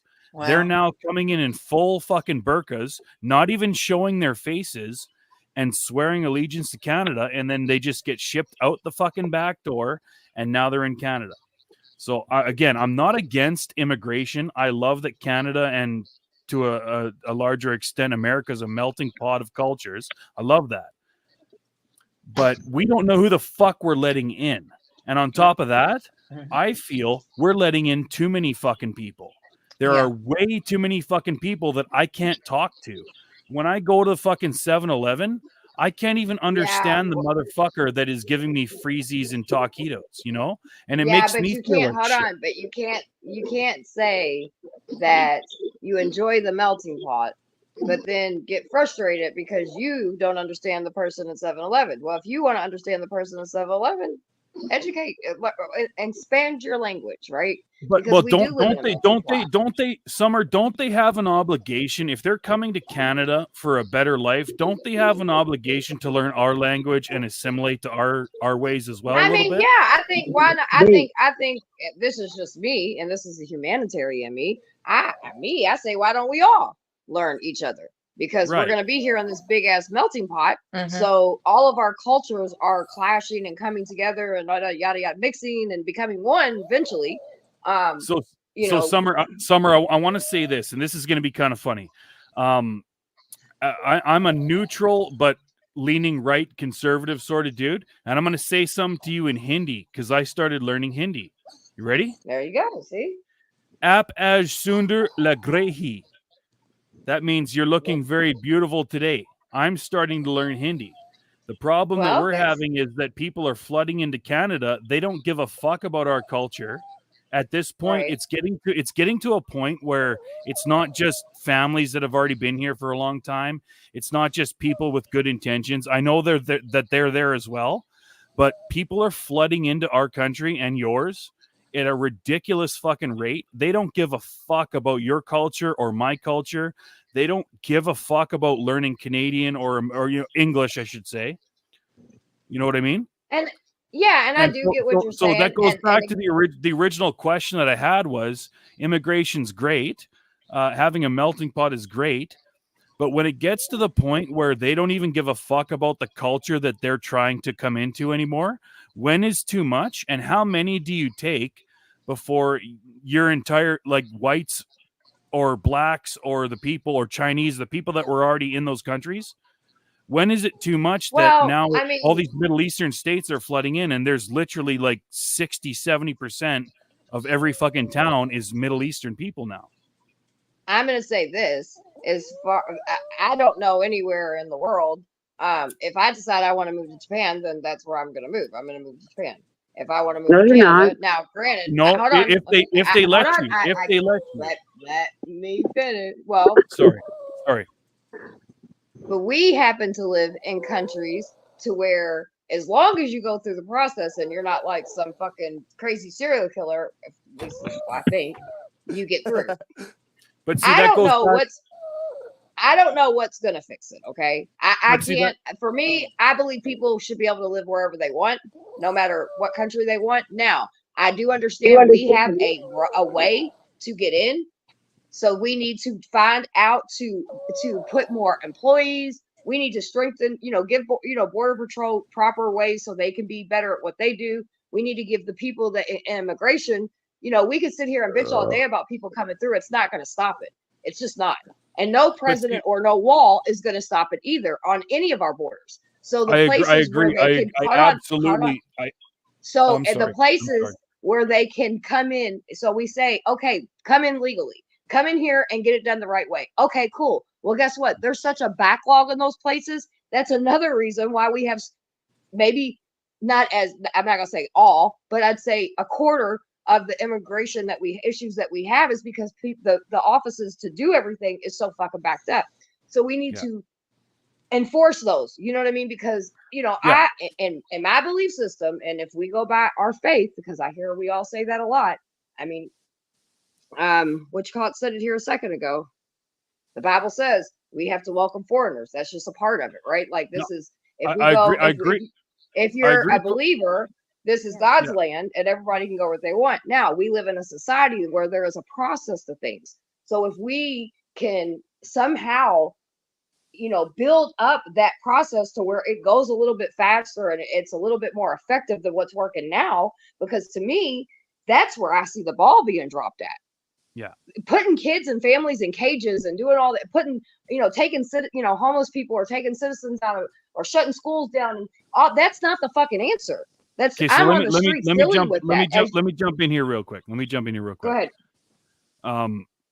Because I love you to death, but what I was saying before is exactly what you just said.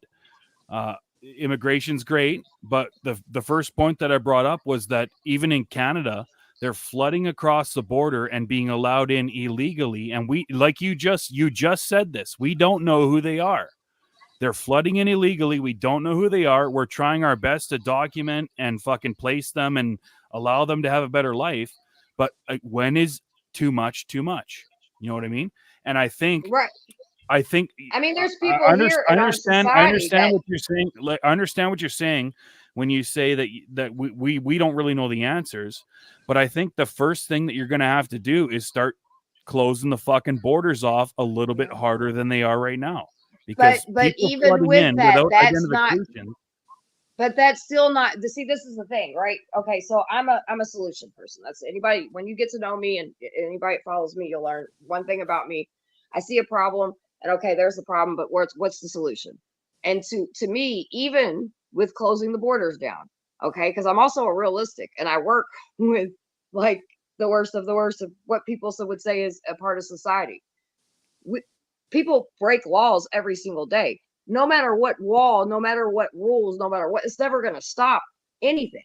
So if we, in my mind, instead of continue funding all these missiles and wars and these fucking stupid shit where people are killing each other, we're not getting the money anyway. We're not going to get the money. If you know anything about politics, you know that funding that goes to those places is never coming to the American people and never planned on funding our teachers, our police, our firefighters, or none of that. It just ain't going to happen. right? That's what it's meant for. So take that. It's meant for other countries. So take that money and El Salvador and Mexico and some of these places that people are running from, maybe try to help them build up their economy or something. I don't know. And I know that's a far-fetched fucking thing, but it's just like doing what we're doing and even shutting everything down is not going to stop. We're still going to have people coming. And the reason why I say I can recognize it, because I mean, shit, we have people in this society that are American citizens that are fucking just as bad. And we don't do shit with them. I pretty much agree with what you said, but so let's put it this, because we're jumping around on a bunch of different topics and war and all this stuff. But no, it ties because it's the funding. If we're talking about money, because you can't solve no problem with this next year without money. So if we're funding wars and not funding to keeping our borders safe and helping, whatever you want to call it. Okay, that's where the connection. So let's put it this way. So Summer runs a country. Summer's got a great country. She put in paperwork that she's going to let a certain percentage of immigrants come into her country. She loves immigrants. She loves the melting pot. It's called different cultures are great. But at what point, when people start flooding into Summer's little country that we're hypothetically talking about, people start coming across that border ridiculously with no documentation and whatever else. What does Summer do about that problem?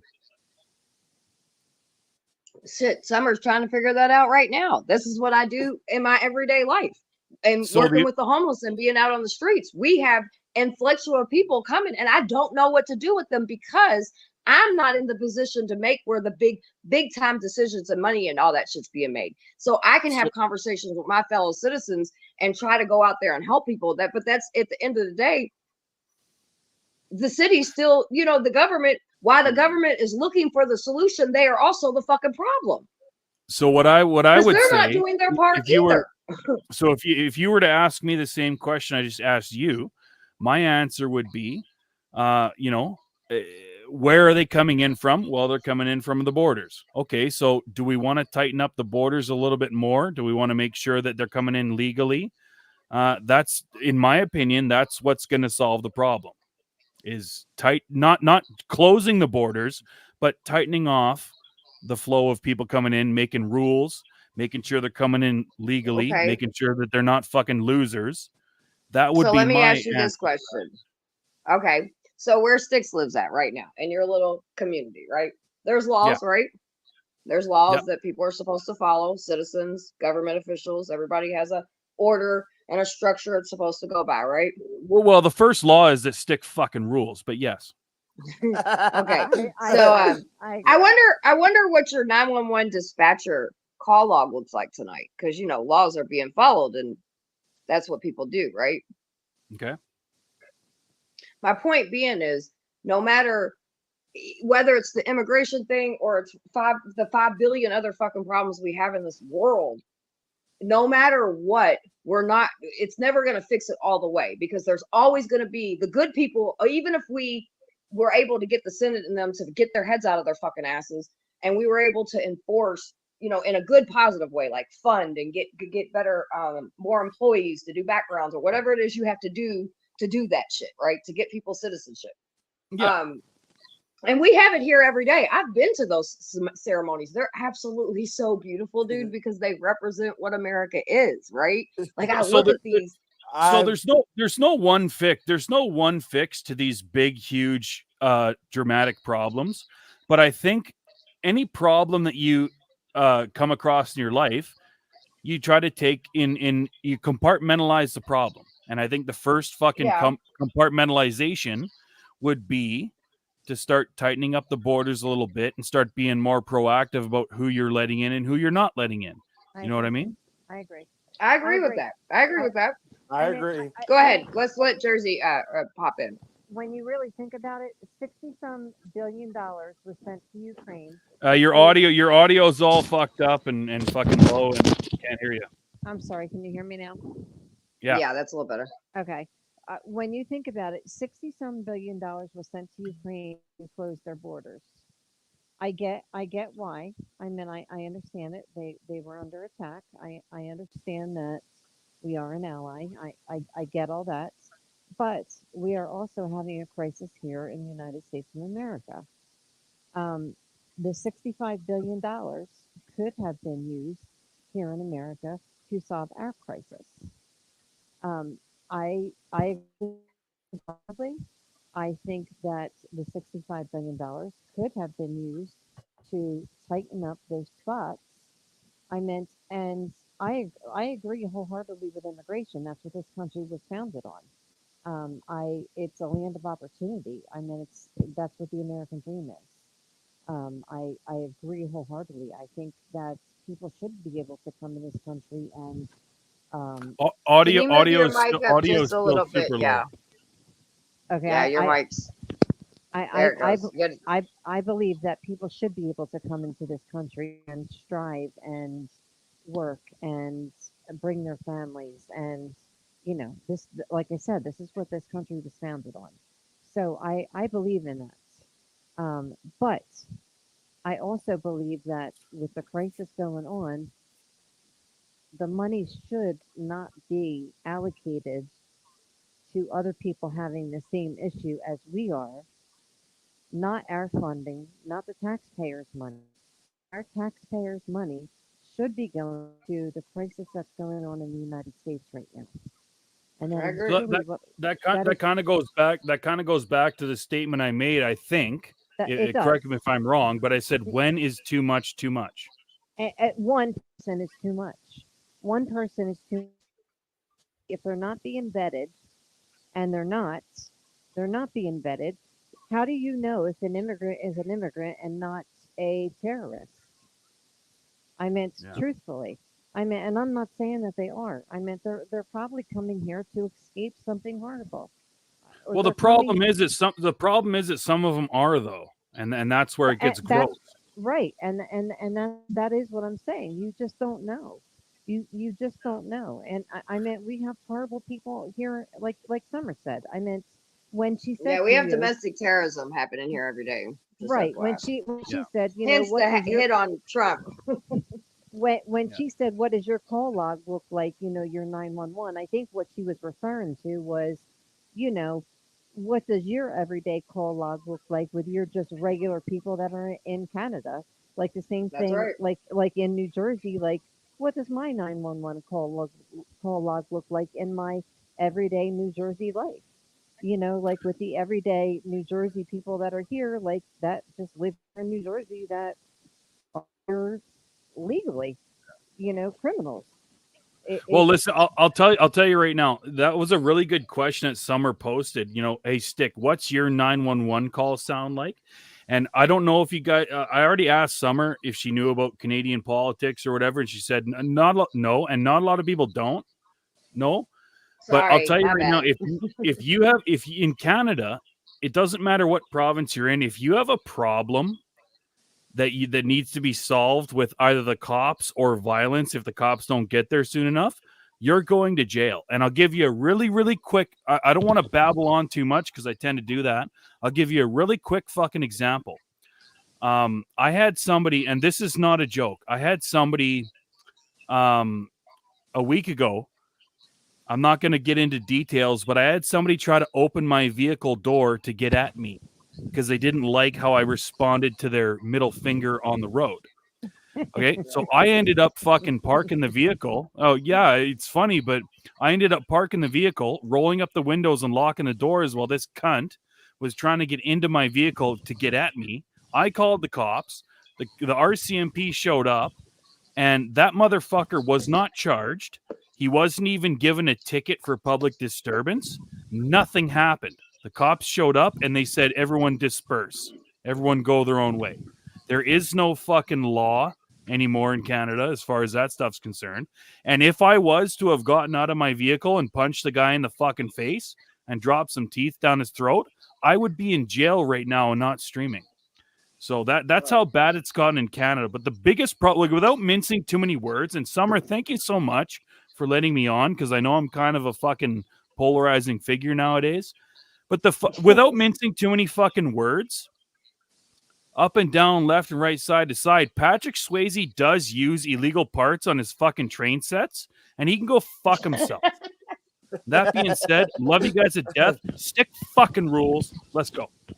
Stick does Let's fucking go. rules. Uh, God, I love you, that, Love Stick. you, that Stick. was epic. That was epic. I would totally Oh, come say. Well, like I said, you don't have a country without borders. You can't go to any other country in this world and just walk across and then be given asylum as they're claiming. I understand these areas they're coming from are nothing like the United States. There's oppression. There's lack of food, Oh lack shit, of we're talking about third resources. world countries, some of it. Well, you're right, 100%. But we have a lot of them coming here. But Yeah. we can't do for everybody. There is no way. Our resources will continue to be depleted at the rate we're Well, going. you know, and I agree with you. I do agree with you on that. Because, but like, we don't even take care of our own people. So I understand why people are like getting so frustrated, but at the same time, it's like the American government doesn't give a fuck about our military, don't give a fuck about our veterans, don't give a fuck really when it comes down to it. Any of the vulnerable, like the people, I just don't feel that way, and not one president that I've seen I felt that way. I felt like way about all of them because I'm just like, I mean, I'm out here and in the everyday hustle and bustle of life with people, you know what I mean? And it's just I see the suffering and I see it's bad and it's really bad right now. And I don't even when Trump was in office, I would say it's the same thing. I don't put everything on each one of their laps because this is years of democracy, I think that's what they call it, of Yeah, the right? American people getting fucked over, right? Like we've trusted them for a long time. I'm a 2020 person, but and I don't necessarily agree with how things happened at January 6th, but I do understand why people did it, and I fight for that right. You know what I mean? Because people are fucking tired. They're tired of government continuing to fluff and tough and not doing shit. You know what I mean? Like, and it's just getting worse and it's getting worse and the world is globally fuck man. But I don't know, conversations like this is important. We don't have to like I say again, I'm gonna say it again for anybody in the back that just got here. We do not have to pray the same. We do not have to fuck the same. We do not have to look the same. I don't care. We're all human beings at the end of the day, and we can find some kind of common ground. The government and Fox and CNN and all these idiots is going to tell you that different people with different opinions can't sit at the same table and talk.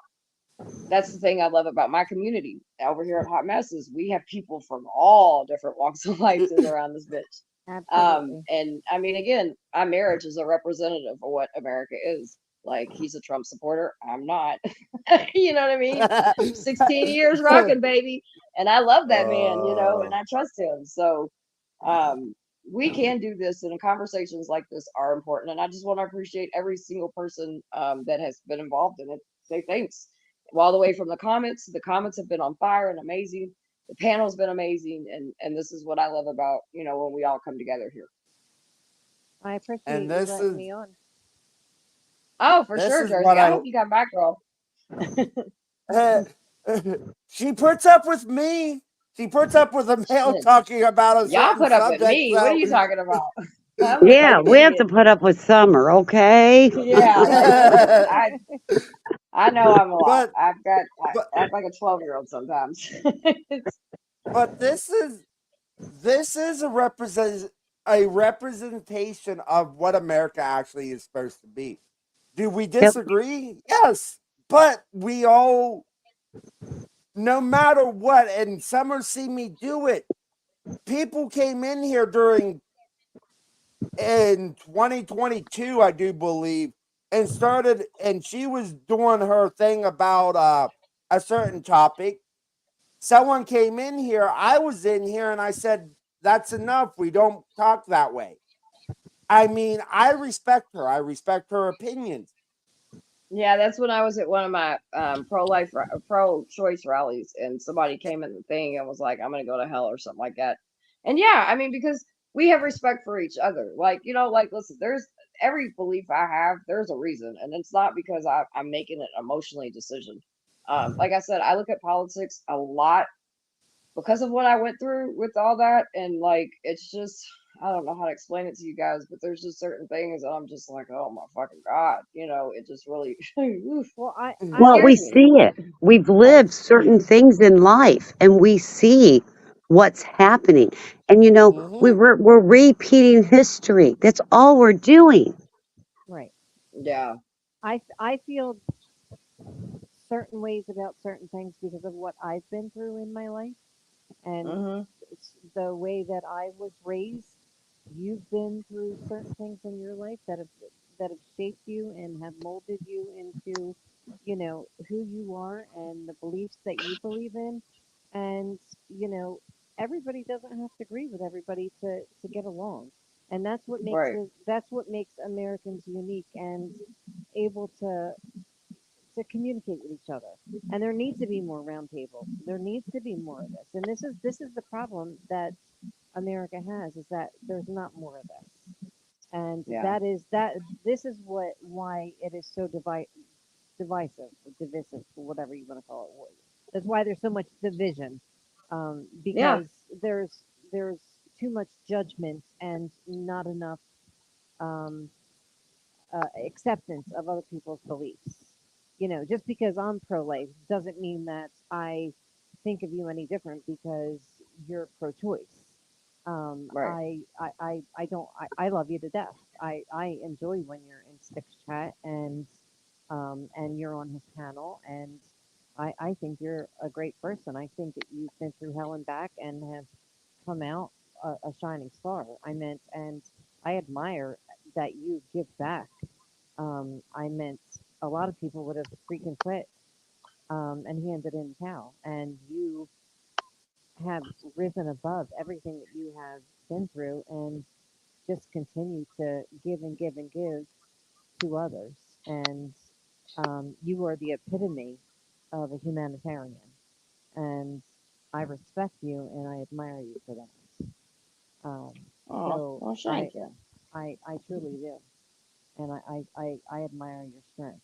So I, I I really truly believe that there needs to be less judgment in the world, and more acceptance of people's beliefs. Um, Yeah, we don't have to agree with them. Uh, we don't have to, but your beliefs don't affect my sleep at night. Mine shouldn't affect anybody else's. We can all still right, get along at the end of the day. We're all different people, different makeups, different humans, and you know what? We can all still get along. We're all nice people. It's okay to have different beliefs. All right. It, it's okay. It doesn't mean we're bad people because we have different beliefs.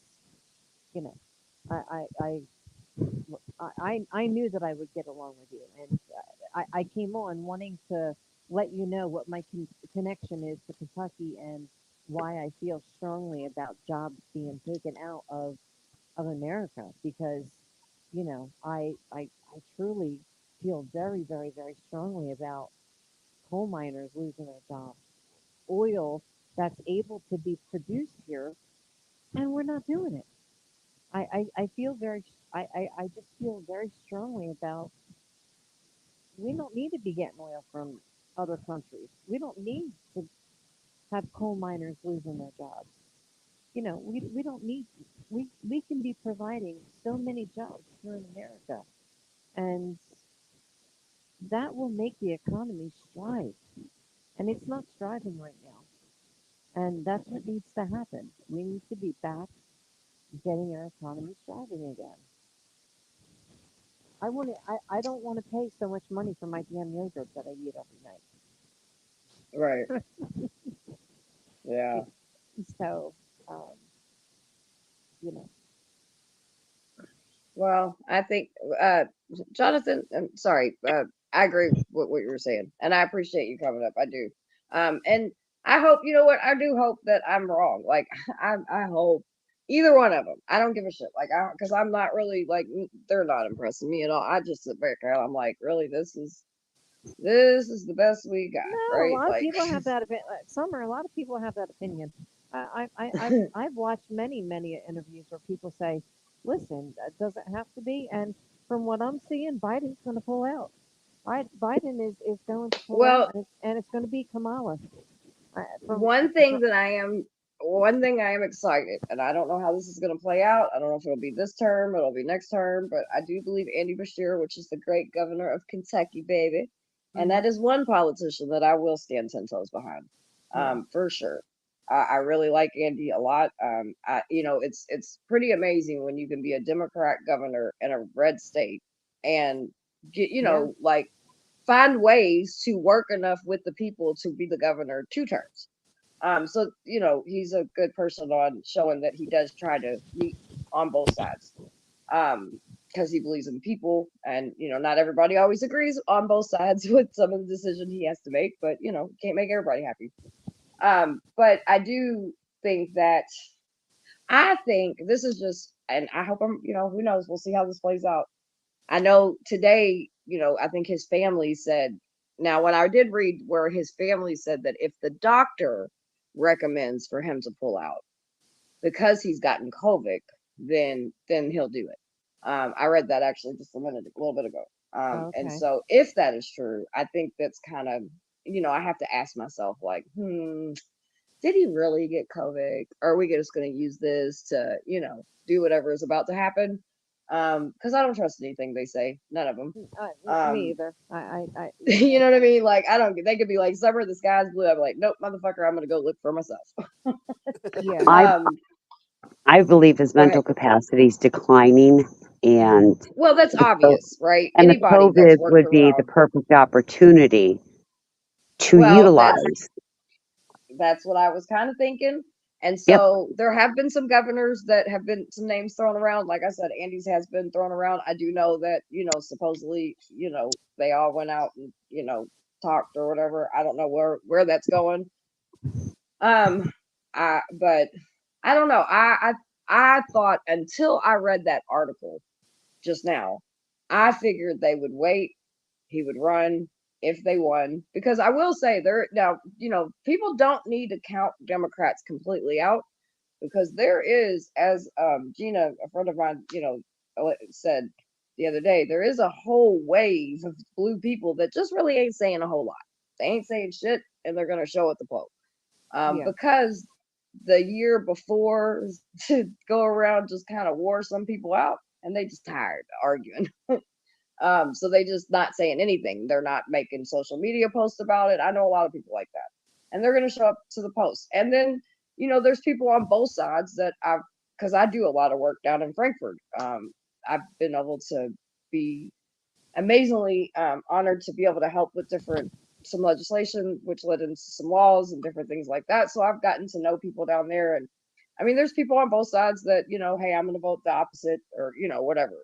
They say they're Republicans, but when you talk to them, they're really independents, and the same thing with Democrats.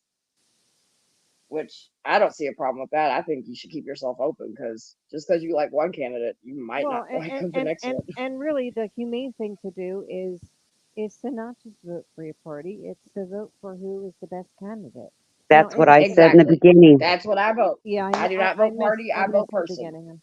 But truthfully, and what people need to start doing is voting in the primaries. And people, Yeah. most people do. I have never missed a primary since I turned 18 years old. I have voted in every single election since I have turned 18 years old, and I have never ever missed an election. I have my parents instilled in me that voting was very, very, very important, especially our locals, the primary, and Oh yeah. uh, Locals is everything. of course, in the primary, you have to vote your. If you are a Republican, you have to vote Republican in the primary. That's how it is in And Florida. yeah, and so you always have to vote your party, and I'm pretty sure across all 50 states it's like that. But in New Jersey anyway, it is. But I've never ever missed a primary. But if there's someone on there that I don't like, I just don't push who that person is. Like Right. I don't push the button. I mean, because that has happened as well in the primaries, is that there is a person that I do not like, and I refuse to vote for that person, so I will not push that button. They will not get my. I will, when it comes to say somebody on the school board, as simple as that. If there's somebody that I feel very strongly against and I do not feel is right for that position, I just will not push for that. So my vote does not count for that person on the school board. Um, but as far as everything or any whatever the position is, but most people in my area will not go and vote for the primaries. And I tell people all the time, you have to you have to get out and vote for these primaries. When I stay up late and I wait until I see what the numbers are for the primaries. Like I am up late every primary election to see. I'm like a child, like on Christmas. You know what I Oh mean? yeah, I watch that shit. I like Like watching the numbers come in. I'm like waiting to see like who has won the election on. Hold on one second. Sorry. Dennis the Menace, what's up, babe? Long time no see. How you doing? Sorry, my bad. Go ahead. Oh no Beautiful. worries. But anyway, so people need to understand that primaries are also very, very important because it's your local. And that is what directly affects you. And I mean that's your hometown. That is your state. That's everything that is close to you. That's so important, especially and that your town committee. Your town committee Yeah. is what handles your police department, your safety, your public safety directors, your everything, and your zoning officers, your everything. It handles everything, and but just a lot of people just don't could give a rat's ass really about doing that. But I try to spread the word as much as I possibly can about voting, and I personally take it very seriously. Um, Yeah, we do a lot of. Do I get frustrated with it? I do, and I'm vocal about that. You know what I mean? But I always tell people like, and I will because I'm big in women's rights. I'm big in people's rights, but I happen to be a woman, so I kind of like those too. But I died because there were women that died for us to have that right to do that. you're To be right. able to vote, You're right. and so to that alone, the freedom fighter in me will always honor that. But it's just, does it get frustrated? It does. It gets, but we go out in the community, we throw, little parties, we go door to door, we friggin' take people, get in. I mean, I live stream all of it. So around, you'll see, like it'll get pretty, and we'll probably have some protests because we usually do. And I'm usually big part of that. My big old mouth. I go out and That's one time people don't mind me yelling. I go out and I hand out signs. I There go you and I go. deliver. Right. I go out and I deliver signs. Whoever wants signs, I go out and I deliver signs. And Yeah. I'm the person to contact, for my party. I'm like, if they want signs, I am going out, and for weeks at a time, I am going out and I am putting signs on their lawns.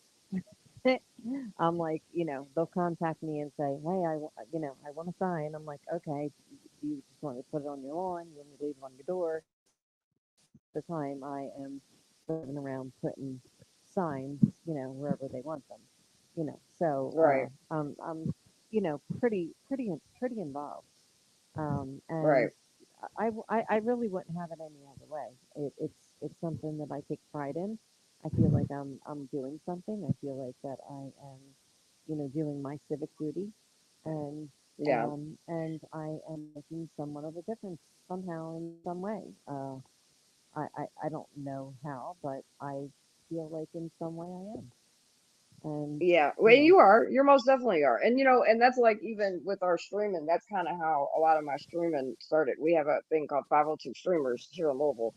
And we started with the protest stuff, but then we turned it into like, like because the election and all that shit was going on around the same time we were all protesting and stuff um for them killing Breonna Taylor. And so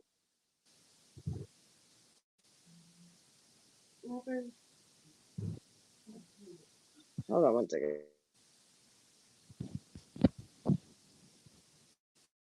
So, yes, you are. The whole thing, I just get so frustrated because I try so hard in my local communities and I see things that do change. It does make a difference. Yeah, And then when we get to the national level, the frustration, I just want to beat my head against the wall sometimes. yeah, And I'm like you, I'm very involved locally, very involved. I go to every council meeting, every school board meeting, even in the county next to us because we intertwine so much. hmm, And it's just it's crazy. And we've done very well. Now this school board meeting or the school board election coming up in November, we're gonna have a really tough time because we really don't have anybody that in my opinion is decent, and we've got two newer people to the community. They haven't been here since they came in like 2022, 2021, all during that COVID when everybody was trying to come to Florida. And they're coming from Washington. One's from Washington and one's from Oregon.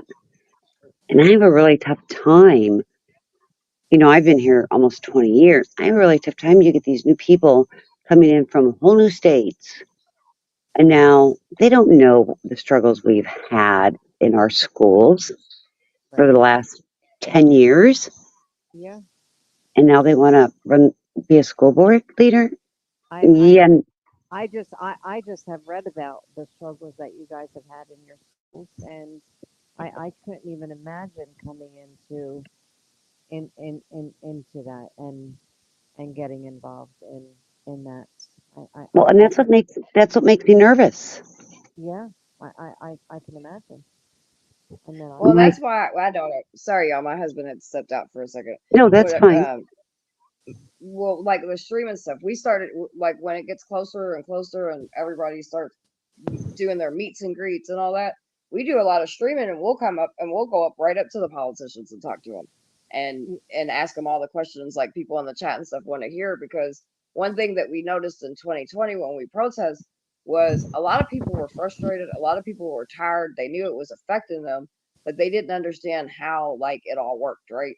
And hmm, really, I mean, let's face it, everybody and that politicians, it's like it can be a little intimidating at times and stuff if you don't know, you know what I mean? And so we started teaching people why we were protesting, like the different departments of the government and what they do, and that's something that actually Andy Bashir taught me when I before 2020 happened.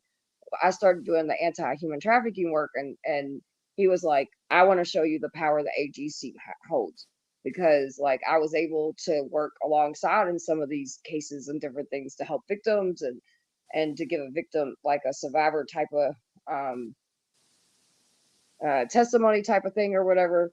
So I got to see as he became the governor all these different seats and what these politicians were supposed to do and what they weren't supposed to do and what we as people were able to do.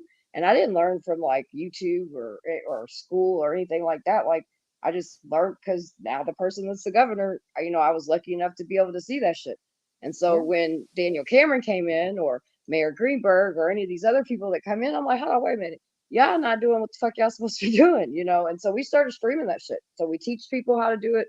We stream it so they can get their questions asked, and then we get their asses to the places to vote. So Well, that's what we do during voting season. and that's basically a part of what I did with my alliance as well. I was chairperson of my alliance, and it wasn't just about education. It was also um, helping senior citizens and people who were in need getting some extra help. And Van Drew, um, Summer, you might be familiar with Congressman Van Drew. Um, That name sounds familiar. he's from Jersey. He actually was a dentist, but turned congressman, and he is from South Jersey. But he's a congressman now, and Yeah, I feel like I've heard that name somewhere somehow. but he is a super, super, super nice guy. I've met him on numerous occasions, but I've called his office many times, and I've encouraged people to contact him. And let me tell you something. We're very blessed to actually have him, and he has remedied many people's situations, including senior citizens, when they've been in need for different things. Um, and they feel comfortable now. People in my community feel comfortable about reaching out to his office. Pull your mic up, sweetie. It's real low. Is that bad now? Yeah, that's better. Okay. They feel I was comfortable like now. moving closer to my phone. I'm like, I can't hear her. They, yeah, I actually have a really sore throat as well. So, Oh, um, that's right. I forgot you're sick. You yeah. said that. So they're, so they feel comfortable now about reaching out to his office and getting answers. So Right. that was a little bit of a, like a W for me. I'm like, like I felt like, it was an accomplishment for me. I'm like, at least they feel like they have somebody that they can count on now, that he's a congressman. And it's a congressman that I believe in, and that I would absolutely feel comfortable like saying, he's a good guy. Like if you need help, like Right. he's there. He is there. I've met him personally, and if he says he's going to do something, he's going to do something. And he actually, people were calling him a turncoat. He originally was a Democrat turned Republican, and it was right around when Trump was running, and um, the first time, and Mhm. so everybody was pretty much against Andrew and said, "Oh, he's a turncoat, he's a turncoat." And actually, I wasn't even sure about him until I actually met him in person. And Right. once he spoke, he sort of just he sort of just captured me right away. And Oh, the first time I met Andy Bashir, I cussed him out from upside down to sideways, like for real, for real. It was the same day that I actually found out I was a human trafficking, like that's what they called what I'd been through. yeah, I was at a conference and I don't know, he was sitting up there and I didn't know who the fuck he was, and I just got tired of seeing all these guys in suits and like, bah, we're gonna fix this and da da da, and I'm just there like, we're the police, and I'm just sitting there and like, I just got out of life not that long ago, and I'm like, okay, but the police are the fucking problem in our city. They come in and hurt girls and take advantage of situations and blah blah blah, whatever. And so when I remember when he finally got done speaking, I walked over and I was like, I don't know who the fuck you are, but I want to know why you're so confident that you think you're actually gonna fucking do something. And we actually, when we're around each other, he'll joke around and laugh and he'll say, did Summer tell you guys how we met each other? She cussed me out, like, because I was like, either you're gonna help me or I'm gonna sit at your fucking dinner table every day until you fucking help me. Because it was just, I don't know, dude. When you get out of everything I've been out of, you just get frustrated because, again, you see a lot of these people are part of the fucking problem, yeah. and Summer, nobody believes you because of who they are. You know what I mean? I wanted to ask you a question that has nothing to do with anything, um, politics wise. Cool. Um, have you ever been to the Derby? Go back up to your mic. I can't hear again. Have you ever been to the Derby? Oh yes, You've been. yes. How Huh? how is it? How is it? Um. Well, my experience was a little different. I have never been. I have not been to the Derby in a very long time. When I came to the Derby, I actually lived out of state. It was like when I was being trafficked, and so we ended up coming to the Derby for that specific reason. And We don't have to talk about it. So. so now what I do, because I've been out of everything for 9 years, and when I did come back and I was still in the life and stuff, I worked the Derby. So I never like was like, going to the Derby unless it was like on a date or type style thing or whatever. Um, and actually this year I was gonna go to the Derby with a bunch of other survivors because up for the last 9 years I do work when the Derby happens for missing children and anti-human trafficking, right? Because obviously, as anybody knows about anything, it is one of the biggest times and biggest events that children and women and men are sold and beaten and killed. Yeah. So I hit that area. I'm actually on call. Me and my team, I have a whole group of people, and we've done what most people would recognize rescues, but we call them extractions because I don't use the word rescue. It's stupid. Um, so yeah. So yeah, I do a lot of work with it. But I was gonna go to Derby this year as with some of my survivors and some of like people that I love and care about.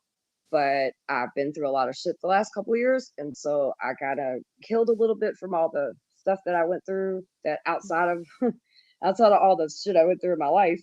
And I kind of healed up and I got involved in some what we call redneck brawl and started doing some ring girls. So Derby weekend was my first ring girl match. So I went to West I Virginia know. I instead. voted for your girlfriend Oh, thank you. numerous times. Thank you. Yeah, we're so the Monday is they'll announce Monday who wins this one or gets to be a part of this one. So I'm telling everybody, get your votes in, tell everybody to vote. Because I almost won. He was like, girl, you almost fucking won the online thing. He was like, and you've never done this before. And I was like, I kind of got a pretty cool, lots of people that love me online. So this You time I'm do. like, I'm damn and determined. I have to, that's the one. I don't care about winning the rest of them. I want the online prize. I don't know. It's just, because we're all always online. So it's like everything I do is, I don't know. You guys help me vote. So I feel like if I win the online one, then it just shows that we're the shit even more. Yeah. All right. Well, All of us, you guys that voted too.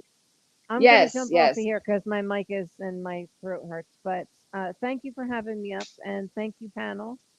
It was nice most talking to definitely. everybody. It was very Yes, enjoyable speaking with you. Thank you. Oh, thank you guys. I really appreciate you guys chatting with me. And Summer, thank you for having me up here. most definitely. Anytime, anytime. Sometimes I'm doing outreach. Sometimes I'm just being an emotional brat. But like I watch anytime you're you. welcome. I watch you. I don't always talk, but I'm there.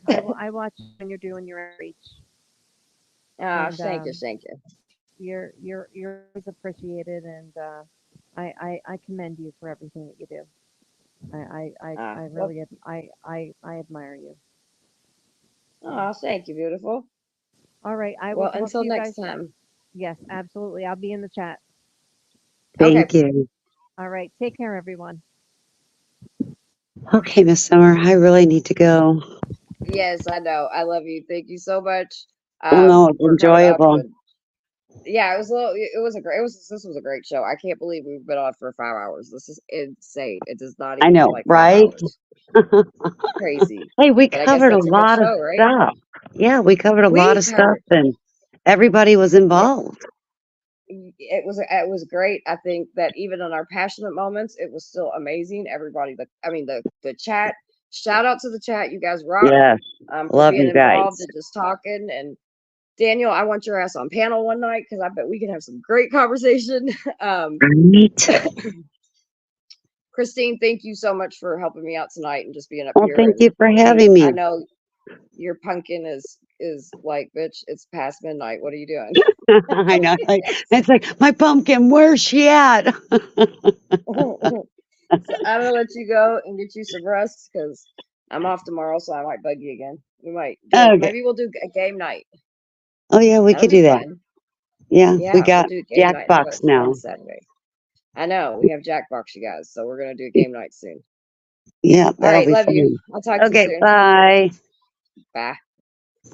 But yeah, thanks everybody that stopped through. Jersey, Marcy, Christine, Garrett, I think Pat, I seen Daniel, Butterflies, L, Easy, I think I said that, Erod, Lazy, Hey y'all, if y'all ain't heard, Lazy loves me, by the way.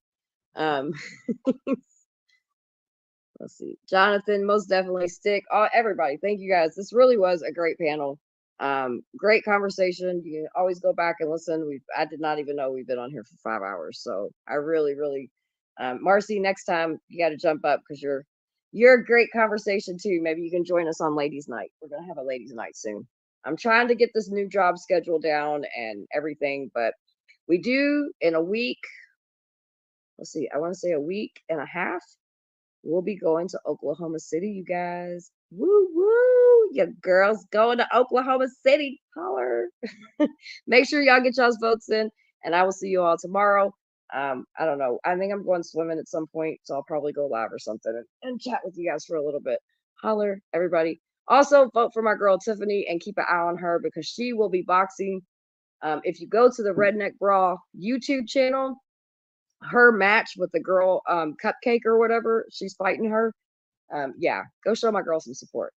Talk to y'all soon. Bye. And I'm not going to tell you who to vote for, but I am going to tell you to vote. But even more importantly than voting, get up off your ass and love the people around you. Talk to you later.